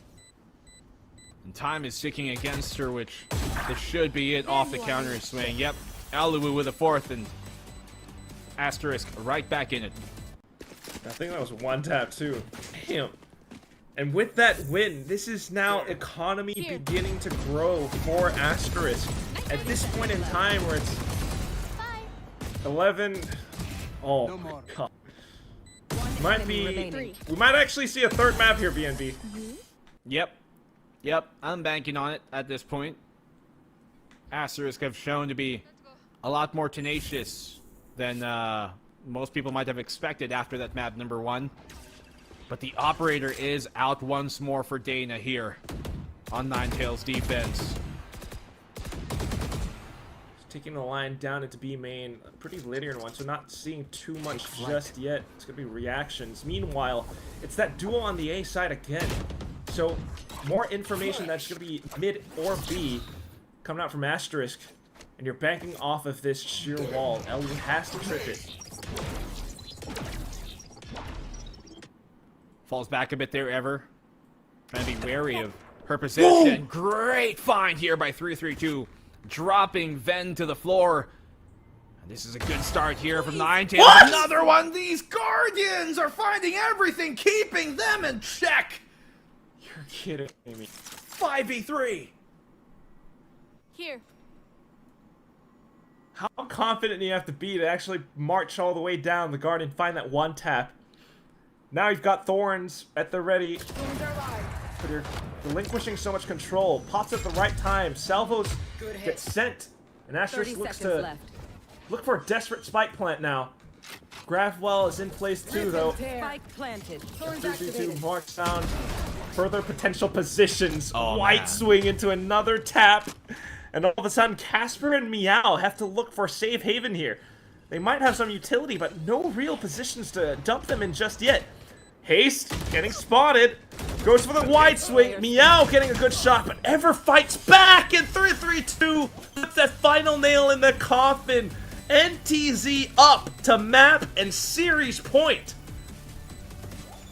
As you said, 12 as we move into the final round of regulation. I believe the economy here from Asterisk is also in shambles on some of their members, but actually, scratch that. They should be able to drop. So I think they do have a buy coming into this off the bonus as well. One enemy remaining.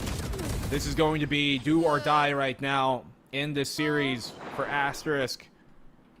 The one taps, man, coming here from Ninetales.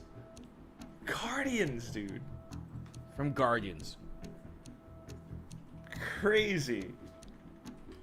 That's At to say the very 11-11, and you're just not, like, shaking at all. Nope. Those hand warmers must be really good right now. Yo, what brand are they? You're gonna quickly get a sponsor deal for it. Things. I love those things. Nonetheless, it's overtime or bust now for Asterisk. Coach Dolar trying to get as proactive as possible. You know that Ninetales have been pretty comfortable with going for some of these forward spaces, right? Trying to get information on their defensive sides. Is it possible to punish them off of it? Possible for sure. Plausible, definitely, but it just isn't the outcome we've been seeing here. Coming from Asterisk. Like, even if they expect it, there's some sort of weird movement or jiggle or just way that Ninetales addresses it that throws them off, I think, their rhythm. Some of these duels that they need to win just aren't going and falling their way. One way or another, now trying to play a safer game. At least you do have Ven trying to mark down these early info lines that NTZ has been trying to take up towards A main. Meanwhile, the rest of the squad see once Ninetales again, as well trying to aggress the towards that middle. A main. Additional pressure. Can find a set down pick. That's Ninetales' going to way. be a neural theft. If she can get that hat off, that will be huge here for Asterisk's attack. Forced out at 0 point at least. Just to Looking to get the punish. Nothing really to be found. Bait out further. Van utility moving to keep forward. More players still onto this. The grab well will keep him at bay. Spike actually goes on towards B. It's a high-low though, black and blue. There it is, as you mentioned. Will they commit to it? I think now is about the time. You have 45 seconds left on the clock. Shock Dart will not find her through it. Up. Oh, looking for the execute with Hunter's Fury at hand. Twirly with the spam collecting onto 1 kill. Steel Garden quickly deployed from 3-3-2 though. 30 seconds left. Just to delay.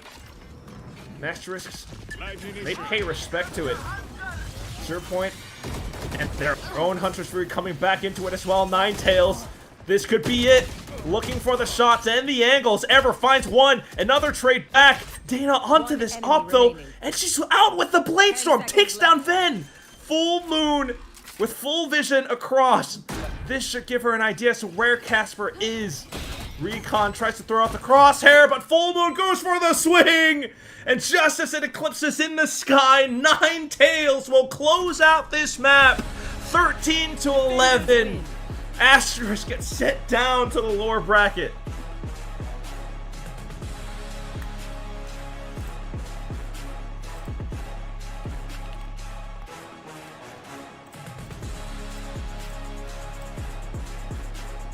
Oh, it's such an unfortunate game for Asterisk, despite their best efforts going all the way through.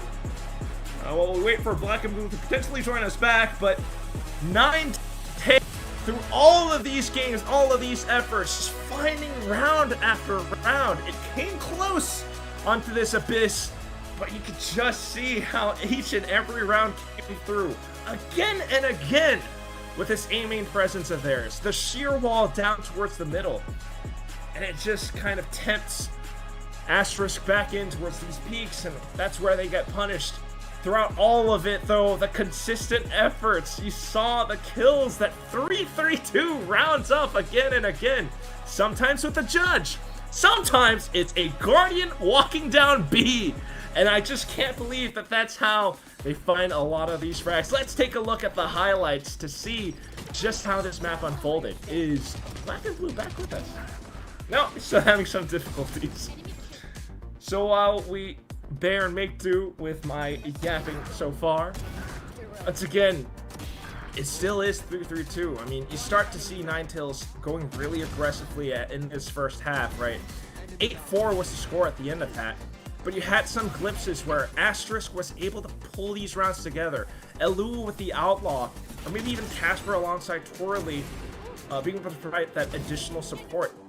But down to it, you started to see Ninetales again, starting to paint an idea or a picture as to where this op would be positioned. Hence, 3-3-2 picking that off back up. And then as you head on onto the second half, it's just playing that info game.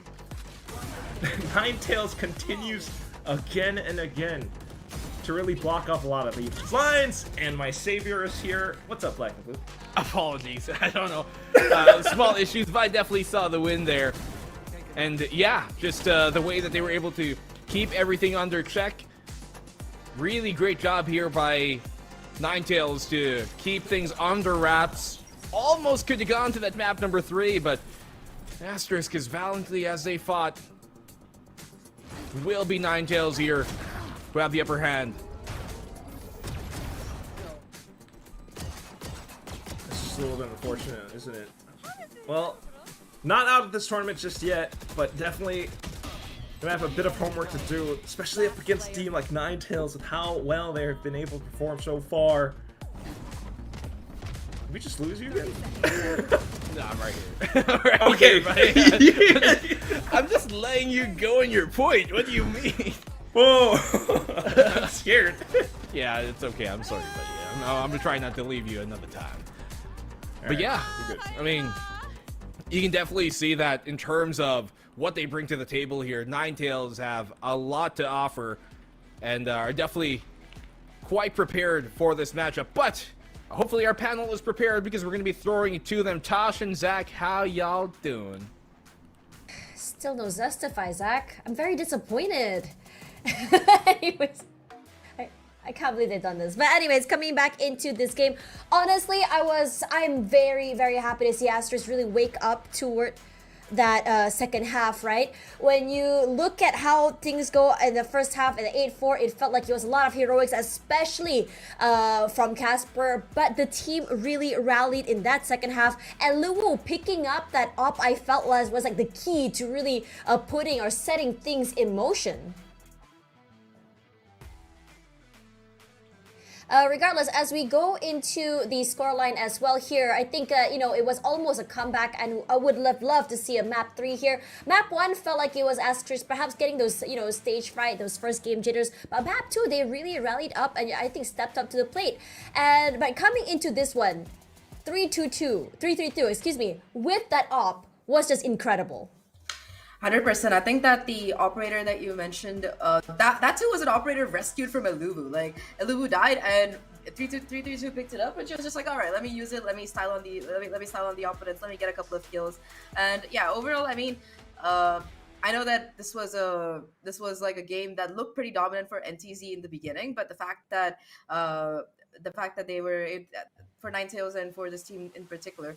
But yeah, overall an incredible performance coming out of their Vice player. I think so many of these rounds as well, we saw her just walk up with the Guardian and find a headshot on defense. It was just absolutely crazy coming in from this team. And I mean, overall, I mean, looking at this map, even though the first half was very favored towards Ninetales, I think in the second half there was some really good recovery coming in from Asterisk there. I think that where things could, like the round that I think kind of was the linchpin was 21, I think, where, you know, Asterisk, I think it was an eco round for their opponents, or a half, or they had a buy, but Asterisk invested 2 complete ultimates. They invested the Cosmic Divide as well as, I forgot what the other one was, but they invested 2 major ults. Yes, they invested the Armageddon, and after that, they got side control, and they still lost it because the Sova player on Ninetales got a 3k. So a lot of these very close rounds, a lot of investment that didn't really come to fruition, and I think the biggest problem for Asterisk on that attacking side was time pressure in a lot of ways, because if you notice, when they got the spike down, it was often like less than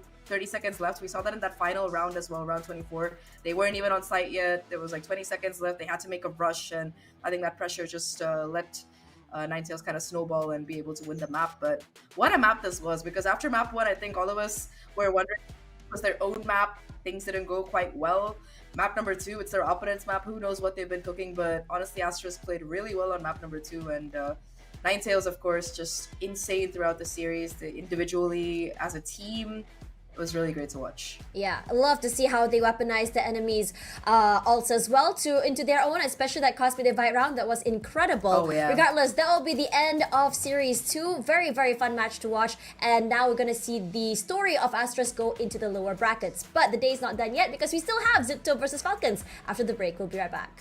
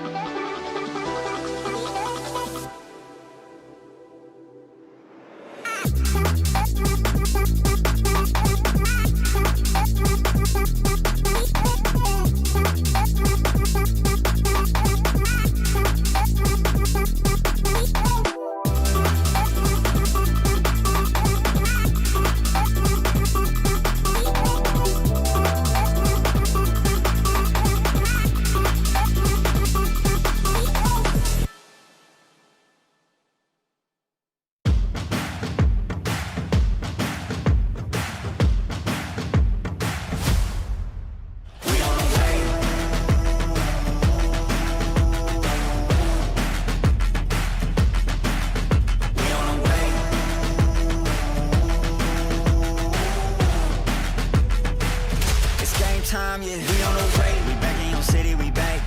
I gotta get to it, in fact. No, never no time to relax. I'm packing the stacks, you packing your bags. Okay, I step on the field, it's a wrap. Like, can I keep up with the laps? No way. I put that record in a pass, you know it's a fact. Confirming the stats.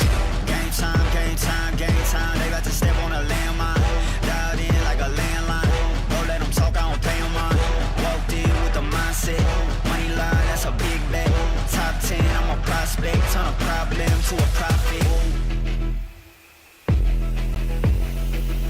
Top 10, I'm a prospect. Turn a problem to a we on the way. We on the way. We on the way. We on the way. It's game time, yeah. We on the way. Whole team know the mission. Gotta focus all senses. Gassed up, no omission. Eyes on a vision. Gotta handle business. 100 yards on a play. Big dubs on the way. 2-play, it'll be played. Get up out my face, we are not the same. Get down in the city, I'm back on the base. Gotta get to it, no pain is safe. Running the game, they running away. They running their mouth, you know they are fake. Pick a side, pick a side. Okay, is you on for the ride? Okay, new kid on the block, next up, blessed up on the rise.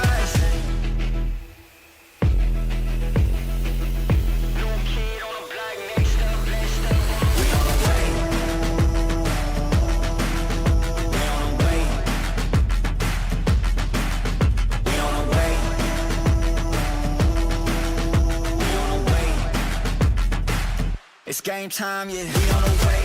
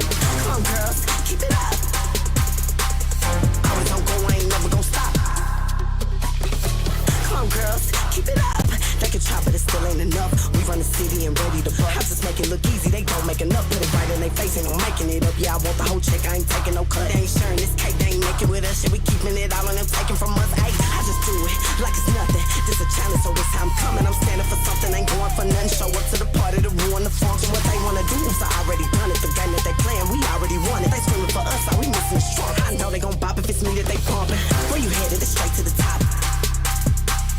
Always on go, I ain't never gon' stop. Whether that's thinking they better, you not. Just like a cheater, we keeping our spot. Playing no game, got my foot on the gas, head straight to the cheddar. I'm chasing this guap.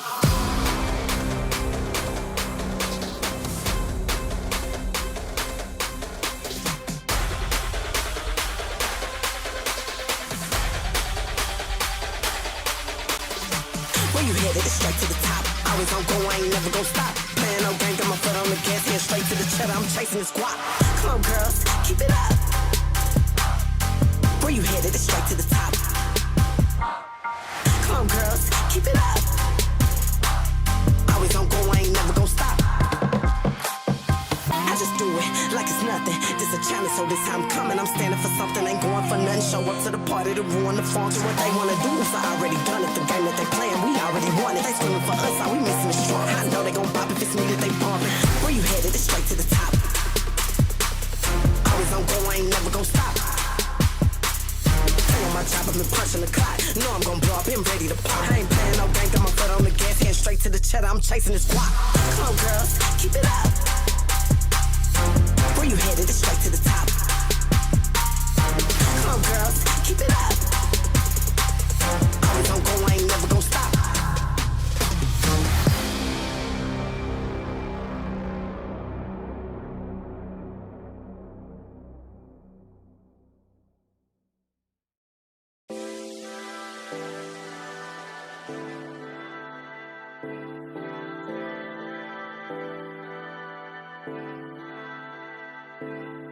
It's just like I know this. Something got me up there, haunted.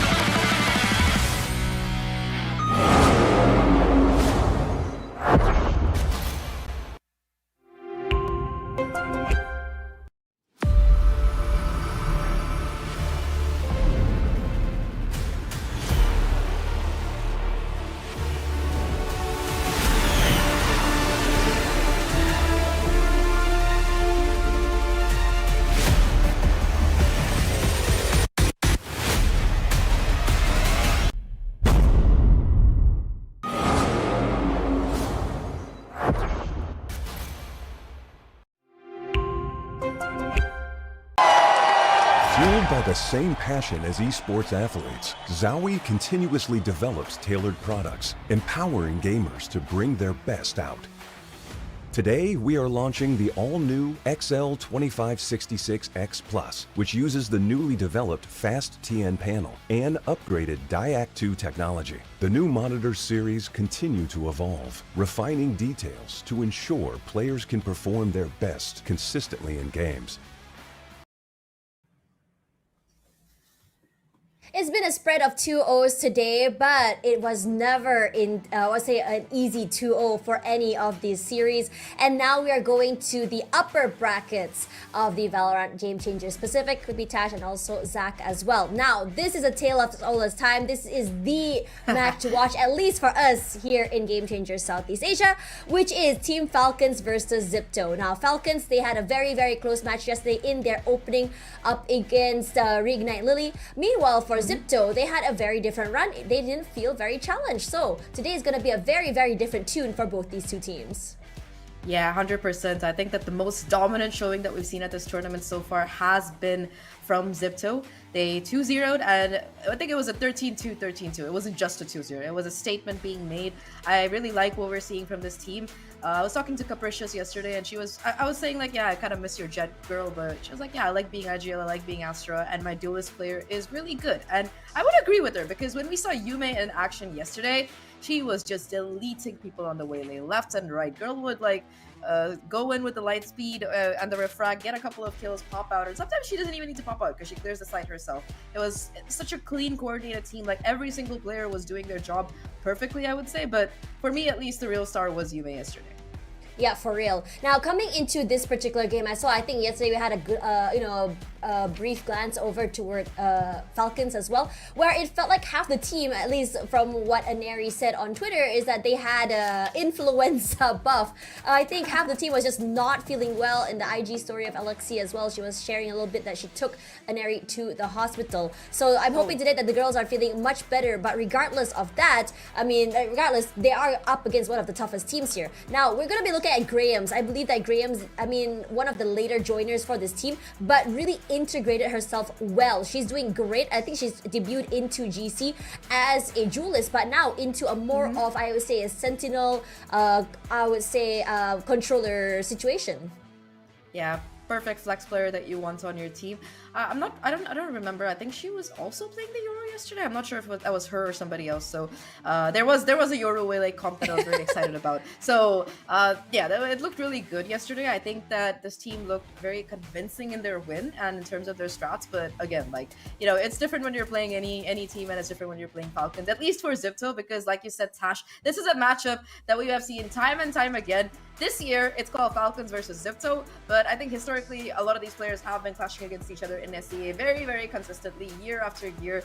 I think even last year as well, it was this roster under a different name that was trying to make it to the championship, but yeah, they weren't able to make the run. This time, though, they look completely confident. You know, Yeah. they've upgraded their players, they've got coaching staff in place, they've got the strats in place, and personally, I like them because they're running the Waylay and Yoru. I'm just a biased analyst. It's true. I mean, there's nothing wrong about that. I mean, when you look at the head-to-head between these two teams, a lot of changes has happened as well. You know, bringing Yume into the team was the upgrade I think that Zipto really, really needed as well. And on top of that as well, if you look at on the other flip side here is Falcons. Falcons, I think at the beginning of the season had a different coach, but now they decided, you know what, we looked a lot more comfortable. We love playing a lot more with Combat, and they brought back, the coach that brought them all the way to champions last year. Yeah, Alexi mentioned that they were having some coach shuffles this year, and it was a big challenge for them. But like you said, Kobat is back. You know, we've seen him at SMG, we've seen him at Zipto last year. We're going to be seeing him right now with this Falcons roster. And talking about this Falcons roster, what a bunch of stars they are. I mean, Aneri needs no introduction. Arguably one of the best duelists in APAC overall, I would say. Madby and Mary, of course, both migrating over from EMEA this year. Mary, the winner of that first GCC, and also the MVP of that very tournament. I know Chamber was overtuned then, guys, but still, it's a very good achievement. She was 18 when she did it too, so it's kind of wild. And Madby, of course, very flexible player, really good at calling for the team, and reads have been immaculate as well. And of course, you've got the rest of last year's Zipto core. You've got Camille, and I think this whole team has been just extremely dominant historically in SEA, the original core of this team, as well as with the 2 new players from EMEA who have joined them. And I mean, look at this. Inari gotta be the highlight. We were just talking about her duelist and how efficient and how dominant it is. Yesterday, I think after the interview, she mentioned to Mika and me that she was playing with the 39-degree fever right after. And yeah, I mean, this is what she does with like right after a 39-degree fever. So I don't know, bro. Yeah. That's just Inari. Yeah, I think that was like a lot of chatter as well about how she's able to play it like this when sick and how she's going to be playing even when better. I'm really hoping that she is going to be feeling better today because today is another day. But the thing is, what's really important to talk about, you know, about these 2 teams is how Zipto is, I would say, Zipto GC homecoming this year. You know, you went from Zipto into Falcons, you know, the main core into Falcons, but then Zipto bringing in another core under their wing as well. So these 2 teams, I think, are really set to really, I think, bring the teams to the next level. Again, this is a team that went all the way to champions. This is a team that went 5 duelists, was it? I believe, you know, 4 duelists and a Cypher. 4 duelists and a Cypher. With an area on the Cypher because they thought it was a ping test and still was able, you know, to make it out alive, right? So in this situation, when we're seeing players just really be able to go for flexes, this is what they talk about. When you are that dominant in terms of your game sense, the position, and shooting, you can pretty make anything happen. But to recap yesterday, though, Falcons struggled up against Reignite Lily. This is, after all, I believe, the number 2 seed coming in from Japan. And they really put up the fight. It was a 14-2 OT that Falcons were able to finally really overcome toward the end. And finally, Sunset, which is their own map, they looked a lot more dominant. But on the flip side here for Zipto, I didn't feel like they were challenged yesterday. So today is going to be a whole different look to what we can expect from them. 100%. I think going back to the Falcons game, I think for Reignite Lily, even though they've consistently, you know, lost to Fennel in their region, they still have been a very good team. And I think ahead of this tournament and for the last couple of months, they've been working with Kerkus as well, who was the coach for G2 Gozen when they won in 2022. So yeah, you could definitely see the additional strategy or anti-strategy against Falcons that they had been able to put together.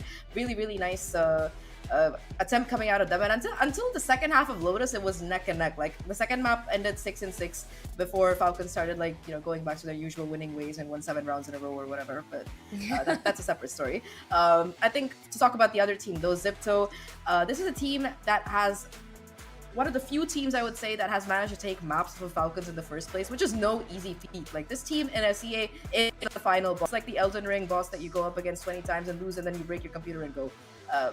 I know, but I think that they're one of the few teams that has made it look consistently close. I think that they've managed to take maps off of them, and I think right now they look more prepared than ever, especially with their new duelist. It looks like this is a core and this is a roster that can definitely go head to head. I think on a good day, on any day. Yeah, for real. The prep that they've done.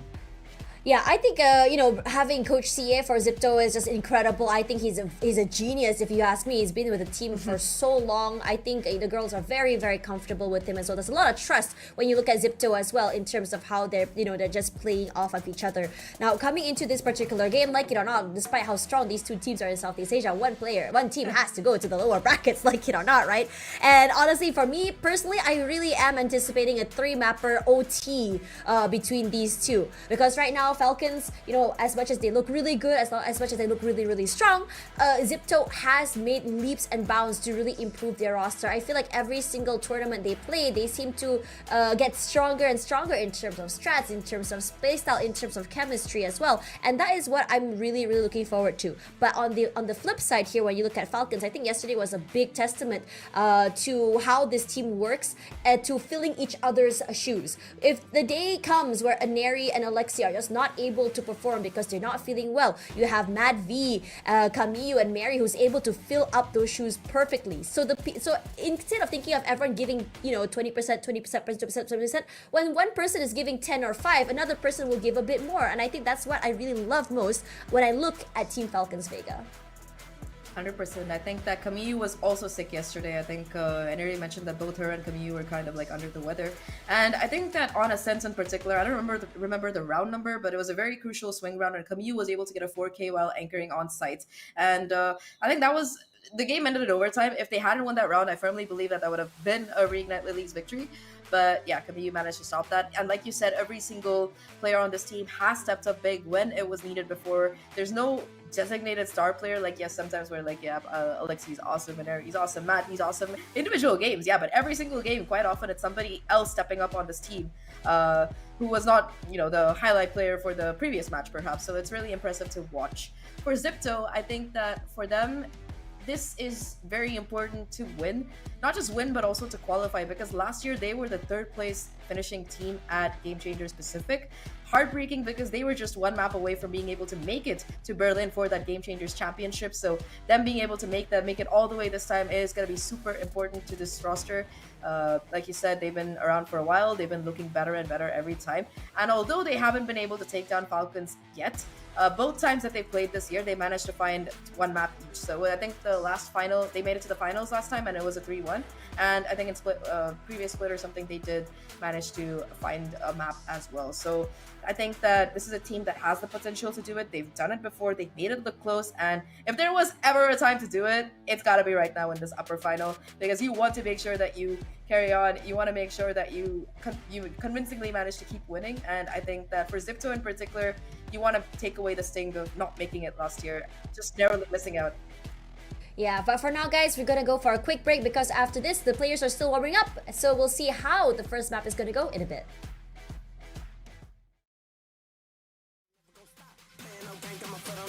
Straight to the cheddar, I'm chasing the squad. Come on, girls, keep it up. Where you headed? It's straight to the top. Come on, girls, keep it up. Always on go, I ain't never gonna stop. I just do it like it's nothing. This a challenge, so this time coming. I'm standing for something, ain't going for nothing. Show up to the party to ruin the function. What they wanna do is I already done it. The game that they playing, we already won it. They screaming for us, are we missing the straw? I know they gon' bop if it's me that they bumping. Where you headed? It's straight to the top. Always on go, I ain't never gon' stop. On my job, I've been punching the clock. Know I'm gon' blow up, been ready to pop. I ain't playing no game, got my foot on the gas, head straight to the cheddar. I'm chasing this guap. Come on, girls, keep it up. Where you headed? It's straight to the top. Come on, girls, keep it up. Always on go, I ain't never gon' stop.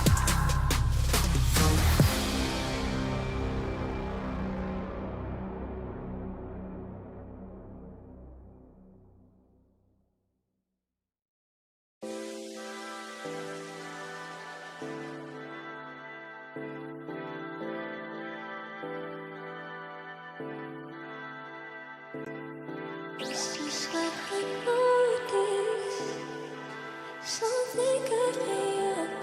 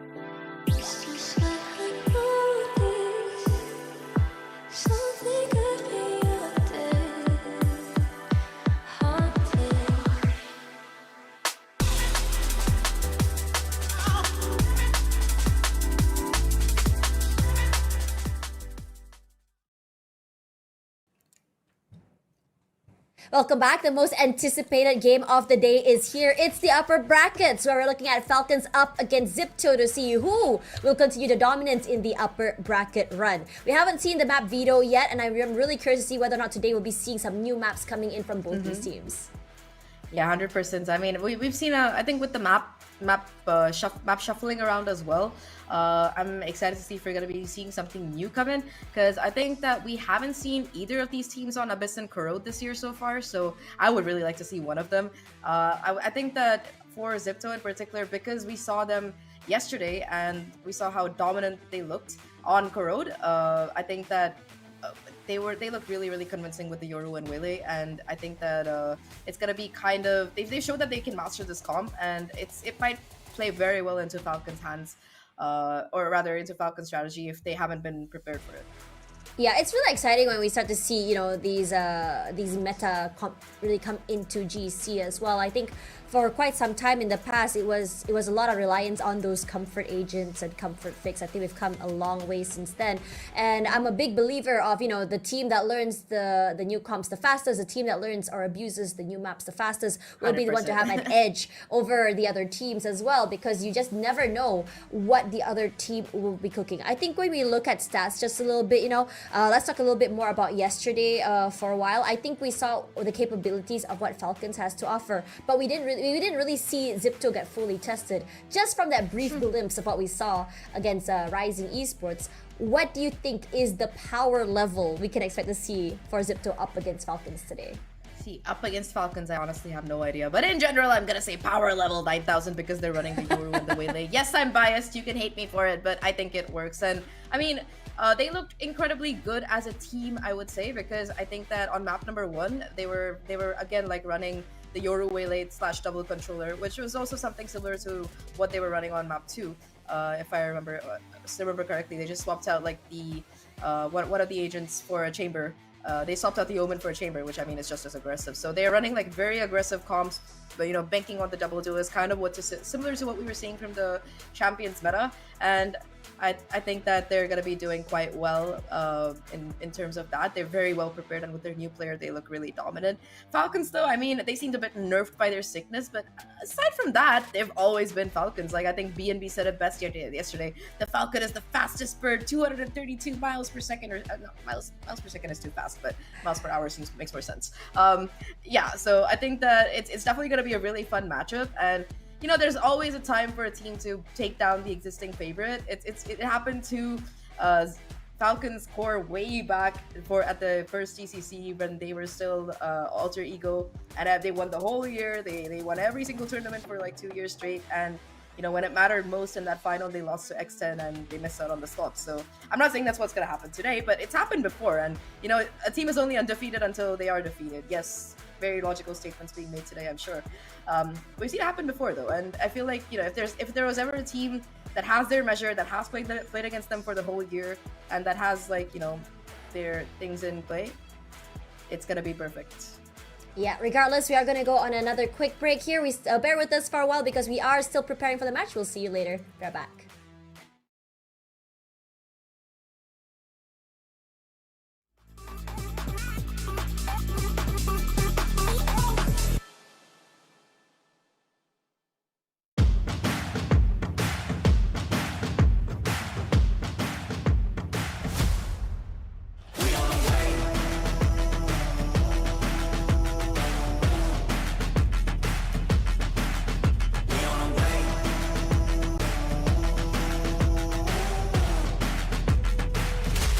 Time, yeah, we on the way. We back in your city, we back.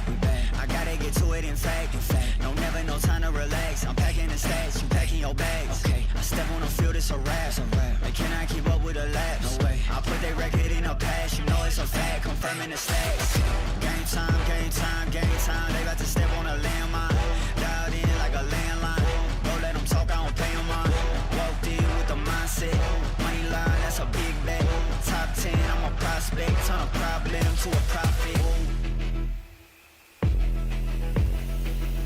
Top 10, I'm a prospect. Turn a problem to a we on the way.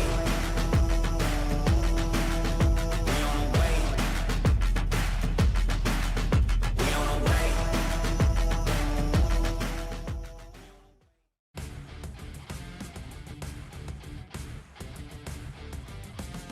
All right, we're back into the game. Super hyped and excited for this one because, again, this is the tale of all time worth of a match. As we see, well, Zipto looks so hyped coming to the stage.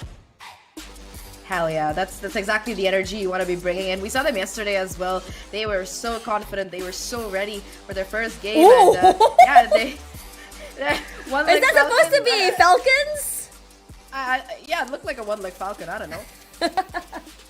Wow, they're already bringing the heat, Tash. These guys are ready. They want revenge. They want to make sure that they're going to be the ones moving on in the upper bracket. But here we go. SEA's top team for this year. Honestly, the score has been topping SEA for like, what, the last 3-4 years at this point. Most of them need no introduction at this point if you've been watching Game Changers at any point. Falcons looking confident, looking sassy, and I don't know what that's supposed to mean. Like, we're going to fly It's supposed high? to be a falcon. They're flying. Why But are I they don't both know. showing falcons? Hello? I think the one is... Do you like show a cat? Meow? Maybe they should have meow. I don't know. Oh, apparently Mika said it's a Filipino meme dance. Okay, that is what we've literally... Thank you, Mika. We love you. We love you, Tita Mika. But anyways, coming into this game as well, Coach is seeing... I don't know, when I saw Coach Colbat... Oh. Yo! Colbat won that! Scissors beats paper! Is that foreshadowing? I don't know. Yesterday, I mean, I think they did the same thing in the rock paper scissors. I forgot which of them did it, but the one who won the rock paper scissors, I don't know if they won the game. It was the opposite result. So yeah, I don't know if that's what we're gonna be seeing today, but it's a good sign at least for Colbat, starting off with a win, however minor it is. We got the teams going into discussion. Of course, a lot on the line here. Winning this one is gonna put you one more game win away from that grand final. And once you make it to the grand final, you are going to Seoul this year for that Game Changers Championship. So you will only be one more win away. That's what this game means to both of these teams. And just making it here would save you the trouble of that lower bracket run. Either way, though, they're in deep discussion. They've got their strats ready. You got the coach. Coach is giving them a pep talk. CA looks locked in.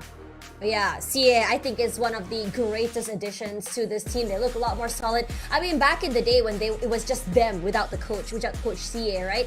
It felt like they were just aimers that were just trying to, you know, kind of build on that fly. But now they have the structure. They have an idea on how exactly to approach things. And CA has just been phenomenal when it comes to counter-stratting and breaking strats of other teams. My question is, can they bring it here today onto this stage, especially against a team as powerful and as dominant as Falcons? Anyways, as Map Veto is here. Now, Zach, what do you want to break down? I mean, we're going to be seeing Zipto select Corrode first. We saw them play Abyss yesterday, and like we said, they were running that double dive comp of the Yoru and the Waylay. So I'm hoping that we're going to be seeing the same pick coming through. I would also like to see some Odin action. So far, we have seen 0 Odins on this map. The Broctagon, yeah, bring in the Odin. No, please. we saw one. We saw one on map 1. Yeah, I mean, on the we first didn't see any series. kills with it, so it's kind of. Oh, that's true. Sad. I want to see like a 3K or a 4K, guys. Bring the Odin in, bring some spam in, piss your opponents off. That's what I'm saying. But yeah, Falcons going back to familiar territory, choosing Ascenta's map number 2, one of their best maps throughout the year, not just during Split 2. So it kind of makes sense that that's where they want to go. I know they were kind of tested yesterday by Reignite Lily, but that said, they still were able to come out on top. So it's gonna leave them feeling at least a little bit confident. And I mean, Bind is a decider, Tash. What do you think? I'm very excited. I'm not really looking at the buy, I'm more looking at that Corrode. Because if you were to go at stats, right, Zipto has not played that map yet. So I'm really curious what exactly is, you know, Coach CA gonna blindside us with. What exactly has he cooked? Because if you talk about Corrode, if you saw the stats coming in from Falcons, they did play this map before, just very recently in August against Twisted Minds. Yeah, I think that the nice thing for Falcons is that, you know, aside from the GC events in Pacific, they also get a lot of practice internationally. They managed to play Instalock this year and win it out, the first trophy for this team internationally. And I think that they also have a lot of these Saudi events that they get to play in and usually win, I would say. So I think the fact that they're getting so much practice consistently, not just taking breaks, does give them a little bit of a leg up on their counterparts. But look at this. Look at the comp. No Yoru Waylay for me, sadly, but we still have Yume switching over from the Waylay to the Yoru for the first time today, I think. Sage. Yeah, and they have a Deadlock and a Cypher. So on attack, this team is going to be running a double Sentinel comp, which, I mean, I know it might sound a bit weird, but Deadlock is super powerful in a post plant. There's so much that you can do with this particular composition here, and I'm very excited to see what Zipto have been cooking. But on the opposite side, look at this. You got the double controller. We saw the Viper walls come up in our first Corrode, game. But I'm excited to see how that Viper and Omen are gonna work out here, Tash. Yeah, for real. I really want to hear what our zesty casters have to say, especially about Lexi on that stage. So on to you guys. Alright, here we go. No more zestiness allowed. This is for all the marbles, black and blue. It's the match that we've all been waiting for. Zipto versus Falcons Vega. Well, this is a matchup that, as you mentioned, right, lots of fans were looking into and hoping to see. I don't think we were expecting to see it this early, but the brackets are the way they are. And, yeah, curious compositions. Neither team really running the same of what we saw. I mean, obviously, it's only been Team Falcons Vega has played this map on record. But they're very different comp on either end. I have to say, I'm quite intrigued here with the double Sentinel comp being pulled out by Zipto. The post plant here could be a nightmare once they do get site control with that double Sentinel on their side. Yeah, that's what it's gonna have to come down to, right? Needing to get into a site. So far, though, it's mid control for both ends. Trying to make their way out of the smokes. A full 5-stack peek outside of it, but Aneri makes quick work. Mad V finding one as well. A third shot, but Yume fires back. Okay, Yume makes it suddenly doable. 1v2, lots of time to work with the Yoru. You have so much potential to rotate as well. Lots of possible outplays you can do with that agent. I was just gonna find a Sage Wall in front of her, though. At least we'll allow her to pick up that alt orb. Oh, I think they hear the gate crash, though, for sure, right?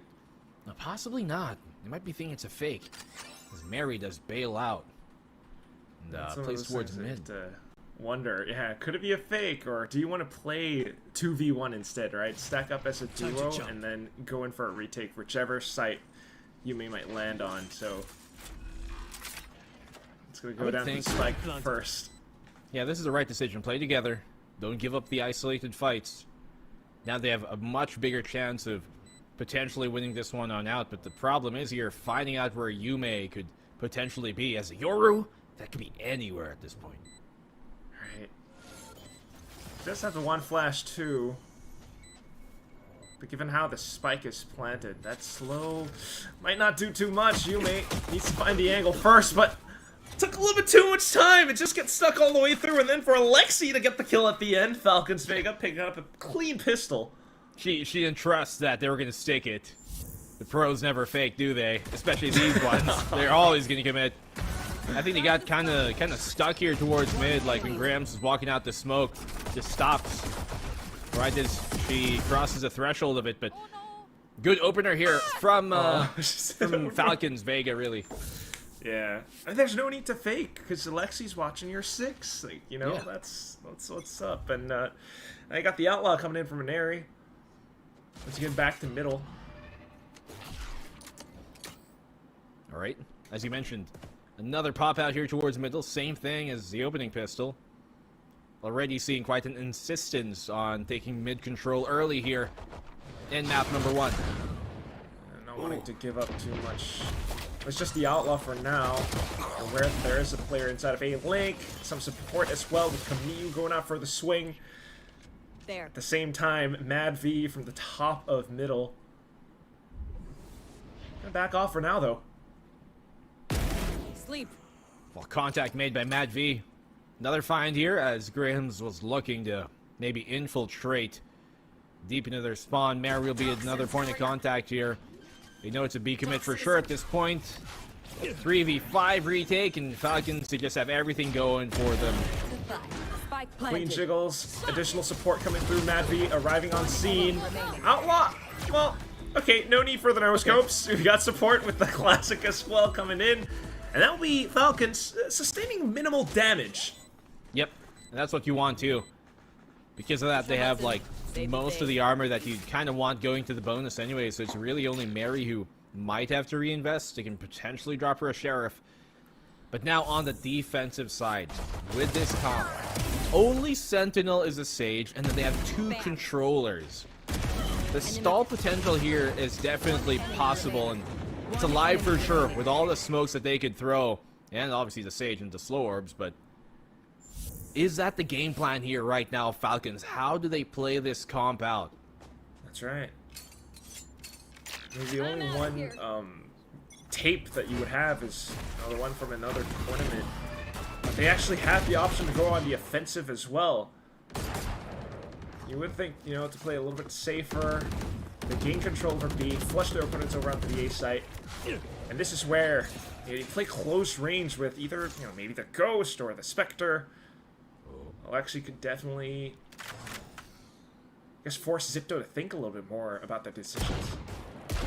That's for sure. Ooh, the tag there. Oh my god. Good tag on Khan. Unfortunately, could not confirm. But Mad V, sharp as ever. Okay. Oh, the pop-out's about to happen. Alexi. Smoke confirms it. Tosses down slow at the right time, but still, that is a very thin cardboard box. Snakebite gets sent across as well. Does slow down somewhat, but still the push from Yume, especially with the ult in hand, will be successful. Spike getting planted. Good infiltration here by Zipto. Will take too much damage, rather too much casualties, but Khan has taken damage from that earlier outlaw engagement. Falcons Vega. Difficult retake for them to try and do, but there's a chance here, especially if they find one of the higher HP players. They look towards Camille and Aneri as well with their guns. Still pushing up front. They managed to clear out some forward space, but watching out towards the back, and that's where a lot of these players will strike. Aneri, though, still makes it close. Looks to stick at least halfway now, but Piety out for the swing.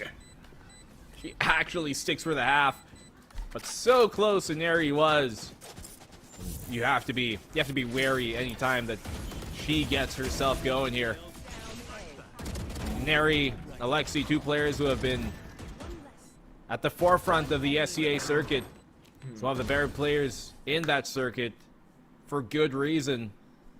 Others may say it's because they're in a super team, but I would say it's a super team because of them.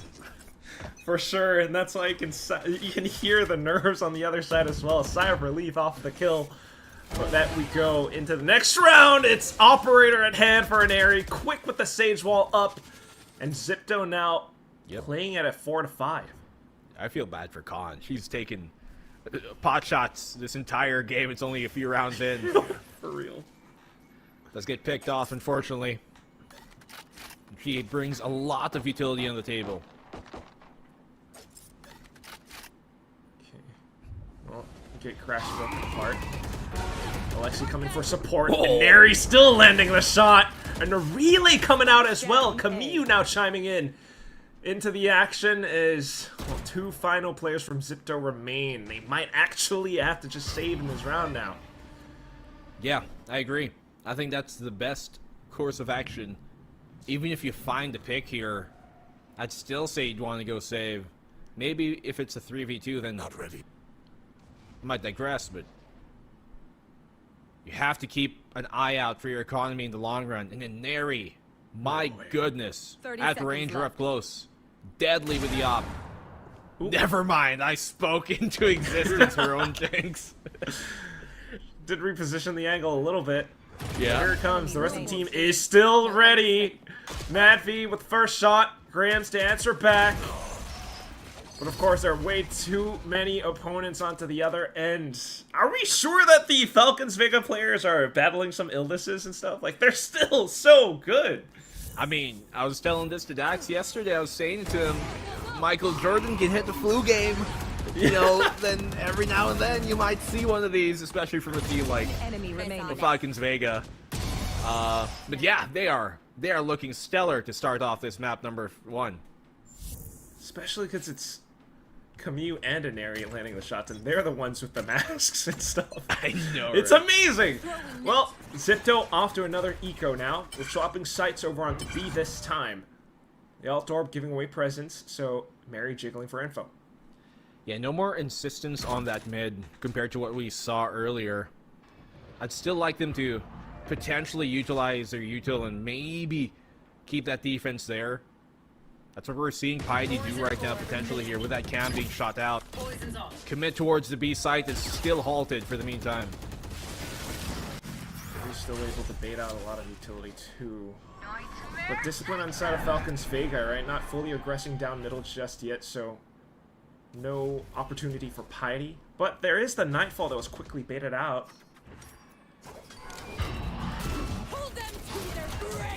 Oh, here it comes, the Cocoon. No real catch, I believe. Will be a commit onto the site, but it's going to be very difficult to find their way on in. Yume's able to find the one at least, so the op's not able to find another. Piety here on the swing, and for the trade, Camu will be ready for it. 4v3 on the retake. They've got weapons to work with at least. Here. Some possibly picked up. Now these angles, but they're not quite connecting. Caprice is just the one. Now looking for Khan. Where could she be? Top of heaven, and Alexi spots her out just as quick. Despite getting the spike down, Falcon still able to retake. But a good little eco bonus for Zipto. Yep. The damage done, got the plant in. As you mentioned, economy at least. Something they're going to be able to build up here further in the attack to get them hopefully back into fighting shape. But so far, very, very clean from Falcons Vega for the most part. They've been trying to take away that mid now. And I assume it's a reaction based off of the opening 2 rounds where Zipto did condition that in. That's right. Continuously trying to hit these sites again and again. Aneri this time though positioned. Whoa. Caught by the Grevnet, forced to use utility to bail herself out. Okay. Slowing down just a hair here. Have to realize that you can't W key every round. Barrier will be destroyed initially here on A main. Yeah, look at Zip, but look at how far back on the map they are. They just can't gain any ground right now. Nothing towards mid, nothing towards A. Not too much, right? You're always cautious about middle because those walls are bangable, pretty much. Apart from that, though, now you've got some smokes to possibly work off of. Maybe try to set something else up, but watch out for Camus, who is playing around this A-Link spot. Oh, and Ari. He's taken quite a liking to this op lately. Oh yeah, will signal their intent. And a potential successful B split as well, especially with this Nightfall. Aneri and Mary, no chance at surviving, but Camus quickly out to the top of heaven! She finds the double! Yume up from behind and strikes her when the iron is hot. Still a chance to get the spike down quick. Yep, 15 seconds left and ticking. It's gonna have to be a 2v3 retake here. Mad V and Alexi, a bit further away from the res than they would otherwise like. Neural Theft will confirm which angles they're gonna be coming from. It's gonna be very difficult. They do have the haunt at least to gather information. There goes. Unfortunately shot down. There's a C's as well. It does confirm at least one position. So Alexi marks it. Continues to clear out corners, but that's when the swing goes through. But Madvi finding a shot, but the shots still spanned all across. And unfortunately, Alexi will fall. Zipto managing to hold their own. Yeah, good round here from Zipto, and especially there from Yume, who was able to find her way into the back lines. Get the trade on Camu after her little hold up there, up on heaven. Make sure it didn't become anything larger than it could have been. Or should have been at that point. They keep themselves within reach here. Only 2 rounds separating them. The op right now from Aneri not finding the value that I think they were looking for. Time to jump. It's an expensive investment that they're now going to have to eco for. Gonna fight for it at least. Pull off some unexpected moves across the map. Straight down middle, but Capricious has an idea. I've heard something, at least definitely spotting out the information. Oh, big Grevnet caught out from behind, but Alexi still shoots back. Matvi getting some shots in, but a big firefight ensues, and Piety comes out unscathed. It's Mary now, the only one left. Maybe to retrieve a weapon if she does venture that far. Well, a scuffle really happening there. For real. It makes it somewhat possible for Mary, now that she's retrieved a weapon. Doesn't have armor, though, so the aim punch is going to be painful. Once again, another 1v2 in the favor of Zipto. Aim punch wouldn't matter if you went for a shot. That is true. All depends on your opponent's position as well. She's hugging these walls, these corners so tightly in fear of exposing her back. But your opponents, they get to play around elbow. They get to play around heaven. And that's what makes this defuse so tricky. She tries to use her poison cloud around it, but Piety just spams to the perfect spot. Has a sixth sense for intruders coming her way. And Zipto, 1 round away here from tying up the game. And this is a matchup we have seen quite a few times. We've seen this before. In the grand finals of the Split 2 of SEA, the Southeast Asian circuit, these two matched up, and only a single map was Zipto able to take in that best of 5. But to be fair, they're one of the only teams to be able to take a map from them during that run. They're looking to maybe take a series against him here. At least make a good run for it. And area out with the up again. We marked down by Yume. Dimensional drift to full effect. Alexi quick with the reactions, trying to stall and slow this down. She finds a shot. Might be able to pull out slow orb now too. Just as quick though. Yep, Khan up from behind, and that will be the pause button for Zipto to try to maybe look for an alternate route. Yeah, let the room breathe. See what kind of reactions they're going to be giving you here, Falcons. You know they're going to burn utility like that Prowler. Just to find some sort of advantage. Capricious. Great punish. Now it's Alexi's turn. Begins to make her move. Annihilation ripped, but not quite connecting. Still though, Piety fires back. Once again, it's Mary as the lone survivor. She does arrive out from Link, but quickly spotted out as she whiffs a couple of shots. It's unfortunate, but it is what it is. Has to make her move as the spike gets planted. It's a 3v1 as well. All of these angles are split. She has to turn 90 degrees, 180 degrees just to find a frag, and there was no chance. A team ace picked up by Zipto. Yep. Everybody contributing to the cake at the end of the day. 4-4, and they've tied up the game. As you mentioned earlier, beautiful dimensional drifter from Yume, just kind of confuses an area there on where exactly to look, where he's going to be coming from.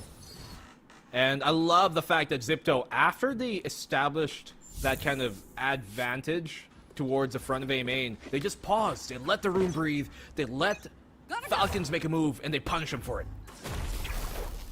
It's exactly that. The punishments are strong today! As Yume and Grams, this time just holding the angle, catches an unsuspecting Falcons Vega player as they try to push out of A main. No info for you. You might hear some footsteps around B main as well though, so warning signs all across the map now as Zipto continues to hold default. Zipto right now. On the move here. They know that there's a push coming towards B, so they're going to try and flood the A site instead. Outlaw leading the way here on Yume. It's going to be a difficult task for Mary, who can't even find the one. That's a shutdown immediately. And the plant will be secured. This is just so well thought out by With the Prowler on towards Mary. Now Mad V getting spotted out with Khan lurking. The last one is just an area. She's got just the Bucky. Quickly silenced. The flawless of all things, just for Zipto to take the lead. Might be a good time to call a timeout soon. I think so. Especially if you're Falcons right now. Was that like 3 rounds in a row? That is. They've just cut into this comeback and flipped it on its head. Now they're in the lead. Now the deficit benefits them. And you do not want this to get even larger. Even more so.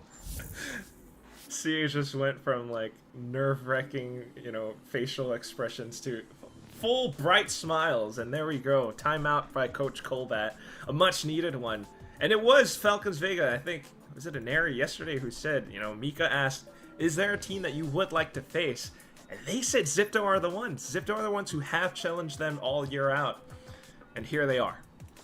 Well, I'd wager that if you ask Zipto the exact same question, they'd give you the exact same inverse answer, that they would love to face against Falcons here as well. And they meet each other in day 2 here in the upper bracket.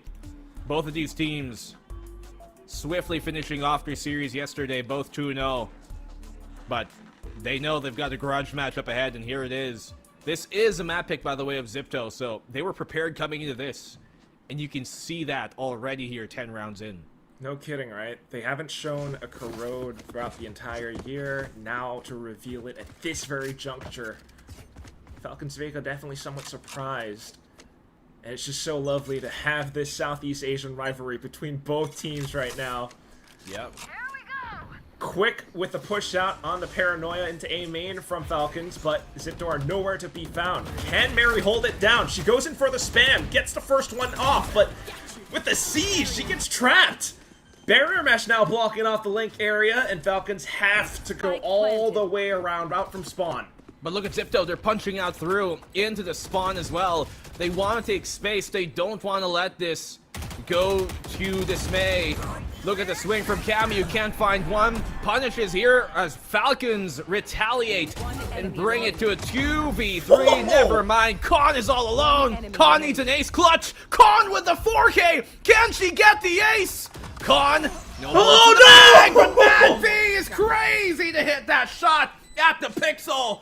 Falcons tie up the game. I thought she was going to be able to swing back in for the reload, feeling the pressure of the defuse for sure, but my god, that shot now at the end.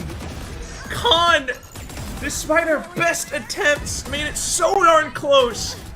Just for Falcons to win it out through mechanics still. What an unbelievable round for both sides. Khan could not connect, unfortunately. And as you mentioned, unbelievable from both sides.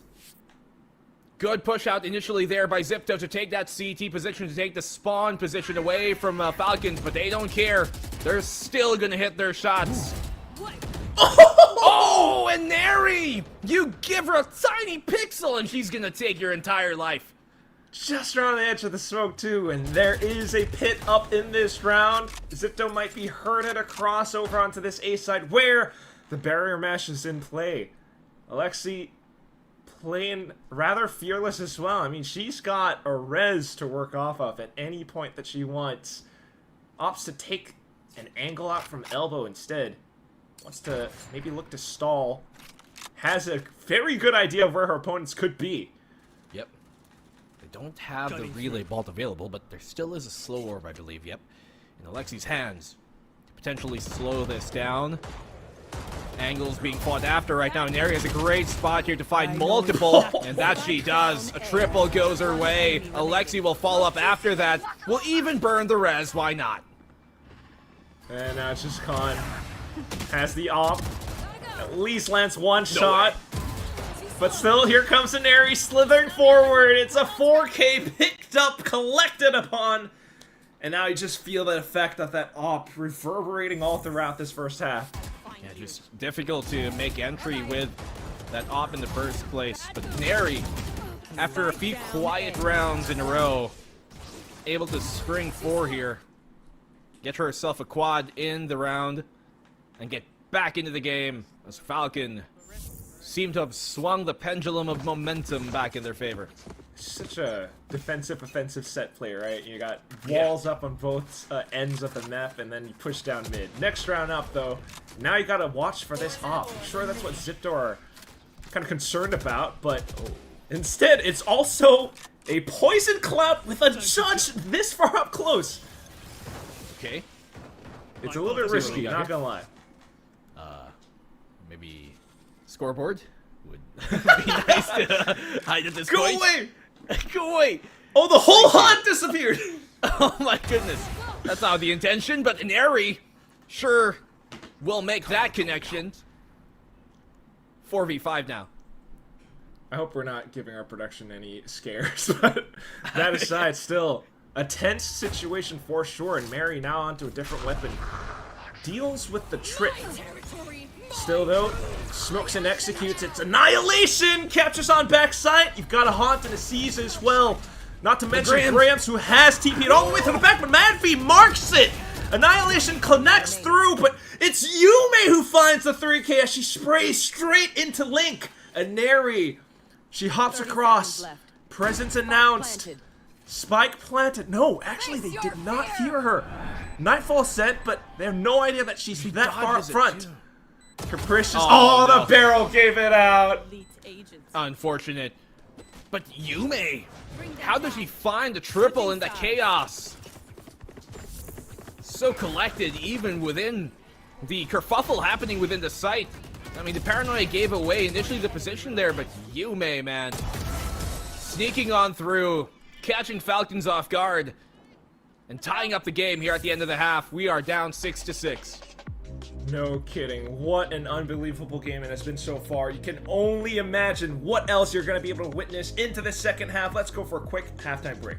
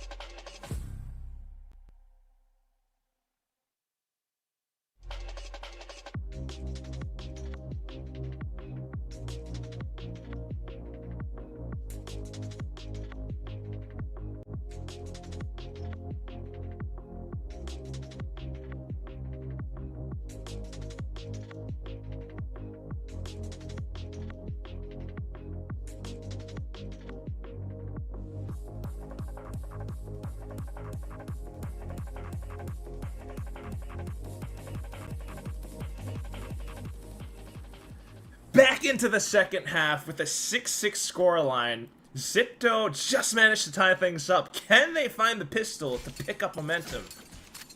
Yep, duelists on either side really leading the charge for both teams here, Neri and Yume respectively. Quick push out here towards mid. Quack, Yume, I think she does spot Mary around the corner looking for a pop flash play. Yeah, that was more a her haunt. herself. Not too bad though from Mary, keeping her invested. Meanwhile, the rest of the squad actually pushing all the way up mid. That's been left unchecked. They can now pivot here into Link towards B. Paranoia though, keep him at bay. Now they're at a kind of conundrum. Do they commit to this? I think so. No choice, especially with Alexi getting taken down. What a quick pivot from Zipto and push out of A Link. Now sandwiched into sight, Falcons have to hold their own, and Neri turns back around. She picked up the 2K. Spike on the ground though, and now she silenced Yume. Duelist v duelist, and she comes out on top. Can Camille and Mary pick up the pieces? Mary comes back in to fill up space, takes out Yume. Meanwhile, Camille still on site. A slight moment of reprieve as they look to pick up the spike. 2v2. Should be able to get the plant down here. Oh, aggressive from Camu. Very bad position here for Mary to be in. She's going to get hounded down, and Khan will find the third. As Zipto take the lead once more here. And you saw how oppressive that those sound sensors were on site. Right, just kind of scattered all across and makes it that much more difficult. But down to the end, with that 2v2, it was tough for Camus. But getting taken down just meant that Khan would be able to secure the final one. And you can tell how big this lead could mean for Zipto. Outlaw for a Neri, though. Outlaw? A force? 0 credits? Oh, just shut down any notions of any over-eagerness! Yume with a double! Nice. That's, I think, Mary to take on the mantle for the next Outlaw shot, possibly. Meanwhile, Zipto now, they're just happy to push up and farm or to fish for even more. Here. See if they can find that. As you mentioned, Mary will be the one taking the helm of the Outlaw. Such a risky buy to force up here. Tripwire as well that they have to deal with. Behind the corner, they know they're coming. It's easy pickings right now for you. Alright, just watch the angle, click at anyone who comes through. At the same time, Khan beginning to push down B main, confirming still where Falcons would be. Graham's playing it safe because what she has is a stinger. Yeah. Can't really swing out wide from top window there. One enemy remaining. Khan? Easy kill. And now low HP, just trying to make it as clean as possible. Spots are out by the corner. Alexi, though, at least takes out one. With a second, too. Not too bad in terms of damage, but still a win nonetheless for Zipto. Yeah, all things considered, Zipto will take that. You lose 2, you take another round. And you know that Inari has to be poor here. The lack of economy. I don't think Yume was expecting Inari to have an outlaw in round number 2 of all things. But still hits the shot anyways. No kidding, Zipto right? here, slowly but surely trying to build upon this lead. Taking map 1 would certainly put quite a bit of pressure out for Falcons Vega as well. So there we go. Inari, Sheriff in hand. The rest of Zipto, though, wow. Gravnat pushes out of A main. With the Barrier Mesh as well. He's lucky if he was able to escape before the barrier landed there. Does get a tag on the Mad V, but nothing to be worried about as it won't take her down. Starting to crawl up now towards B, as they know most of the defense has poised themselves on the A portion of the map. Oh, but also clearing out A link just to keep Zipto somewhat invested towards this A area. Yep. Now with the flash going over, though, pretty much confirms the B hit. Piety has all of these trips all across, looking for some potential kill shots. Not quite spotting them, though. Spike planted. Especially with a Spectre at hand, just trying to play it safe, but Falcons go on the offensive, pushing all the way towards the back. Miyu with the 2K. 2v4. Very difficult for Zipto here. The barrier as well in their face. So you make it even more challenging. So many ways to slow them down. They do have a smoke as well. C's available on Mad V. I'd be very surprised if you're able to exit from this threshold in the first place. One enemy. Should not be possible, but they'll make a go for it anyway. Blindsided, doesn't matter. Alexi dodges it with ease. Yep. Quick and easy cleanup house. And, yeah. I love the fact that, as you mentioned, because of that push there towards A main, they still continued to make noise on A. Like, had to lurk there towards Link to keep him invested, keep the defense of Zipto invested into staying towards A, allowing that B site to be taken for free. I'm out of here. Just quickly trying to wrap back around the options that Falcons can operate with. Back into it this time, though, to contend with the A main control. Zipto pushing with a trio down middle. But Alexi flicks onto her target anyway! I mean, it is Alexi, and we do hit shots like that every now and then. 5v4 now, and Zipto here being taken apart, one pick at a time. Let's see, Piety can respond in kind. Oh, not quite. Eager with the shot. Simple response with the relay, and now you're herded back in towards sight. Maybe Graham's with a flash could aid in this fight. Goes off and across. Graham's finding a 2K. Whoa. There's an annihilation as well, and Khan gets the final one. Zipto retaining their lead at 9-7. That was looking so good for Falcons until it wasn't. 5v3, throwing away the annihilation, leading that idea, and confirming it at the end. Unfortunate here for Falcons, as they established that control early, but Piety did such a good job. Luckily, she had the one-way as well there, an elbow to just slow them down. Zipto's coach. Yo, honestly, what a range of emotions. He could not believe it until he did. It's a roller coaster that we're on right now. We're not letting go.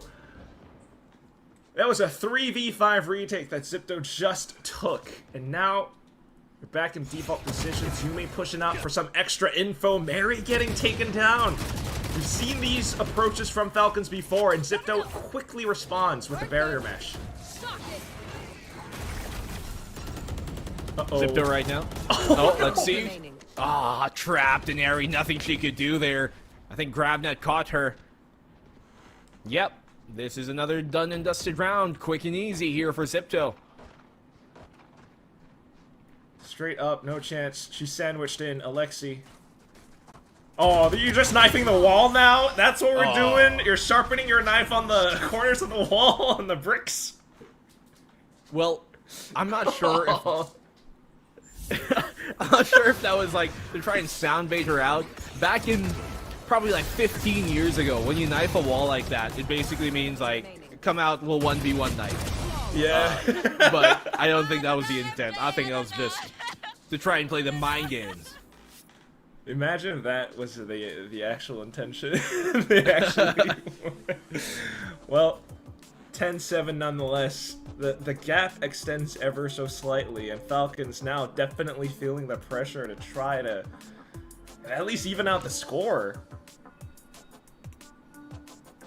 Definitely intimidating right now, looking at how things are going for Falcons. Zipto seem to have found and hit their stride. The rhythm right now is impeccable.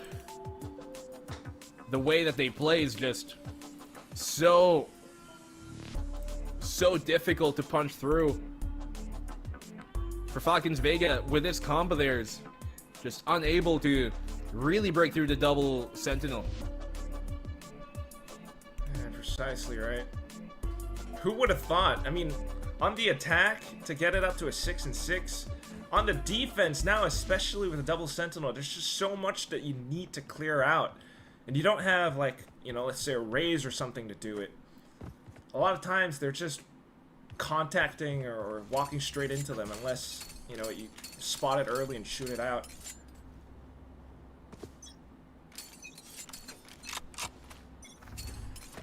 Back into the round here, back into the game. Let's see how things continue. Falcons Vega. After this, they have like maybe one more bye. If things don't go their way. Yeah. Could very well be lights out. At least working alongside this toxic screen, slow creeping up mid. But you got Yume onto this dimensional drift. Does she spot out the spike? Camus playing really far back to try to catch any unsuspecting players if possible. Yume just spots out quite a few. Oh, and it's Capricious and Grams to go on out. 2 players down from Falcons. Arez comes back in.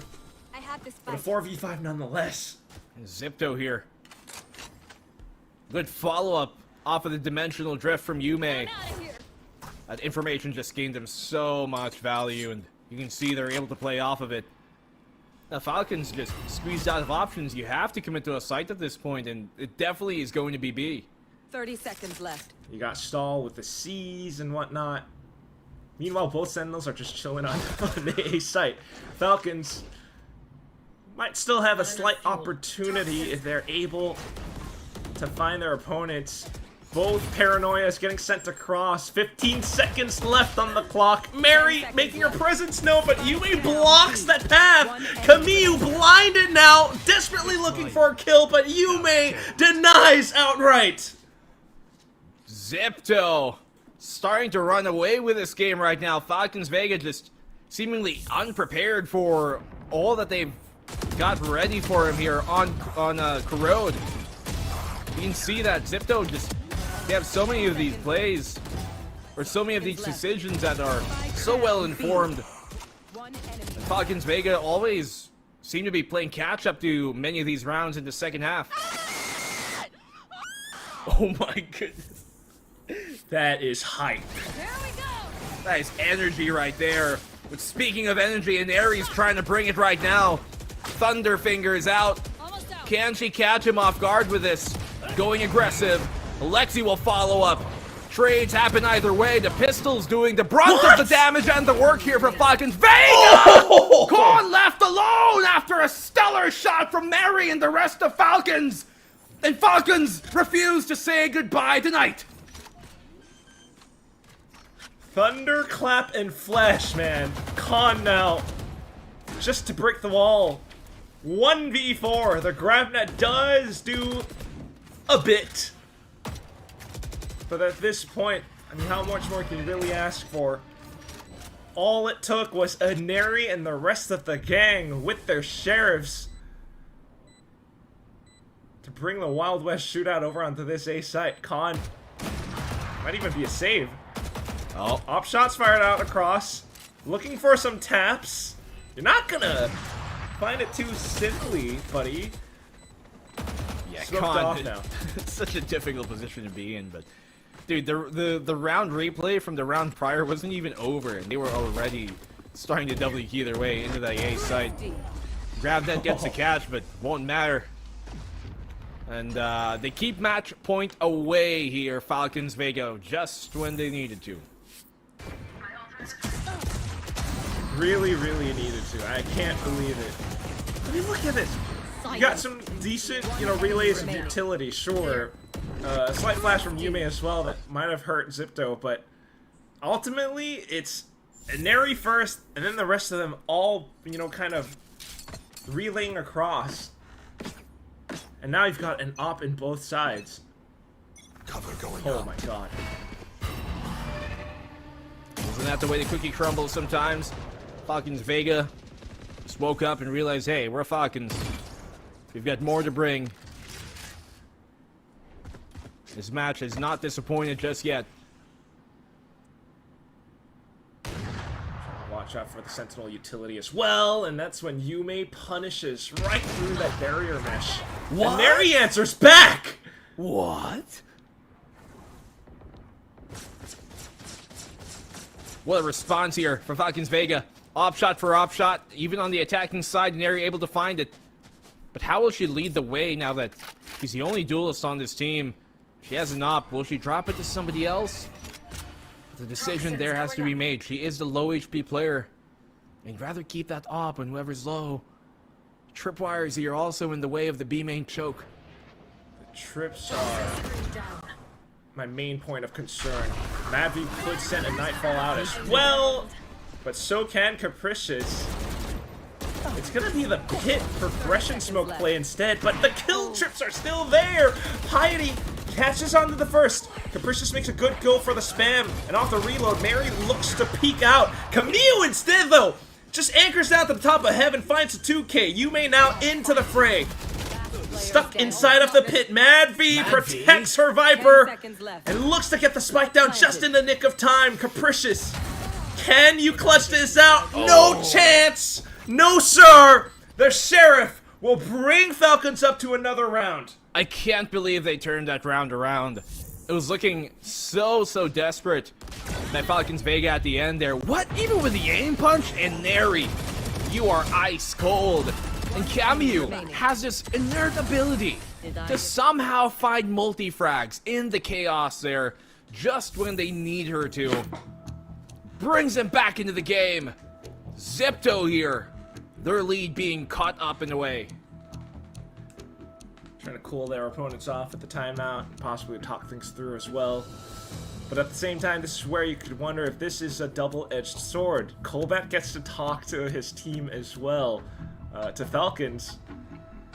And I'm just wondering, are we really gonna see a potential comeback? Surely Zipto can shore up on some ults and, you know, make a round happen, but this is Valorant. This is Game Changers Pacific, Black and Blue. That it Anything is. can happen. And this is part of the reason why this is a matchup that many folks were looking forward to, right? They knew that this one would deliver. Everybody knew that this would be a banger of a matchup. And so far, it's up to Falcons Vega to extend this map further. A Zipto here on an eco, solo hero Vandal. Half buy if you can afford it, why not? But see how effective it can truly be. Otherwise, it should be Falcons bringing this up to a 10 and 11, and then we'll see what happens. Oh, a wall boost for a Neri to try to look for a sneaky kill up top mid.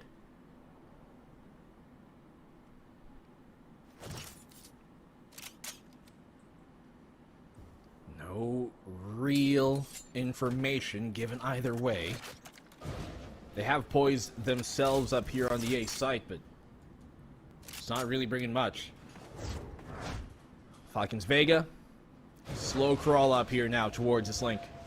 Back at it again with the 4-1 split.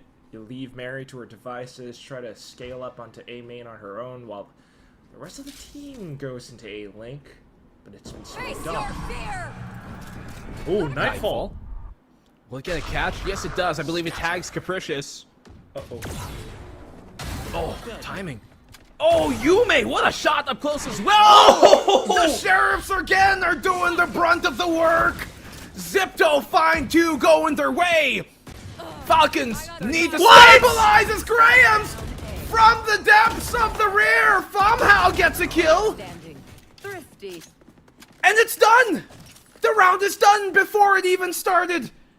Pistols got everything! And match point secured off the eco! For everything that they threw into this round, wall boost, slow creep, Nightfall sent in, and Zipto somehow slipped through the cracks with Sheriffs! Sheriffs! Of all just things! taking the shots down. I don't know.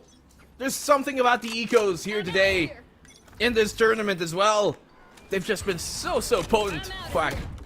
It's also just reading the micro timings of all these pushes. Now in prime position to close out this map. Zipto, they have their own op. They're holding onto an info line. They're slowly watching around the ends of this toxic screen as well. Oh, angle here, but Graham's, takes a big damage there from the Phantom. Camu trying to get the squeeze. Oh no, Camu! Does she realize there's a player there? Yes, she does! Finally able to confirm! Swings out wide by Alexi, and they've taken site control. Quick for the spike plant. Zipto trying to refill that space, or at least to break down bits of that Sage wall. Give themselves some further space. But look at Camu with this off angle. Ooh, with a sidestep though! Not quite working out there. Now you've got Khan with a potential angle onto the grab net, maybe. Spots up Mary just to jiggle back and forth, though.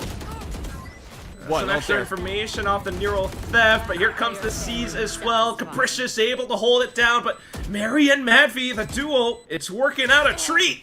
Stuck into the corner and just gives Capricious a bait to chase. Out for Mary on the swing. And that will be life extended for Falcons Vega on this map. We are not done just yet. Camu here luckily able to do it, get the catch. See how she enters a smoke state immediately after getting that kill. Falcons Vega. Small win, but a win nonetheless.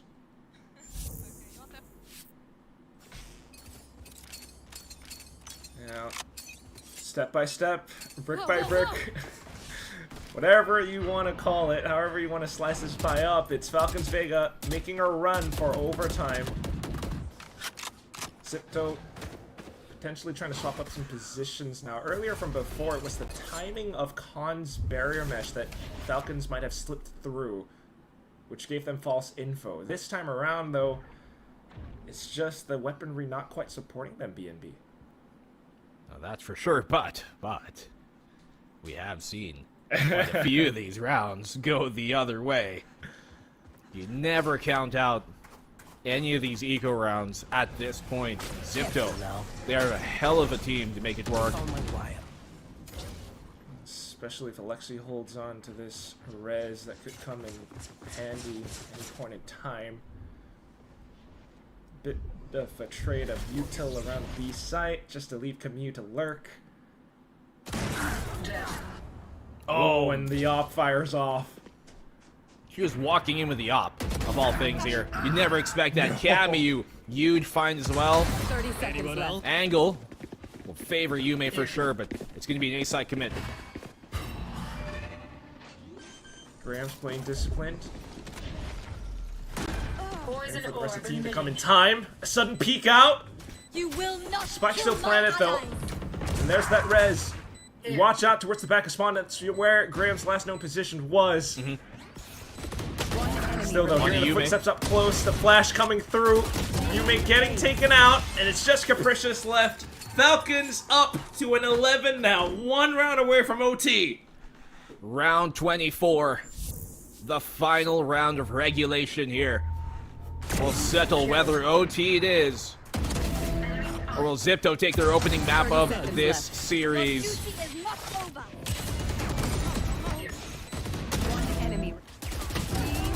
Still could be a chance for Zipto to close this out.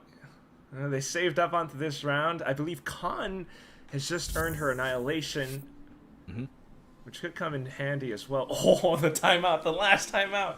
Why not? Final round, a final timeout that you get to use. In overtime, you get another timeout anyways, returned to you, rather given to you. So I think right decision for sure by Zipto here. Talk things through. Pressure is on them to close out, but you know at this point it can go really either way. Truly. It really, really could, and it would just mean so much for Zipto to be the ones to actually draw first blood against Falcons. Oh yeah. That would put the pressure on towards Falcons, and I mean, could you actually imagine if, you know, it's a bit of a stretch right now, but if Zipto were the ones to take this entire series, to put themselves within range of securing that slot to Game Changers Championship Seoul, that would mean so much. And especially since the next map is Ascent, and we saw how Falcons Vegas struggled yesterday on Ascent. 14-12? 14-12 in overtime. Anything could happen at this point. Let's go into it. Round 24, the final one, regulation. Seems to be both teams have an idea to play for mid. Start things off. We've got Sentinel utility on both sides, both A and B. Just pick your poison moment for Zipto, rather for Falcons Vega. Yeah, just Alexi trying to look for any unsuspecting players, not quite spotting them just for now. Still keeping an eye on Khan with the potential annihilation that Deadlock provides, but might just be contact into B for now. It's the trips as well that you got to watch out for. Piety has been quite deadly. He's got the Neon ult here as well coming out from an area, but the tripwires are going to shut her down. Yume with a huge double, but Falcons respond immediately. Another shot. Camille, what is this? She went all the way towards the back top of heaven. Now has it smoked off just for safety. Khan, though, you have your ult. Looks for her target. No! Gets shut out mid-ult! Camille finds the one towards the back, and Falcons push us into overtime. She had the right idea to use the annihilation there, but just went a bit too deep. Could have just fired it from a more shallow angle. And still probably connected, but hindsight is perfect. Camille once again. Perfect play from her. To go aggressive, to find a position to get a multi-kill and get Falcons Vega the advantage in the round, back into the game, and another overtime here for Falcons to play in the tournament. For real, Camille and there was one other player, MVP, because that was the trips. Yume was getting the initial 2K. I can't believe that they actually managed to turn things around that way. So here we go now. Back onto the defense. Zipto go from the GrabNet lineups. And it's huge confidence for your frontline, for your duelists, to know that even if you go down, there's always somebody on your tail to get that trade. There's always backup. Even if you fall, to get value off of it. It's great to have that kind of supporting, player on your team. Falcons Vega here on the attack. Once again, Neri pulls out the op. Glass cannon build. Not tagged by anything so far. So just still, again, able to hold down these info lines. A slight lurk setup for Zipto around B at least, but no one from Falcons is biting. Zipto's going to have to make a move at some point. Well, that is for sure. And the clock will tick against Zipto's favor. The longer this goes, lots of utility here still for Falcons to delay them. Snakebite being one of them. The grab that connects on to Mary, though. That's the nth time we've seen her be caught by that. Has to be careful. Luckily can escape. Okay, and you did have Madvi to try to stall somewhat with the C's, but still some players managed to slip through. It's Yume looking to close things out towards the back of spawn. The gate crash, and that gives away info. Spamming into the corner of the wall, but okay. Paranoia baited out. Turn your attention back into its Link as well, and Falcons try to hold and push through. Graham's managing to eliminate some players out from sight now. Turns back around. Yume provides support, and it's just an Neri left. Turns back around, tries to tuck into safety. But Yume circling around her like a shark, and there she goes, chops away at the bit of it. Zipto in the lead again. Yume going so deep, pressing the issue, making sure that there's no comfortable spot really for Falcons to play, even within their own spawn. They're pressuring them constantly. Good bait and switch as well there between Yume and one more supporting player in the defender's spawn. And Zipto are just playing some of these rounds to perfection, almost like they know exactly how Falcons react. Exactly, just looking for that one power position back up around elbow. This time around though, back on defense. This is where their double sentinel was doing so darn much. Falcons, it took a miracle to get them to this OT. Will we see that again? Trying to work around the toxic screen now. Making some noise on purpose, Mary? Uh-oh. Oh! Oh! Yeah, it's a punish. A good shutdown here. Coming from Yume. There. As Mary falls. This is another pain point here for Falcons Vega. They lose at mid Viper Wall. More importantly, they lose a snakebite potential and another supporting player who's been used in some of these clutch moments. Madvi taking a beating here. This is looking bad for Falcons Vega, and even worse as Khan finds a pick. Not gonna lie, Black and Blue, this actually might be it. Yeah. Looking to stick the plant now. Caught with a grab net. Some supporting players trying to play around the off angles. Madvi gets a shot towards the top. Kamiyu now out from B main as well. Another spot to possibly fall back to. But it's Alexi stuck into this corner. They go for the spam. Crazy. Too many targets, and she gets overwhelmed. Piety with a 3K at the end to close this map out. 14-12. Zipto take and draw first blood. What a opener here by Zipto. This is their map pick. This is their opponent that they would have chosen out of all to face up against. And they got their wish. Map number 1 goes their way. Falcons Vega, you can see it in their face, did not expect that from the start. Corrode kept in their pocket, finally pulled out. And what a trap card it was. Unbelievable. And now taunting their opponents a little bit in just friendly manner, of course, but still. When you think about how this entire map plays out, I just shudder to think what the upcoming maps might look like. Yep. Ascent is following up after this. And as mentioned earlier, last time they played Ascent was yesterday. And it was a struggle for Zipto, to say the least, to close out that map. 14-12. Here's the thing though. Perhaps the reason why Zipto picked this map, perhaps the reason why Falcons picked Ascent to be map number 2 is because the last time Zipto played them on this, they very handily took down Zipto on the 2. Yeah, no kidding. There's a lot of potential for Falcons to still maybe turn this around, but one way or another, you can tell that both teams are definitely performing to their peak right now. I mean, Zipto, you know, definitely gaming the map veto process a little bit as well. I mean, this Corrode that was pulled out, I'm sure that, you know, Falcons were prepared, but how prepared can you be when you haven't seen your opponent play Corrode in basically ever? They just showed up with this comp. They had a very clear plan around the double sentinel, and it made things so difficult for Falcons, especially on the attacking side.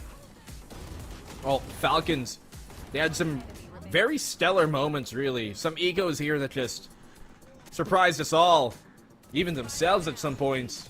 Yeah. You can see that they had confidence in many of these rounds, but it was also quickly kept at bay and swept away whenever Zipto responded with force.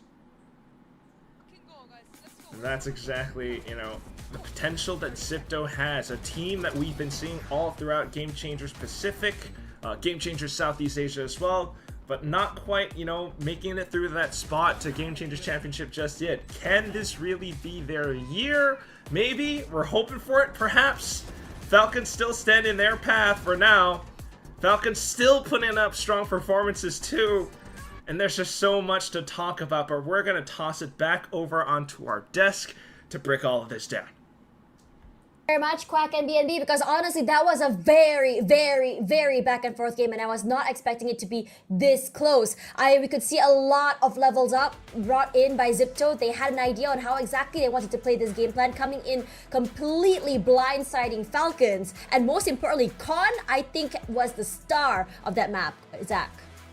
100%. I mean, on the attacking side, we saw how many people she managed to catch with those annihilations and just the impact that that barrier mesh had in so many of these rounds. But on defense, man, getting through her setups was so difficult. So many of the times the Falcon players, they paid with their lives as they tried to rush into her setups. And I think in post plant as well, it was absolutely insane. She was sharpshooting to boot. I think she was a really key piece of why Zipto looks so strong on their defensive side. But you know, we were talking about her yesterday as well. Yume on the Waylay, we're gonna be seeing her on the Euro right now, and my god, so many of these rounds, she made it look so easy, getting like a double kill, triple kill, quadruple kill, entry after entry. I don't think I've ever seen this level of disparity between Eneri and another duelist player, except if it's like reversed. But yeah, Yume just dominated this map, consistently up in the faces of Falcons, finding those first bloods, taking that space, and overall just being such a menace. Yeah, I love how aggressive they played, and honestly, I think they're understanding that when you take an inch, when Falcons and Vega are given an inch, they take a mile, so they want to deny that as much as possible. Going all the way to the back lines and being able to catch them off guard is something that I really, really love to see. I think it's been a while since we were really seen Falcons Vega this challenge, and it's honestly very exciting to see how far, you know, this team has really, you know, come. Regardless, that is still that map. I think there is some VOD, there is one VOD that you know, that the team was able to kind of like work off on, and I think it worked out very well in their favor. Honestly, I was keeping a close eye on Alexi Sage. I know that she had a clear idea on how exactly she wanted to execute that battle stage. Most times you didn't really see a lot of off-angle plays, mostly toward that mid side was the big moments that we saw her use it. Regardless, it didn't feel like, you know, as big impact as hoping for it to be compared to that deadlock pick that was coming in from Con as well. I think if anything, this match was not only very back and forth, we're seeing a back and forth thrifty as well from both these teams. It's just a stellar performance and show of how these girls are sharp as heck. Regardless, let's see whether or not this sharp performance from Zipto continue, or will Falcons take away another map from them. So we'll be right back.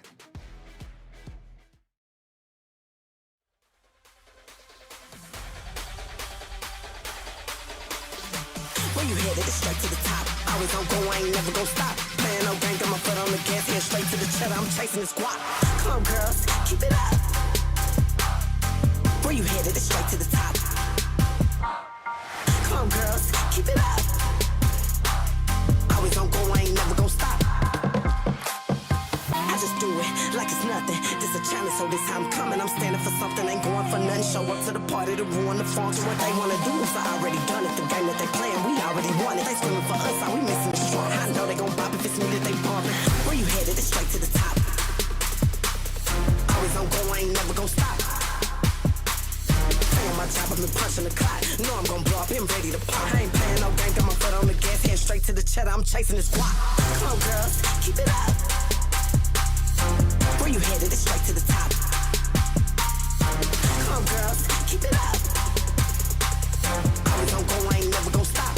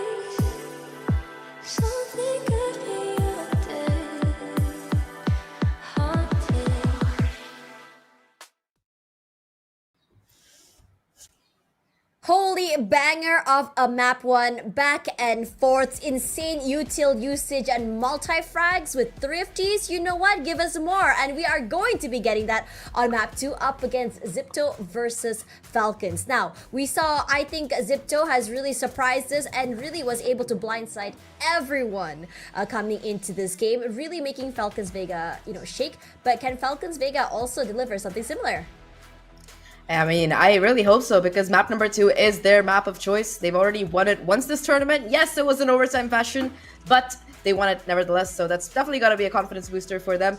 Talking about confidence though, Tash, we were just talking about it when we were on break, and Zipto is feeling so confident today. You could see their IGL kind of just jumping around and, keeping it going, a little bit of trash talk like our caster said. So there's a lot on the line for Zipto, and they are absolutely fired up here today. They really want to move on in that upper bracket, and of course finally take down the team that has been unbeatable so far. They managed to do it. I think them being able to take the first map is a really good portent for them for the rest of the series, because they're going to feel extra confident because of it. I mean, talking about the map that we just saw, I think that Zipto overall were really good at, number one, baiting out util, but also just figuring out like sneaky mid plays. The mid control that they had for a lot of the rounds on the attack was incredible, to be honest. And the way they were able to navigate against an Ares operator, kind of like handle the mid rounds, the way they were willing to slow it down and stuff. I think that I really liked what we saw from them in terms of proactivity and preparation. They were ready to play. Oh, for real. And on top of that, only one VOD to work off with as well, which is something that I would say is quite incredible if you ask me. Now, coming into the next map, it's going to be Ascent. Ascent is a very interesting one for me personally. I think it's a very 50-50 map. Almost all the teams are very, very well versed on this map as well. But as we all know now, with the changes in meta and agents as well, we're no longer seeing the old faithful standard comp. We're seeing a lot of big changes here, with some teams going for double Julius. We are seeing double Sentis, double Smokes. What's your thought? What's your take on this? Honestly, I think Ascent is one of those maps that used to have a meta comp for the longest time. I mean, you can still kind of call it that, but not anymore, because I feel like it's very underrated. But yeah, I think this is one of those maps that has seen a lot of flexibility. I think it used to be just the Killjoy double initiator kind of comp you'd run, and then, there are teams that started running like Cypher Lock in the middle. There were teams that were running triple initiator. All of these things have worked before. It just depends on how you want to prepare and play in that reign. I think looking at the way that these maps have played, these teams have played these maps in Split 2, I think that for the side of Falcons, they've been pretty much running the same thing. I think just for a bit they brought in a Phoenix, but then they were like, you know what, we're gonna go back to our usual KO. Yeah, no problem at all. And Zipto, on the other hand, they do like to run the the Deadlock and the Vise on this, so a little bit more in terms of being able to hold the opposition back here. I think one time they tried running they keep swapping between Jet and Yoru, but personally with this comp I do like the Yoru more. And last time these two teams played on Ascent, Tash, against each other, it was Falcons coming out with a 13-2 win in the grand finals of Split 2. But looking at the comp we have here, the first thing that I noticed, Tash, is Mary on the chamber. Oh, I think we're so back in 2022. I mean, historically, when we talk about Mary on this chamber, it's phenomenal. She has insane holds on those lines when it comes to that as well. She can go aggressive or defensive. It's one of my favorite chambers to watch. But my question is, how exactly will she be executing this on this map? Ascent, an interesting one here. On to Black and Blue and Quack to tell us the tale. Thank you very much, Tash and Zach. That would be interesting now, wouldn't it? Mary, she was kind of top fragging for her team yesterday, despite it going to 14 and 12 Black and Blue. She also had 5 first kills, so I am expecting good things from this chamber, but dude, pressure from losing that first map, that's a whole different thing. Oh, definitely. Especially seeing as how Zipto, at no point in time, even when they were down, even when they were losing rounds, did they seem like that they were losing hope. At no point in time did you see their faces change. And that's just great to see here from Zipto. They might be the underdogs, but they definitely don't feel nor play like it. That's why for now, I mean, still got their setups here, all trusted and well rehearsed. Pop flash play, and Yume goes in for it. Mary spotted a glimpse of it from before though, so the team's ready at least to quickly go in for the A split. There goes Sheer up. Will only keep him at bay momentarily. At least buy some space for Zipto to get within reaching distance here. of fending them off. Precious has a big role to play in this defense. Cannot find the connection. It's gonna be Khan instead though, and Alexi out from below now. Double insert back in kind, and it's just Graham's left. She does make a go for it against an area at least, but still, numbers overwhelming. Falcons with the pistol. Good job here by Falcons to land their shots. Falcons looking very serious right now. No, none of the usual, like, the super, good vibes you see from them usually when they're rolling an enemy. Just intense.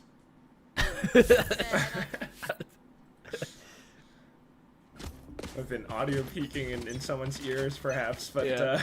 I'm pretty sure that's why she apologized.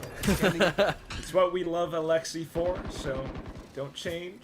We're gonna keep seeing the attack so far now. You may try to play further back. Outlaw for a Neri still. Let's see if she can find an opener with this. She's relatively sharp on a lot of these scoped weapons early on. Mary will find a pick. More of what we saw yesterday when she was on this chamber. It's her signature agent for a reason. Yeah, the smokes just came back online for Camus as well. Into the paranoia. This lane. Oh, turn back around though. Some moment of confusion because Yumi came up from behind. Heidi able to hold her own, but the rest of the squad arriving from B main. So slight damage, but nonetheless still okay to get the spike down. Yeah, I believe there might be a weapon in the market for them to retrieve, unless I'm mistaken. Actually, no, there isn't. They were able to pick it up. It's going to allow them to at least have a lot more fighting capability here, Falcons, compared to Zipto. We're just dried out for anything Nico, but yeah, Falcons Vega. I really do think we get the best look from them when you have Mary on one of her signature agents like this. Yeah, it possibly could be. I mean, she was the one who started the ball rolling all the way down to pizza with the angle to market. Oh, look at that. Still though. No scope? I didn't even realize. These slight shots, the classic coming out from Zipto, they still have me feeling quite nervous. Yeah. Not the same kind of sparkle in their eye after a round win, as mentioned earlier. A lot more focused, locked in, intensity after that map number 1. As we talked about, the pressure is on them. Down 0-1. Cutting through. Let's just bring us to the next round. Still trip the vise. Ooh. Okay, Yume denies it. Of course, you're in the gate crash though, but then now you're cautious about who could be inside of market. Whoa. Good TP out there from Cammy, the fake out, just to gather information towards A long. They've burnt the shear here towards mid 2, doing a very slow but methodical dismantling of the defensive setups here by Zipto. Alright, which would force Zipto to continue to think, where is this hit coming from exactly? We've seen TP, we've seen our shear wall go off. I have no choice but to send this paranoia out now because I'm hearing footsteps. And that's more utility being bought away by Falcons out from the top. Now just corralling into this B site. Capricious though, holding a tight angle. Piety! Quick with a double! Shot's not quite connecting until Camille comes in with the Guardian, but still quickly fanning across. Can she find more? The angle not quite supporting, but she has her sights trained towards the stairs spot. Tagged! Oh, and the wallbang goes through. Madvi, does she have it? Crouches down. Khan with a classic. It came down to the classic on the bonus. I don't think they feel bad about that one with how close it came. 1v1 at the end. And all things considered, even without the spike going down, not a bad bonus round at all from Falcons to take economy away from Zipto. Especially that they're on the attacking side. Still impressive, but a standard start nonetheless. But because it's minimal damage sustained, you know, it's still able to buy up relatively healthy rifles. Whoa, quick with the grab net now. Con has been on this agent for both maps now. No real change. Same with Yume, still on the Yoru. You could definitely see some mastery with it too. Just afford the alt mode denial. Smokes up. Oh! Doesn't quite connect though, the alt. Not just yet. Annihilation. Kept that bait. Mary here, playing off the bait, does get the one. Still has a trip to keep them at bay. She can fall back now. They can now wrap around towards A main and commit. That's exactly what they look to do. Sonic Sentinel just quickly placed. Kind of stalls them still. Oh, caught out now with the grab net in hand. Grim still landing a shot though nonetheless. Here comes some thorns to continue to fend off Zipto as they try to set up for this retake. Spike now planted. A Nary outlaw towards heaven. The only thing left to worry about would be this door position. Piety is being cautious while her teammate tries to look for some angles up from the top of heaven. She spots out one, but gets taken out as well. Now Grams makes her move. Shot in towards main. The rest of them all around generate. It's a double swing. It's a little bit too much, and Falcons continue with another win. But of course, it's Cameo to get both those trades there at the end. She has been such a reliable supporting player once again for Falcons Vega and getting those trades going, but Zipto here. Some ideas you can see they're trying to establish, like trying to check out that short position. Just unable to confirm. She's even got the menthol on the head. Dude, she's awesome. With the way that she's been performing for both maps. Truly a pivotal player for the team. But right now, you've got the buys. You've got that streak going. Falcons trying to play it relatively safe. Yep. I mean, at this point, that they should. They know Zipter on a eco. It could be some kind of cheeky setup they have ready, especially after that corrode map. So taking all necessary precautions is definitely the way to go. Alright, dot your I's and cross your T's, especially with the clone and the drone. You've seen your opponent's sheer wall towards some of these spots from before. You've lost against Thrifty as well, so grab net. Wanting to be so careful. Net across, a shot from Khan, but ultimately the rifles doing the lion's share of the work all across the site. All looking towards heaven now, which is where Zipto are. Not much you can do at this point with the classic in hand.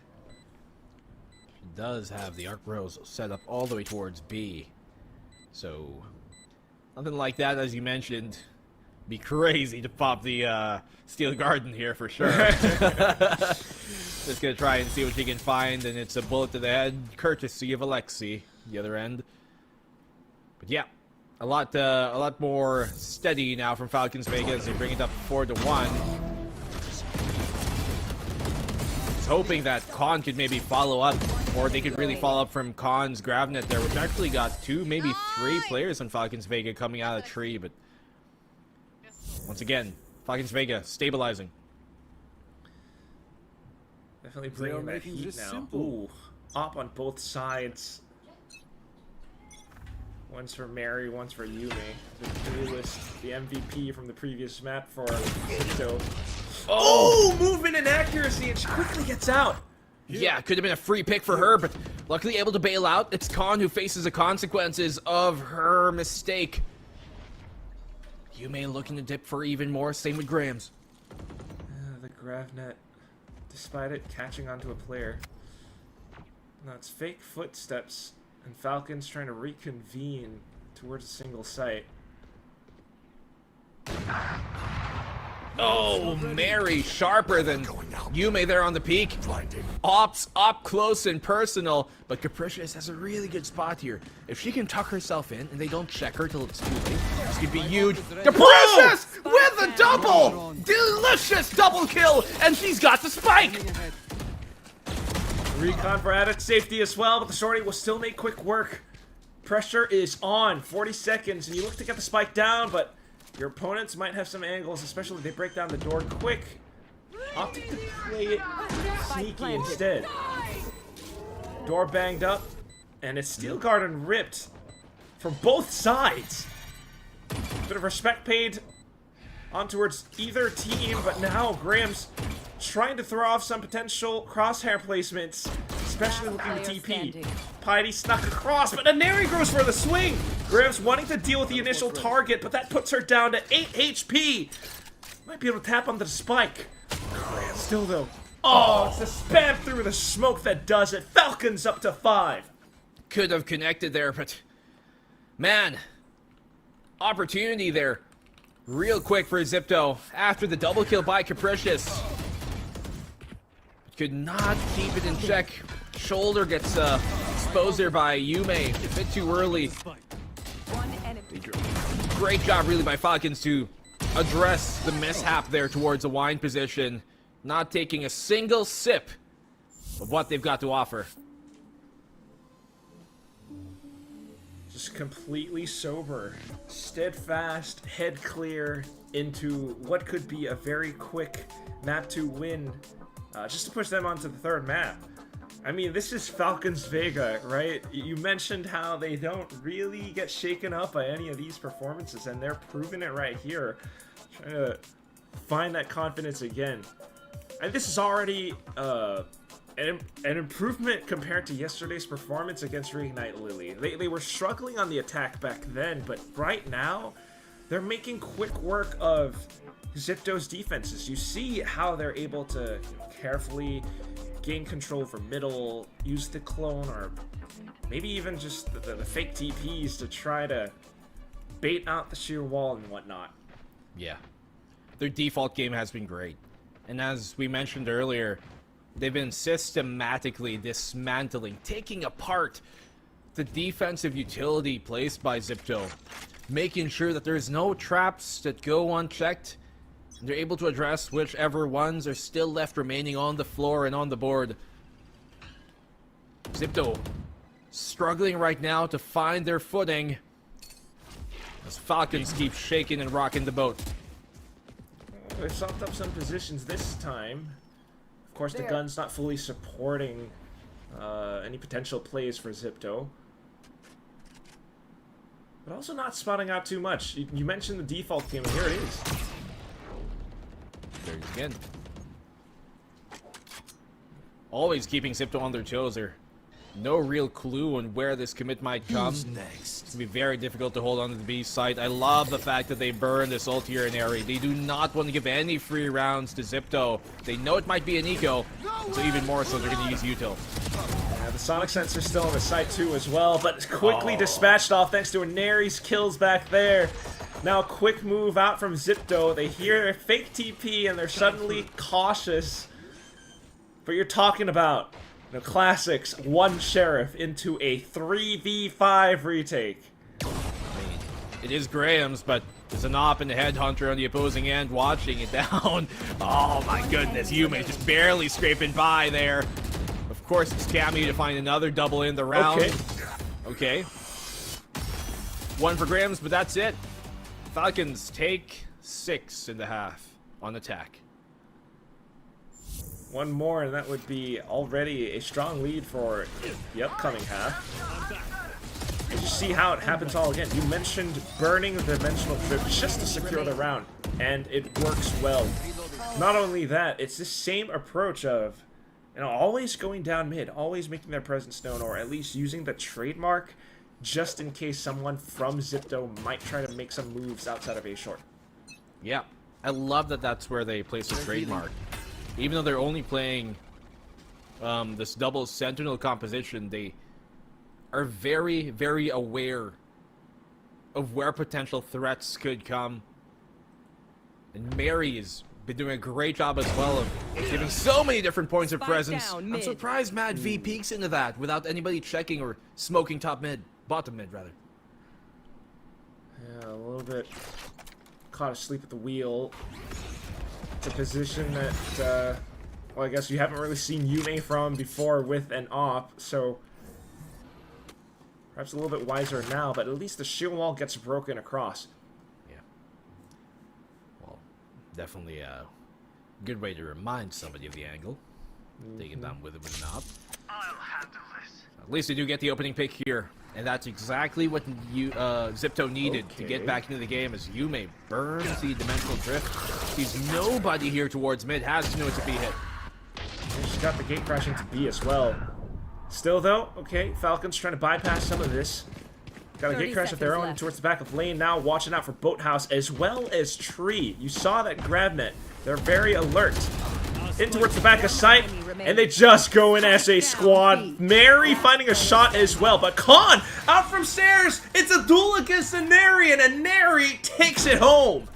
That was fantastic by Falcons Vega there to catch up into it, but I'm curious whose smoke that was towards the lane position, because that definitely benefited Falcons. I wouldn't be surprised if they were the ones who placed it, but I'd assume he'd use it for CT and the market. But it was definitely very beneficial for them to crawl up into the lane. Yeah, I mean, you would think it would slow them down, but you know, even Colbash is like, wow, not bad. Next round up, and all of a sudden it's a quick approach into this A site. A sudden quick change of pace, but also a quick push out from B. Hunter's Fury alongside the Judge. Piety manages to throw a wrench into Falcon's plans. Pulls out the smoke from their plan for sure. Mary able to get the one off the Outlaw. Retreats back into safety. Now Falcons, they have actually more than a minute here to try and default out. Try and spread the defense out of Zipto so that they can hopefully some way overwhelm a site. Hopefully, alright, that's the key word. You still have so many players and quite a bit of utility coming back online as well. Graham's smoke just came up. Is she going to use it to their last known position? That would be A. Teleport's ready. Worst comes to worst, it's still a 4v3 retake. That's what Zipto are thinking. That's a good spot. Push out here from Zipto was towards A. So the B site will be free for the plant. You want to see an aggressive play come in here. Mary, if she can place her anchor and allow her to get deeper, maybe get an early fight to find a pick, that would be great, but seemingly like Zipto are not giving that window of opportunity free. Yeah, it's just not safe enough. It's going to come down to the frags. First point of contact, Mad V, it's going to be so crucial. Tries to play anti-flash, but gets somewhat smoked off instead. Ay. And now it's a lane push, also successful. Yume Capricious set free one, just collapsing onto this one spot. Zipto, they finally are able to pick another round up against Falcons. That was such an annoying smoke from Graham's to throw at Mad V there in that position. She couldn't even walk around. I think it was practically a one-way for her as she dropped down to the ground. Made it so much more difficult for her to move, but Zipto in the driver's seat this entire round. Falcons just could not, I guess, stabilize, and yeah, you saw the smoke there coming in from Graham's. Still onward and forward. Some of the early kills going awry, but Falcons just buy back up, having won so many rounds from before. Ooh, Paranoia and a push out though. Slight tiles crunch, and Yume is able to find one. That'll be all. Yeah, the shear will isolate any more fights. I have the spike. Prevented Khan from actually connecting or catching with her annihilation as well. That is true. Would have potentially been a trade towards Alexi as well. Damn. Yeah, good value found off of Not ready yet. usual placement of it. But look at them trying to fake out the defense and make them think they're going mid, throwing the arc rows that way. Yeah, just to go back. Okay. Quickly smoked off by Grams. If you take a look as well, Khan playing so safe towards the back of Boathouse. She's got sonic sensors as well as a grab net that could give her some security measures. Still though, If she can find more frags, that would be fantastic. Unfortunately, Oh. goes down to the quick rush. Now a 3v4 retake. Can Zipto find it? Let's see. They do have the advantageous positions here, but Grams is able to equalize, taking down Inari. Alexi's already quite low as well. Grams finds another who has been leading the charge on the retake. Mary on top of the boxes, though. Grams 3 so far. Mary for 2. Drops off. But Grams, the playmaker, comes in and collects onto the 4th. Heads-up duels on top of heads-up duels. Just a clean house. I almost thought Mary could have had that, but I think she expected Grams to come through the stairs instead of lane where the rest of her team was. That small hesitation gave Grams enough time to connect the shot off the drop. Grams. What a performance from her. Oh my god, and you can tell Ken just means so much. The player who, you can tell, looks incredibly young, used to play without a mouse pad. Yeah. Now has one, thankfully. Thank goodness. You want to play? Let's Going off the next sponsored round. that. Yeah. Can Zipto come up to a 5th?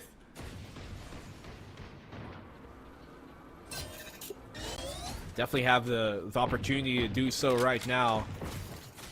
Op is out now for Yume, who's playing a bit more passively here toward the force. Damn. Will send Con to an early grave in the round. Die. Oh, but Yume returns a favor in an area too. 4v4. It's always turn out off the pace back to back. Yume now repositions, potentially, you know, just to block off maybe B main. Here.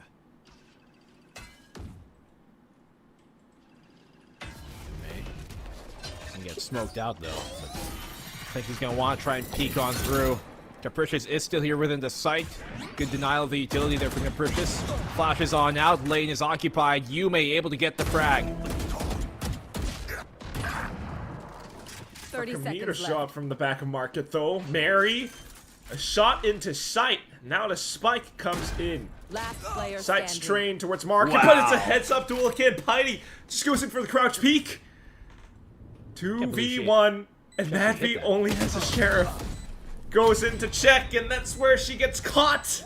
Red-handed, as it were. Zipto go up to a 4th. Great stuff from Zipto. Especially to find a pick themselves towards mid.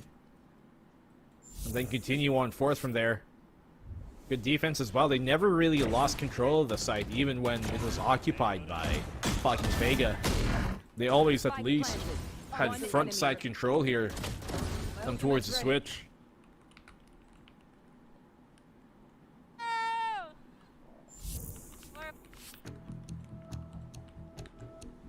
Time out Time by break. Falcons Vega. Okay, jump the gun a little bit. Falcons Vega with Yep. the timeout at this point, though. I don't know. I don't know, Black and Blue. Not gonna lie. Yeah. I'm nervous as hell. I think we're getting a map number 3 from this. I think it's only apt that a 3rd map is on the way. We have yet to see a 3-map series this entire tournament. All 4 series before this, 2 a while ago and 2 yesterday, were 2-0s. But this, I think, is going to change things up. Yeah, you could definitely feel there's real potential for it. I mean, this timeout could be something to talk through Yume's potential for the op and how she's been positioning around it, but also ultimately for Falcons to cook up an attack plan. Basically, they've been playing with the slow defaults all throughout this first half. Will we see an execute now? That remains to be seen. Zipto will have to face the op of Mary here on the attacking side as well. Flashes on out. Here's the execute you were potentially looking for, but Zipto backpedal once they realize there's quite a few Falcon members on the opposing end. Wonder as well. Who's next? Oh, it's Dimensional Drift. As well as Steel Garden. He's trying to rip it across. Heidi's not close enough to use her own, but still, what is this? Grams and Khan, they're able to fend off the incoming push. Grams up around Jenner, continues to pivot and peek. A third kill found, leaves a Neri stranded, stuck inside of Wine. Piety will put a bullet in her.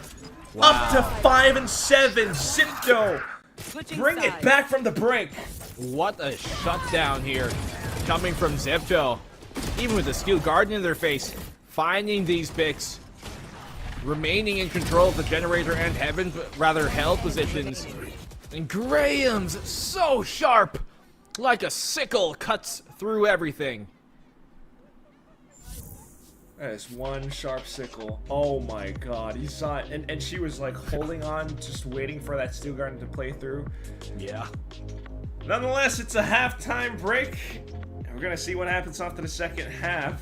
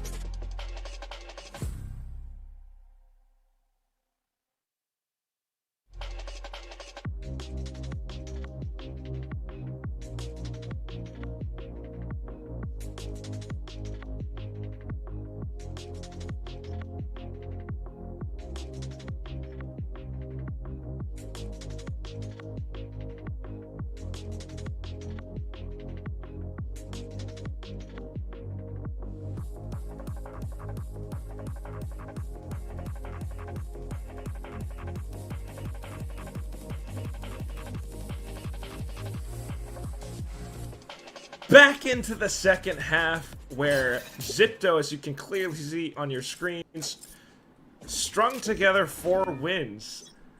Now we can just see, you know, if they can find this pistol to tie things up, that would be an insane story.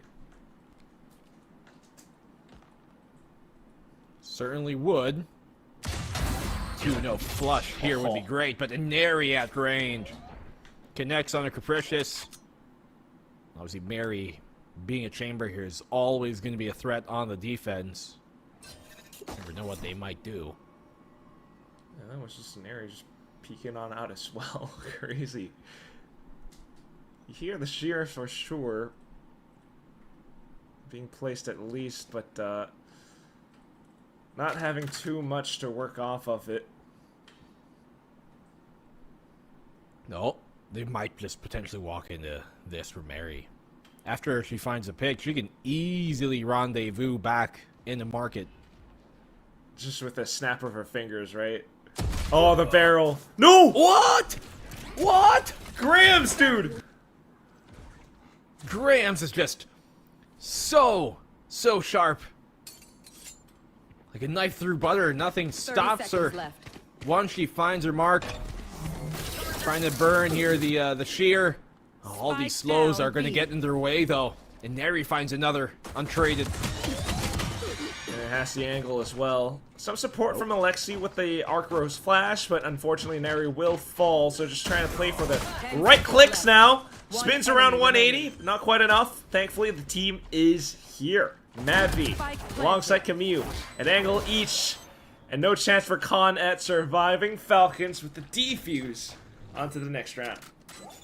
The Falcons, small, I guess mishaps, but ultimately it pans out for him. Especially with Neri there, getting 2 in the round. Unfortunate for Mary, just could not find the kill that almost seemed promised to her. Great job here, triple. Rather, another one by Alexi there. And I want to see if this defense is going to continue to go aggressive as what we just saw here in the pistol. Especially if it's Falcons Vega, it's a real chance for it. Look, real double outlaw. Double outlaw. Why not? Why not? Scenario Mary. For it. Nary Mary. Rolls off the tongue. Good hit. Retrieving flash. Each a piece, both of them, different though. angles. Yeah, I mean, they both have the opportunity to bail out from their util if they choose to do so. Suits their playstyle as well. Currently now, at least just confirming positions that we made. Here comes Mary. Caught by the net. Has to play around the headhunter. Still connects onto two shots! Another one as well around the torso. Easily for Alexi to find another couple. Grahams finds herself alone. Magic to pick up into a rifle, though. I can't Far believe away she from found the two there. spike. I can't believe she found two there with a headhunter. Okay, They knew where she Grahams. was. She was trapped, but still crazy. Now trying to go in around market. Maybe just tapping the pause button.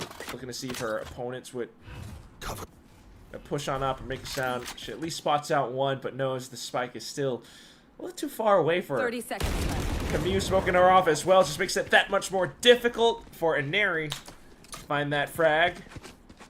Enemies I might close. just still. Let's see a replay. Mary. Yeah. Well, 9 to 5 now. Mary, this one gets a wall bang, anticipates the second follow-up. Oh my god. Fortunately, could not get the third, but 30 seconds left. it was a moment. It was a Rorschach moment. I'm not trapped in here with you. Y'all are trapped in here with me. Unbelievable. Well, still some slight financial damages. Mary will still have the headhunter, of course, though, as the chamber. Sipto making some presence known, but out for the peek off contact. Mary gets taken out. Let's get the leg here. Nary on the Grims, but he's also taking just as much as he's dished out. Oh, looking for the pick. No, another tag! But could not confirm. Yeah, the gun's not quite supporting this time.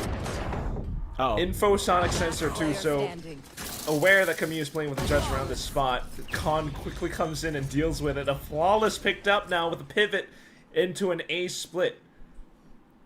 A good bonus here. Coming from Zipto, exactly what they needed to come back in this second half.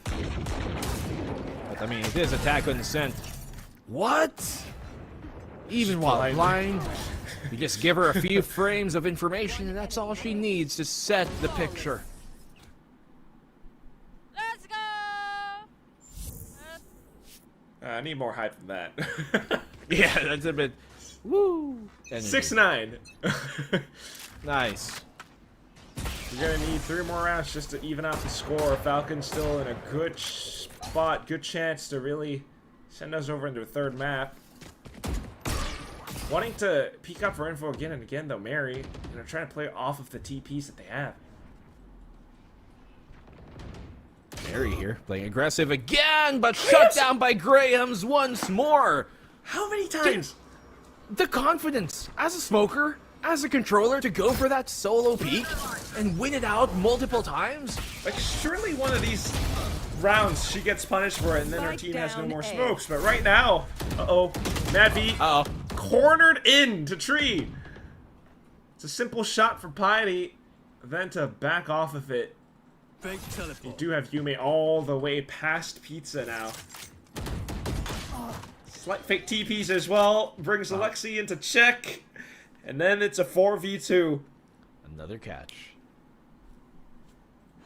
What a way to do it here, Zipto. Straight up winning aim duels versus Falcons Vega. 30 seconds left. Oh, she catches her off guard too. Should be a free kill towards Cammy, who had no real idea. Oh, but look at Inari here. Inari could not get it quick enough. Fumbles the opportunity. That gives Zipto the 7th. Oh no, that's one of those rounds where you do wonder if it'll mentally affect the players. Thinking about mistakes from past rounds. Still, I mean, it's one of those things you just want to shake it right off. Zipto had already, turned so many of these heads around just through all of these kills out in the early phases of it. go off on the next. You just go next. Sheriff buys up now. And Zipto, very aware that there could be potential peaks. They know that that's Falcons' game plan. Gets it again. Mary, who has been a really big gun for this team, especially when she's on the chamber, just hasn't been able to find the same kind of looks that we've grown accustomed to seeing from her. For real. Just not allowed to. Every time she tries to go in for something, she gets punished. Now it's a high-low crouch setup. Mad V finding one sheriff shot, not needing to back off. She's low HP as well. Alexi, though, and this entire time, just holds an aggressive angle down B main. Gets one for her troubles and backs off. Yeah, good angle there by Alexi. I love that she dipped into that. Brings him to a 3v3. Crawling up here towards short. A is actually completely ripe for the taking. Very open for him.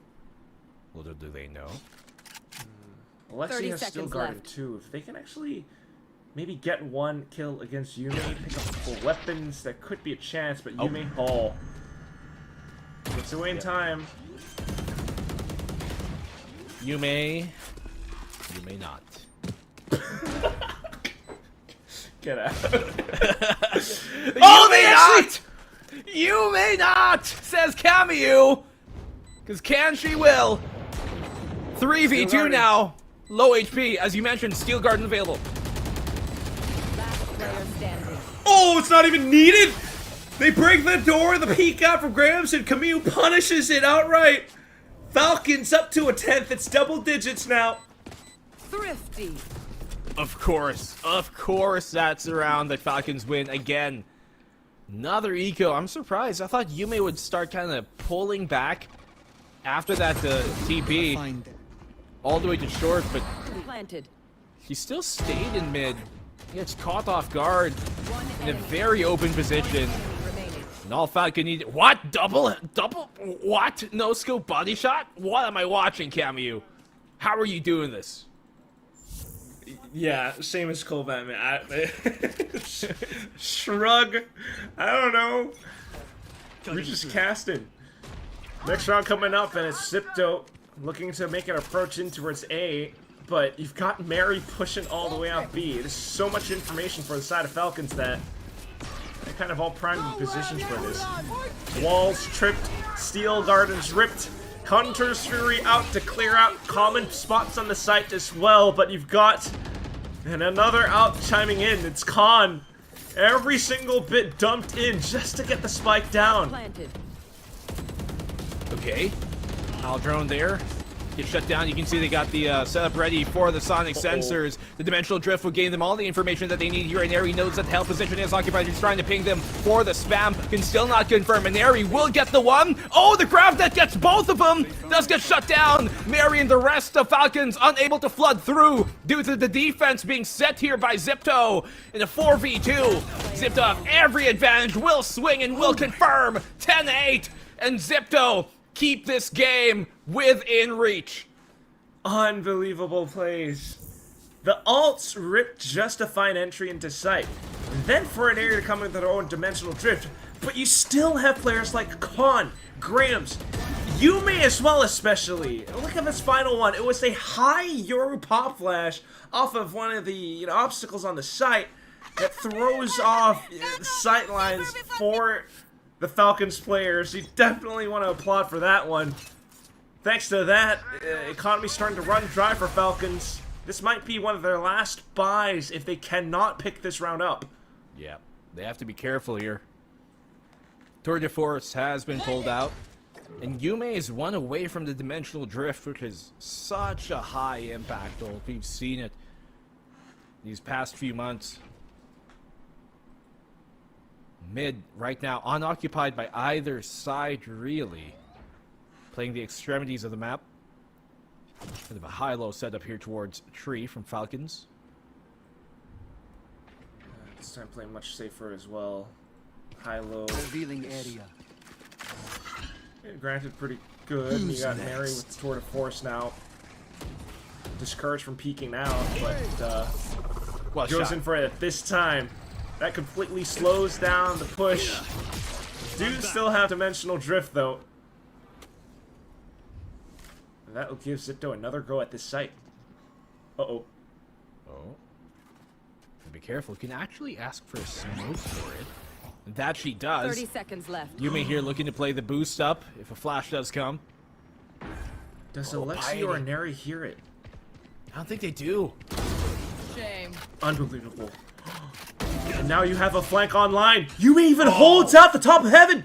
Alexi has to turn around. She's feeling the pressure of it. Yume up to another kill.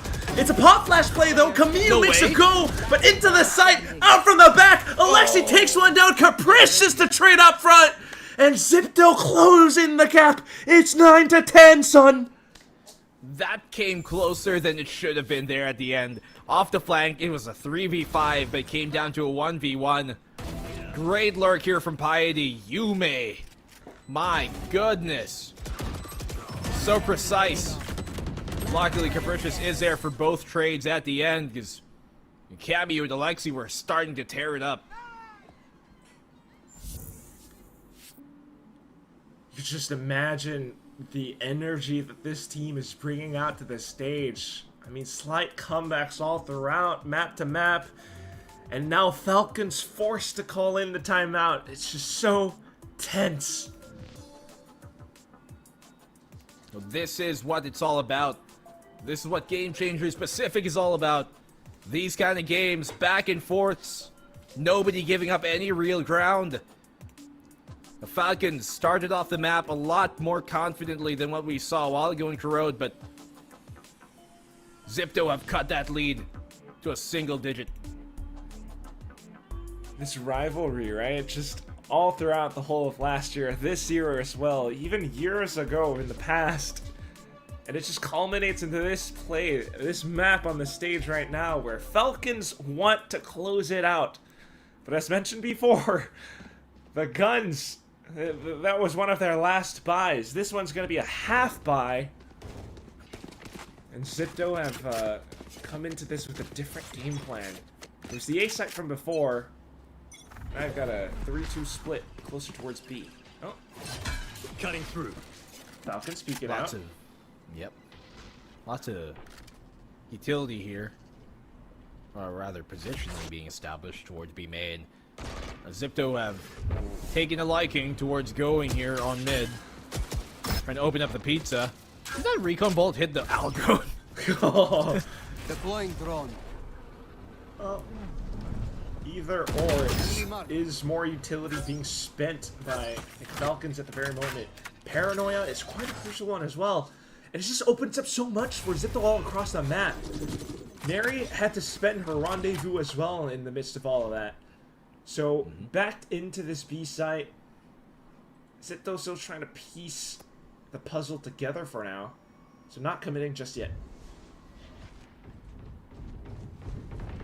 Slower play initially, but Zipto now have to step on the gas pedal. Mad V, good for the one. Cannot get the follow-up. Will the trade come in there? Cammy trying to TP away, but does get found by Khan, who will not let her escape the grasp. A side is open. Piety on the flank. Rather, on the flank check to make sure nobody's on their 6. And the plant will get taken down here on the A site. Oh, such a desperate peek and push from Neri. She had a classic and still wanted to go and try to stop as much as possible, but to no avail. Now it's Mary and Alexi, Stinger each in hand. A bit of a dream as well. Gun here. Okay. Weapon retrieve, but it's a 2v4. Breaking through the door at the very least. Allows for Mary to go in for a quick peek. And some slight opportunities. The spike's still ticking away, though. Enemy remaining. And you're less worried about heaven thanks to that smoke from Graham's. Oh, and it's the pop flash again. Yume Alexi caught from the back. And that is the entire scoreline tied up. We reset in the final act of map number 2. And look at Khan here, just pounding down Cammy, making sure she is not able to take that shadow step away. What? That's a one tap as well into cross. Although it wasn't a body, I realize it. But yeah, these pop flashes from Yume have been coming sky high out of nowhere. It's one of those that's tough to dodge. Now all of a sudden a quick set play to the east side. Quick reactions from Mary as well as Neri. Out from Market. Ooh, they spot one at the top of the sheer wall. Wall comes down though. And Zipto might still make a quick rush into sight. Counter recon, so no one wants to set foot outside of B main just yet. Yep. Very difficult right now. A fatal funnel if they walk on through idly. I mean, that barrier will be placed down on the stairs in the defender's spawn exit. But no real commit from Zipto just yet. Oh. Here. Somewhat of a fake smoke around mid just to make Falcons think that they might be rotating across this middle ground. You can see the effects of it. Gate traffic going there towards that spawn. Well, the peek's not quite working out just yet. The kill's not connecting. Camille spent her from the shadows just to check out A main and doesn't spot out anyone, so now the site hit is confirmed. 30 but seconds left. Do they have the shots? Zipto just slipped through an alley. Spike planted. Forcing the issue. It's a 4v5 now though, and they have no map control whatsoever. Oh, not even anybody in B main. They're gonna be trapped here within the site. Con might have a good time to send out the Annihilation. What is this? What? Finds a shot. Annihilation rip. Alexi beginning to make her move. And Neri still finding frags. It's up to Con and she's hiding all the way towards the back. Teammates has gotten out of the coffin now. And there's no time to pull out the grab net. Con just goes for it still. Low HP. Tries to play around with the shorty. And Camille just sticks it all the way through. The spike will go off. Con has done the unthinkable. I can't believe it. They still turn it around there. Zipto, after being halted at the door, told by the guard to keep themselves out of the gates, they somehow stumble into the site, have no map control, mind you, in a 4v5, and come out on top due to the time. Lovely reposition by Capricious there as well for her to take that stairs during that conundrum. During the kerfuffle happening on the site, it allowed them to have that pincer and bring it to the 1v1. And look at this buy now coming out from Falcons. It's gonna take one hell of a miracle just to even things out, and there it is. Neri starts things off with a Marshall shot all the way up to mid. Oh, look at this. Falcons Vega, the tournament favorites, potentially match point up against their favor in the next upcoming round if they don't take this ego. They did find a pick on Capricious, which is huge, but that does not seal this round. Couldn't put it better back in blue. Oh, Zipto. Trying to cut noise as much as possible just to convene their efforts all towards this 1A site. They know that the guns on the Falcon site isn't too strong, right? Right? I don't know, man. Anything can happen in these games. We've seen quite thrifty rounds be converted. Not gonna go down for Zipto, though. Okay, continue across. Some initial thorns as well as sensors. You can potentially flash across. Oh, it's a flash from Graham's! Evened out now, and once again, Last place. Not ready the yet. equipment for the side of Falcons not the strongest. They make it go for it. Paranoia out from door, swings across. Alexi, Mary, they find the shots. It's just Con left. Spike stuck halfway through. Con makes the sprint, goes in. Not quite connecting yet. Swaps over to the shorty. Low HP and Camille gets the burst at the end. Tie things up 11-11 with the defuse stuck at the end of it all. I can't believe it. Not only do they do it again and again and again, but 1 HP. Barely anything left remaining. Look at the shot here first of all. Connected by an Neri. But the retake. One enemy working to perfection. 1v3 at the end, and Camille. Ice cold. Oh, that's one of those. kinda know that you might have had it. That would have been map and series point. Black and blue. It's the Quack. timeout now. This is a nuts game. This game is wild. It's what everybody wanted to see between these two teams. We're only in day number 2 of Game Changers Pacific 2025, and yeah, look at where we are. Banger of a series already. Map 3, that remains the big question in everybody's heads right now. You love to see him keeping the vibes up at the very least, though. And I can only wonder what this winning interview is gonna sound like. I kind of want to hear from both sides, but either way, next round, here we go. Winner of this goes up to map, maybe series point if it's Zipto. Aneri out with the off now. Let's see. Neri has had her moments this map, but none quite to her character that we've come accustomed to, that usually just has amazing pop-off games. Here can bail. She is an Omen, but it can be very tough without support.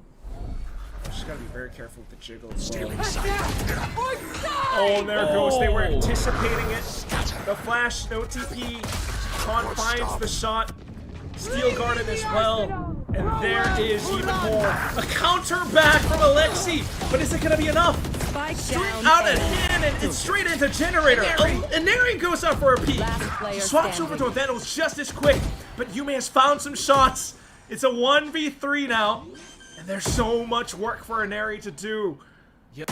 Spike planted. Can she make this happen? Has to isolate the fight somehow with 45 HP remaining. That'll take 2 bullets off the Vandal. Take her down, that's the one. She's got the dimensional drift. At this point, you gotta use it, Neri. You don't have economy for the next round. This is where heroes are made. It's do or die. Big players gotta make big plays. And still doesn't know where they could be.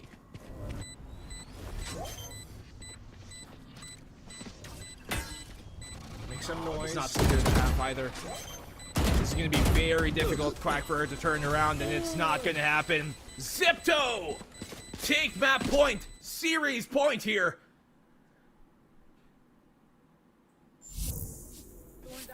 Some slight cheers as well, but it's just the chilling effect of how this round played out, the aftermath of it.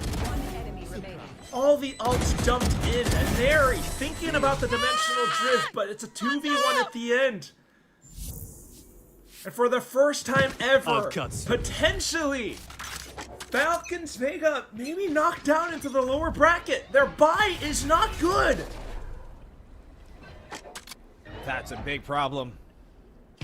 One potential saving Hail Mary grace here from Mary.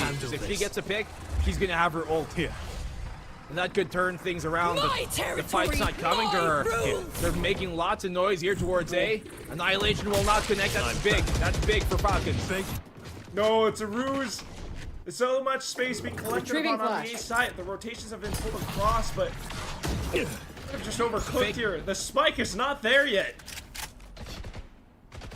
Was it a fake? It seems like they backed off initially to try and go B, but potentially now they're going to recommit. Fake teleport. Yume! Slight pop flash as well.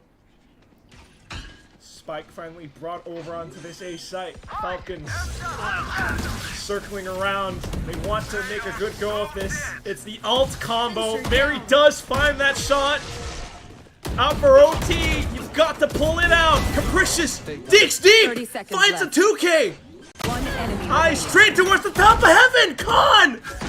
One player left. Madvi wallbangs through, but Spidey out from behind.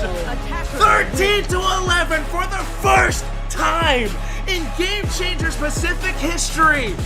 Falcons Vega get knocked down to the lower bracket. My oh my. Zipto make history here. As you said, sending Falcons down. Their rivals. Their biggest opponents in the region in SCA. The team that took them down in the Southeast Asian split number 2. just a few months ago in the grand final of that and took the crown. Zipto find their revenge here in the upper bracket semifinals of Pacific 2025. What a nail-biter, teeth-clenching game. Every step throughout. You would have thought in the end of the first half, Falcons had this one. This was their map pick. They've had strong successes before. They've had incredible comebacks before. But down to it at the end, especially into the second half, the last few rounds of the first half, Zipto brought themselves together.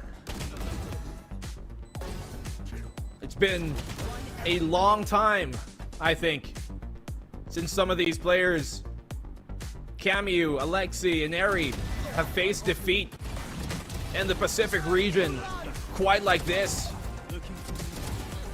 And yet you have to wonder how they will bounce back, but the story right now should be on Zipto and how they were able to achieve this. They came out of the gates swinging today. On Kuro, they were prepared. They were ready. They had set plays. They had protocols for different things that Falcons would do. And we talked about how it seems like they knew in general how Falcons would react to different protocols that they would set. And because of that, they knew exactly what to do. The bigger they are, the harder they fall, Black and Blue. There's so much tape, and CA must have done so much prep work, but for the girls to execute all of these plans as well, you gotta give them the claps that they deserve. Applause is necessary. And I just want to say, for those who are watching, or if you're not, you know, if you have friends who aren't watching, bring them in here, because you gotta wait and listen to that game-winning interview after this little highlight reel that we've got going on. I mean, this is history in the making. Well, that's for sure. I mean, it's only day number 2 once again, Quack. We're going throughout the entire week, all the way to the weekend, for more Game Changers Pacific. And 2 days in, we've got these kind of banger games. I would not be surprised if we get any more, but we're 5 series in and we've still yet to have a 3-map series. But some of these maps individually have been exemplary to watch. I know, it's just already delivering so much. So if you're not following Game Changers Pacific, what are you doing? I know Champions just ended, but this is hype. This is also Valorant, and it's Game Changers. I mean, it's just such a joy to watch with the stories, with the players that you've got today. Of course, it's not over yet for Falcons Vega. They're just down into the lower bracket round 2, you know, facing some upcoming opponents, but Zipto, first time ever. Panel, please take it away. Yeah, thank you very much, Quack. And honestly, again, for the first time in history, we're seeing Falcons drop down to the lower brackets. Zipto doing the unthinkable, where they're showing us a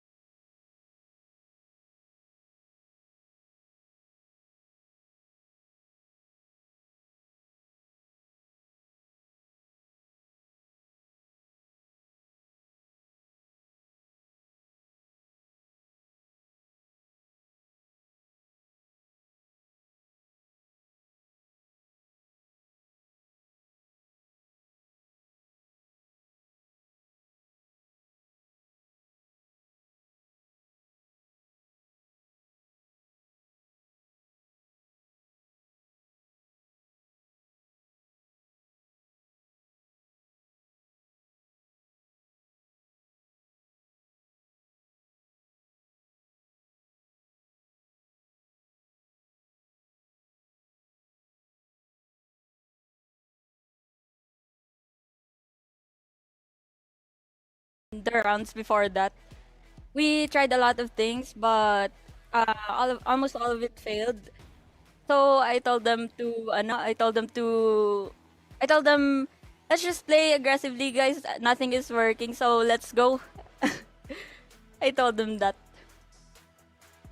Wow, that's really, really exciting. I really want to talk to you about, this playing aggressive moment. That was obviously your call, as you mentioned before. Coming into this game as well, can you tell us a little bit about how your prep work was like, especially on Corrode? You came in with zero, with no VOTs, nothing coming into that map. What was the prep like, and what made you guys decide to kind of take a chance on this map? Actually, Corrode is I think, one of our best maps. Because we practice against a lot of good teams, and we managed to put up a good fight against them.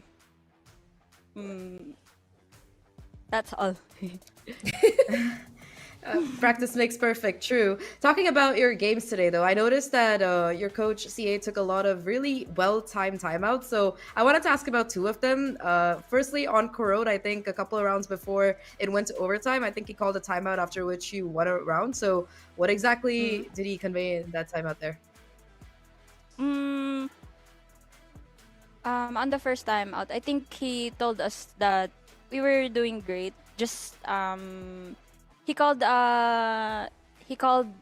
something that we can do against them, and we did it right after that round, and I think it worked as planned. And at 12-11 on Ascent, because I think that was your second time out on that map. What did he say then? Actually, I don't remember. You know what? Fair enough. Go celebrate with your team, bro. Yeah. Congratulations, because that was such an epic series. That really is. Thank you, Anyways, thank you. now that you have been able to make history, my last question to you is, what do you have to say to all your fans who are rallying behind you, in this tournament? What do you want to say to them? Thank you for the support. All right. Thank you for sure. Thank you so much for the interview, Grahams. Good luck in your next match. We'll see you very, very soon. Thank you. Bye-bye. Bye-bye.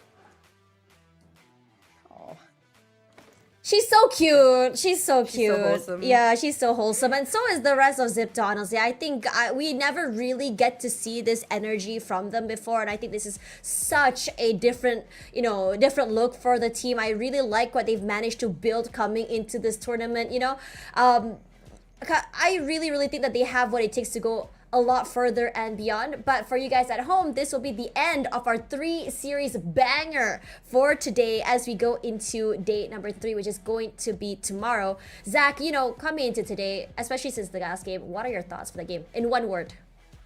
Honestly, one word? One word.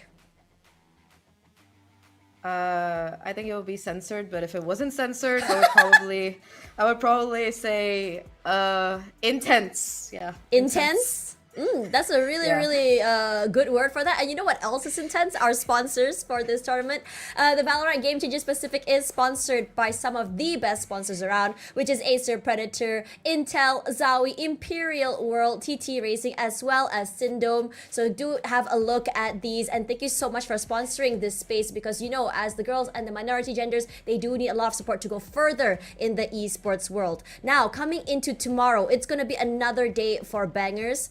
Because we are going to be looking at Zipto Esports going up against the winners of Fennel GC, up against, I believe it's going to be Ninetales, if I'm not mistaken as well. So we're going to be looking at another potentially new banger on the upper finals as well as the lower finals as well.